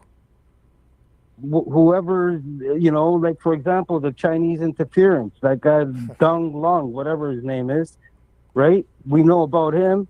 He's the one that put these people in office, right? So well, again, if I may, even there, okay. And I hate to be the one sitting here defending Trudeau, okay, because it's not my job. But look, even there, the Chinese infiltration. First of all, you've got this pseudo journalist out there, Sam Cooper, running around making all these allegations. He was working for Global News. He's accusing Chinese politicians and even citizens of wrongdoing. The people identified in Parliament, Mary Ng, that's the one MP. It's been stated even by Canadian security officials that Mary Ng has been an unwitting victim of Chinese influence. But people are saying that Mary Ng is guilty of treason. But how can you be guilty of treason if you're actually the victim of Chinese influence? And we don't know who all those MPs are that may have been compromised or may have benefited from, say, Chinese influence over the selection of members of parliament or whatever. They got rid of the guy. What's that? They got rid of him. They got rid of that guy. Which guy? The guy Hung, I forget his name. Hung Dung or something like that. I can't remember his name, but yeah, I have to look up the details. I know the name. So that means that I'm trying to go through the files in my head on these things. Han Dong, whatever. Yeah. Here's the thing to keep in mind, though, Antonio. Look. Sam Cooper, that journalist, he doesn't work for Global News anymore. Do you know why? Because there's and he left. They didn't explain why, but there's a $15 million defamation suit against Global News, and Sam Cooper is at the center of that. So he no longer works at Global News because he was making these accusations against people from Chinese diasporas. Mm-hmm. And isn't it interesting how the timing coincides with all this border security, national security stuff coming from Trump, and how the Chinese infiltration is a national security concern? And maybe there's merit to some of what Sam Cooper is doing. Maybe he's really Scooper Cooper, as they're calling him. But as I've reviewed his material, I'm not really seeing any smoking guns, like no real evidence to back up his claims. Hence the $15 million defamation lawsuit, where people have been trying to pull me in and get me to repeat the stuff that he's been reporting. And I've been like, wait a minute, I need to review it. And as I review it, I'm not seeing enough there to move ahead with any of these allegations, naming names, because there's just the proof isn't there. And if you don't have the proof, you can't name names. Otherwise, you're going to end up getting sued for libel, slander, defamation. And I'm not into that. But he is. Right. But people are like, Sam Cooper, Chinese infiltration. Donald Trump, come rescue us. Have the Americans come and liberate us because the Chinese have taken over. And you're talking about what? The Chinese soldiers on Canadian soil? No, I'm talking about that one specific MP that got dismissed, and that the conservatives, I'm sure you've watched Parliament, they've pointed it out many times. So it's not just like the media. It was in Parliament. They were calling it out, and they dismissed the guy. So it's a fact. It's not something that I'm making up. I know you're not making it up, but he's not. I'm looking here now. He sits now as an independent. Okay. He told. I'm just looking at. Told the Foreign Interference Commission that he only ever advocated for the well-being of Michael Kovrig. This is all the two Michaels thing, and that's all the Huawei issue. I have to review this. Antonio, yeah, I can't remember all the details from this one. It's been in Parliament for so long. They've been fighting it. In fact, Dong is the guy who filed the $15 million defamation lawsuit against Global News. And that's still before the courts. So before we sit there and say that he's guilty of anything again, I'm not going to chime in on that. He's got to be pretty confident if he's suing Global and Sam Cooper for 15 million dineros. He's entitled to due process too, but in the court of public opinion and in conservative media, they're raking that guy because he's a liberal, or was. Now he's an independent. I'm saying, just like, you got to let these things play, and you need facts, not allegations. That's not enough. I'm going on what I seen on Parliament, and the guy, he got ousted, right? They ousted the guy, so. it's not like these are facts. I don't remember exactly the details on how he ended up sitting as an independent. I'd have to review that as well. It's too long ago because this goes back to, this is years now. It's been a while. Yeah, and it's just There's a little all foggy. All kinds of stuff going on. And yeah, Rick, go I ahead, do Mike. have to. Yeah, I have to go here. Yeah, but, no problem. Final thought. I would from you. like to point out that that fake Buffalo Chronicle scandal that you mentioned does date back to a curious date of 2014. That's when Russia was really ramping up their disinformation campaign. That's when the Russian influence on Brexit started. That's when Russia started to hey, maybe we should run Trump. There's all sorts of things that happened that year. And so I don't know for a fact that it's tied up, but it wouldn't surprise me. I know they were going after pretty much every Western nation. Yeah. Yep. Yeah. For sure. And so again, I don't want to be the one sitting here defending the liberal government because I'm more of a fiscal conservative. But my God, I also don't want to have my mind clouded and polluted with lies. So, Well, there's a big difference between having a political disagreement and then, what you're talking about with people are you don't want to win your argument with falsehoods because you didn't actually win that argument. That's right. And you certainly don't want to win that argument when those from foreign interference, No. because then you're talking about the sovereignty of your nation. So left, right, middle, you're still Canadian or we're still American, and you at some point you have to put the fact that, for instance, I'd have to put the fact that I am American above any sort of partisan thing if we're talking about Russia coming after us or anything like that. So if it comes before the public, we ought to be concerned. It's not like you can just say, forget about it. Like I don't think it'd be wise to do that. Yeah, but you got to vet and the evil. You just keep on letting the evil run wild. No. Well, That's but what's Rick is going on, pointing out actually. the evil that we're talking about here are falsehoods and smears and lies and no, but you don't know that. Well, we do know about the Buffalo Chronicle one. That was straight up a lie. That may be. I'm not sure about that, but we know that Paul Manafort was a Russian agent while he was running Donald Trump's 2016 campaign. That is a straight up fact.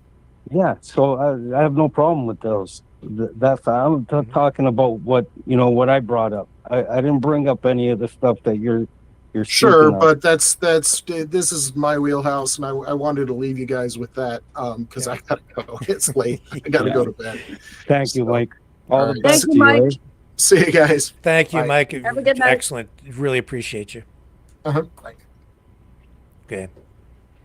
So yeah, all I'm saying to Antonio is just there's no freedom in lies, and we need truth to get to the freedom. And I'm with that. I'm with you 100%. And so really, it's not about dismissing things entirely. A lot of the time, it's about just giving it time to play out and make sure that you let proper legal process or just due process unfold, and make sure that people are just given a fair shake. Because like the song says at the beginning of our broadcasts these days, freedom for one depends on freedom for all, which is to say, we have to be respectful of the rights of everyone, especially those we disagree with, and especially those who are accused of even the worst of crimes. Because if you don't make sure that their rights are protected and they get their due process, then you're right. You don't have any rights at all. If you let a politician like Donald Trump be an authoritarian to anyone, if he exerts coercion or doesn't respect a nation and just says, you don't exist, Canada, I'm just going to take you over. Or if you let Vladimir Putin say to Ukraine, you don't exist, we're just going to absorb you, then the people in Russia don't have any freedom. because that freedom then becomes an illusion. Do you understand what I'm saying? 100%. If they can take their rights that- away, then your rights don't mean anything either. If But someone, you know what I'm seeing? I'm seeing that there's no accountability, Rick. Even though these people do get convicted, it's like they have immunity. So when you let evil run wild, it's gonna go wild. Like, I mean, if there's no, it's like I said earlier, justice delayed is justice denied. And these guys, you find out years later that they've done these things, and that's not justice, because you allow evil in that way, and that's the problem. There needs to be accountability. If these guys knew that tomorrow, hey, listen, you're going to get persecuted or you're going to get prosecuted, they're going to think twice about doing wrong. And that's the problem. They have immunity and it's allowed, and that's a big problem. That's my view, and I'm seeing it. Well, I can So- see right now that all these people who voted for Trump are now having second thoughts, because a lot of these people are losing their job. yeah, He's and showing his colors, and he did today in the White House. yeah, and when you see Donald Trump doing things like, or his administration banning books like Freckle-Faced Strawberry, a book about a Yeah. little girl who's just, embarrassed by her freckles, or if you see the Tulsi Gabbard, who is supposed to be all about freedom, then in there just purging a security agency because of email messages or chat messages that they went in and found in chat with employees, and then they didn't like what they were saying, so they fire them. That's like, your boss walking into the office and then going through everybody's desks to see if there's anything in there that they can use against you to fire you. No, And again, that it becomes And kind of a gray area. The other thing I didn't like was I didn't like her speech when she came on. Mm-hmm. Like, it's the way she worded her speech about the illegal aliens. Yeah. If you come in, we're going to get you. That rhetoric of "we're going to get you." Yeah. And when they talk about, this is the other thing. Actually, that's why I wrote the song. The freedom for one depends on freedom for all. It's because of what they're doing with the deportations. It's okay, to defend your border. It's okay to enforce your immigration laws, but your immigration laws need to be just. And even people who come to your country, even if they enter illegally, they still have some rights, unless they get shipped off to Guantanamo Bay. And the reason they shipped them down there is because it's in Cuba, it's off U.S. soil, and they have very, very limited rights. In fact, I would argue really almost no rights. They put them there so that they don't have rights, because they'll say, oh yeah, you have a right to a lawyer, but these people have no money to hire a lawyer, nor are they entitled down there to any kind of legal assistance. So the only way they get any representation after being accused of heinous crimes like murder, sexual assault, and other things is if a charity hires lawyers and some good-willed people say, we need to do something to defend these people at Gitmo, and they provide representation for them. But this is in my view, it's a problem, because again, if you are going to violate just basic human rights and just disregard, then it's a two-tier system, Antonio. That's where the real problem comes in my view, because now the rights of everyone are at threat. And indeed, I think we're witnessing that. So not only is the Trump administration, and this is why he's lost me, it's because they don't care about the rights of immigrants, while the MAGA people are cheering, yay, right? Just deport them. Who cares about their rights? They're all accused of this. They're convicted on the spot, judge, jury, executioner, and off you go to Gitmo. Well, they don't even respect the rights of American citizens. If indeed it is a right, they're spying on people. Yes. I agree, Rick. There's a lot of double talk going on out there. Yeah. Oh, there's a That's lot of a big double one. talk. And as much as I'm I glad want I'm on Trudeau this side defeated, of the border. as much as I want Trudeau defeated in the next election, I want it done fairly. So it's extra important that we make sure that we don't just absorb lies about him. If he's done something wrong, I want him held accountable. But I don't want him held accountable for something he didn't do at all on a false accusation. Or anyone. No. And no, but you know what, Rick? It's unlikely that he will be, because these guys, they get immunity somehow, and that's the problem. If they had known, had known that they'd get there's a penalty for what they do, they would think twice about doing it, and they have some kind of fear of doing it, but they don't. They just do whatever they want. But I'll say this though, Antonio. There have been cases in Canada where politicians, and I'll have to go and I've actually done this, and I don't have the information in my head. I could get it for you again though, because I've done the research. There have been politicians who have been held accountable legally, and a lot of politicians, in the end, by the time they leave office, they really take it on the chin and they do pay a heavy price. Most politicians leave office very unpopular, and in the case of even Justin Trudeau, I'll say this: he's already paid a pretty heavy price for accusations like the sexual assault that appears may not even really be factual at all. Yeah, I haven't even heard of that. Yeah, but Isabel, I mean, you know that's had a lot of play, right? Yeah. So a lot of play. Yeah.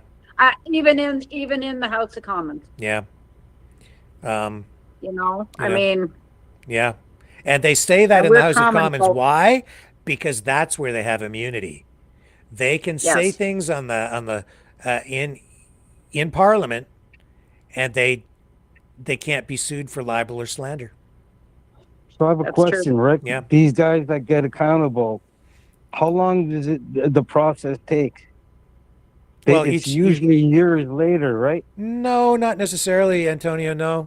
I'd be happy to dig up my notes on it for another night, but and it's worth looking at.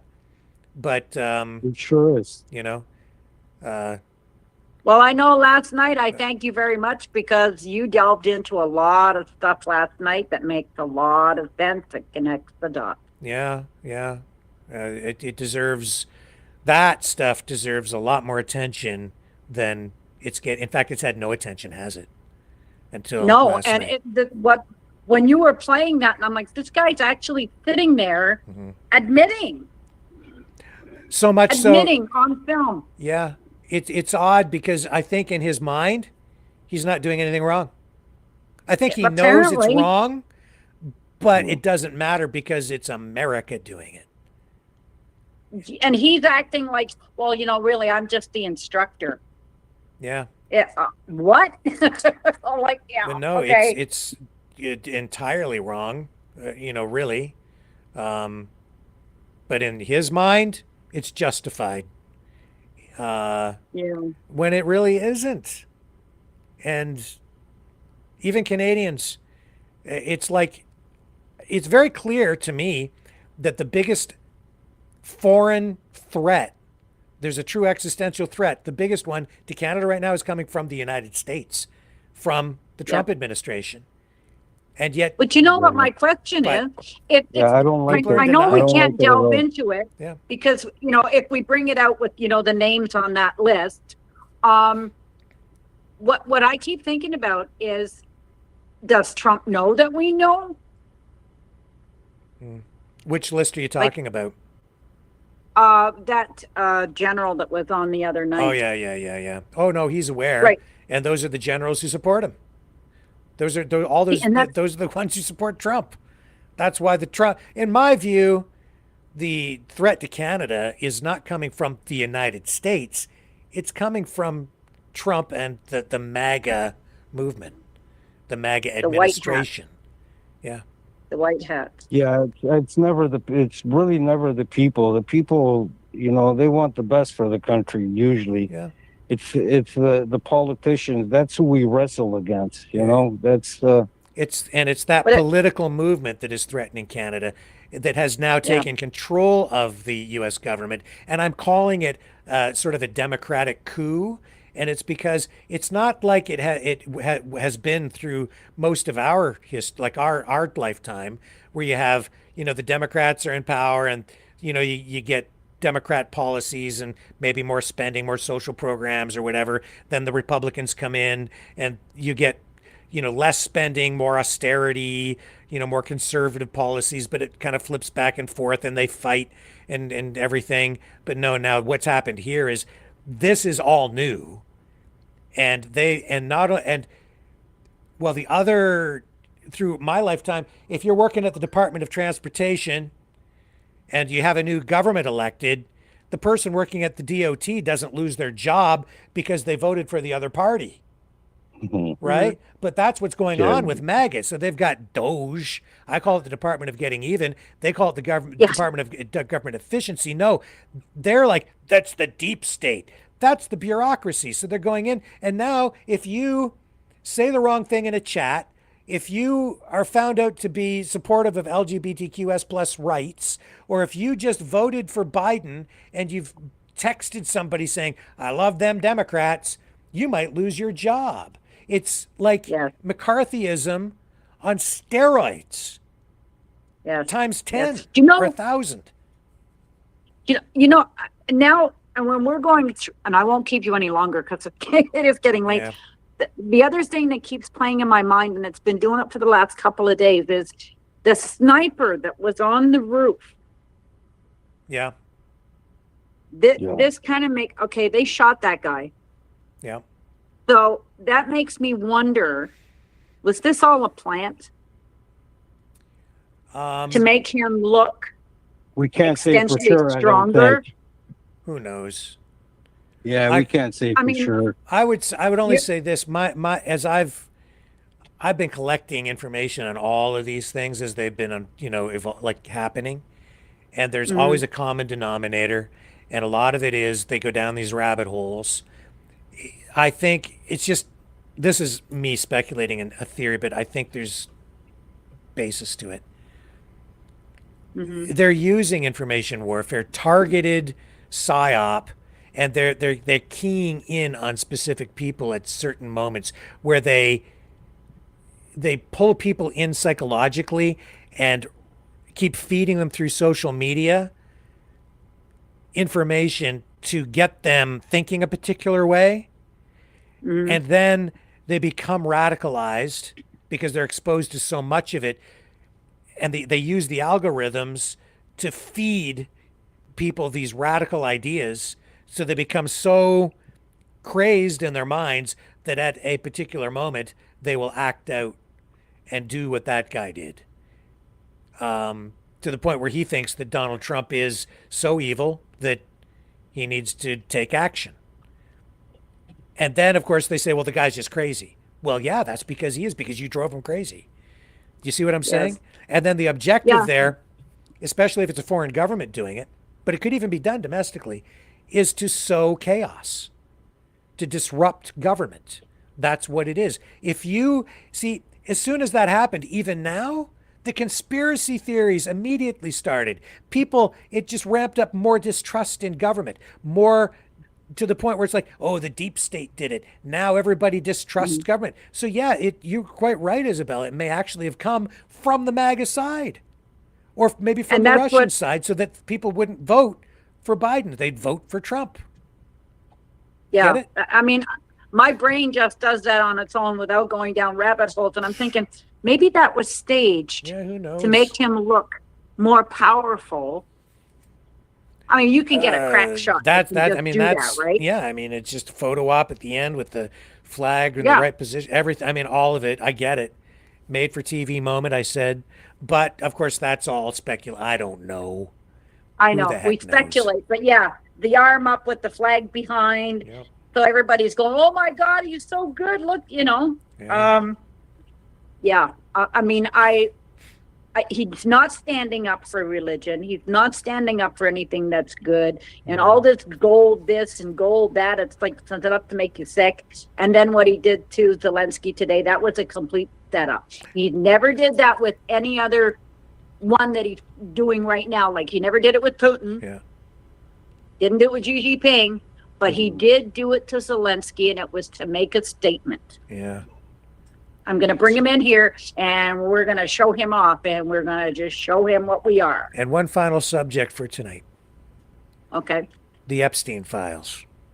This is where the Trump administration, as it sits today, I think is going to implode. And this is the Achilles heel for the Trump administration. You're going to see things like this happen repeatedly now that they're in power. What happened with the Epstein files over the last 2 days? They were supposed to be released, right? So they're released. Yeah. What happened? Nothing. It was a big nothing burger. There was nothing really new in there, right? Not really making many headlines. And yet the certain journalists or media people or people like Jack Posobiec, they go over, they get the files, and they're like, well, there's nothing in here. So what does that instantly go to? Oh, well, it's a conspiracy. They're hiding the files. But wait a minute. You've got Pam Bondi, Attorney General. You've got Kash Patel at the FBI. They're in charge. So why don't they just take the steps to make sure they're all released? That's what they were supposed to do. Well, that's what they did, and they put them out, and there's nothing in there. Well, that doesn't mesh with what everybody's been told or what they believe, which has never been based on facts. It's just been based on speculation and propaganda and blah, blah, blah. Now you've got nothing in the files. Now it's like, well, they must be hiding the files. Where are the rest of the files? Somebody's hiding them. But wait a minute. The people that you said were going to, deliver the deep state on a silver platter, they're in charge. So why don't they go get them? Well, there must be FBI agents. Okay, so then use subpoenas. Go search their houses. Their employees, you're searching their chats, for crying out loud. You know everything they're doing. You can't find these files? You know why? Because I'm going to tell you why. Because we got them. And they're just not telling people what they want to hear, so they're not going to accept it. So what's going to happen in the end? The MAGA people are going to turn on their own people. Because they're going to say, you're lying to us now. This is, and they're going to try to blame others, and it might work for a while, but at a certain point, people are going to clue in that some of these things we've been told, Antonio, are lies. Right? Yeah. They're going to implode on themselves. Of course. Because they've been lying. And now the liars are in charge, and people are saying, well, now show me the truth. And they can't deliver the truth because they were lying. Yep. Get it? Yep. They're going to be in trouble in the end. Well, same the JFK files and all these other files, right? That's where I have the issue, is that the accountability part. That's where I find the problem. In the end, the people will hold them accountable, Antonio, when they find out. In the end, with God, yes, they will pay. Yeah. Absolutely, 100%. They'll be accountable. Yeah. And there's a lot of lying politicians out there. And it is time to wrap up, so I'll get the final thoughts from you guys, and then we'll sign off tonight. Okay. My final thought, don't go down the rabbit hole. Research. But stay calm. Canada is strong. Yeah. We can do this. Antonio. Have a good night, Ray. Thank you, Isabel. Love you. Good night, Isabella. Good night, Antonio. Love you guys. Okay, my friend Antonio, give us some words of inspiration tonight, sir. Here we go. Proverbs 29:25. The fear of man brings a snare, but whoever puts his trust in the Lord shall be safe. Amen. Antonio, love you, my man. Love you, Isabel. Love you, Mavericks. No movie tonight because it's just too darn late. We'll get back to Maverick Midnight Matinee another night, and I'll be back tomorrow night, 7 p.m. Eastern. On the flip side, here's Cosmo and Free Dog. See you tomorrow. Good night.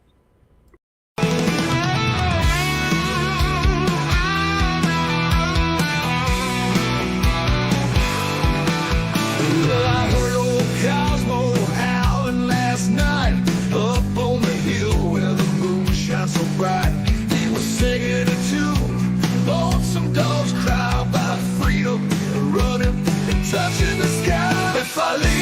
here tomorrow, would you still remember me? Cosmos free, running wild, wild as a wind can be. He's a free dog, he's a free dog, he's a free dog. Cosmos got them paws that just itch to roam. He's chasing his dreams, he's far from home.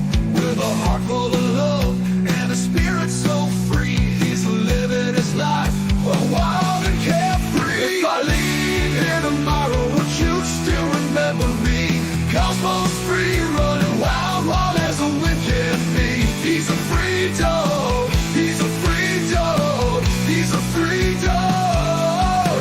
He's got the stars in his eyes, the wind in his fur, a tail that wags like it's never heard of a blur. Cosmos on a journey, he's got no chains. He's running through fields, breaking all the lanes.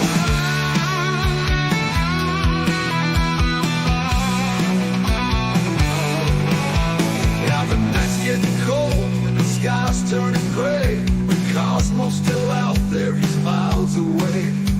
He's not looking back, he's got his path to tread. With every step, he's leaving his path. If I leave here tomorrow, would you still remember me? Cosmos free, running wild, wild as a wind can be. He's a free dog, he's a free dog, he's a free dog. So if you're feeling lost, just think of Cosmos Run. Remember his spirit, his freedom, his fun. And maybe one day, when you're feeling low, you'll find your own freedom and let your spirit go. If I leave here tomorrow, would you still remember me? Cosmos free, running wild, wild as a wind can be. He's a free dog, he's a free dog, he's a free dog.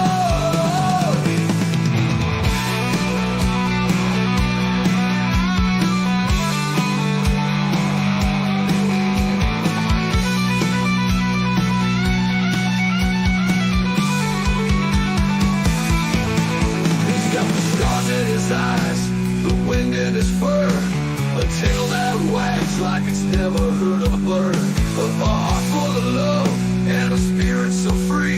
He's living his life wild and carefree. He's got the stars in his eyes, the wind in his fur, a tail that wags like it's never heard a bird. Cosmos on a journey, he's got no chains. He's running through fields, breaking all the lanes.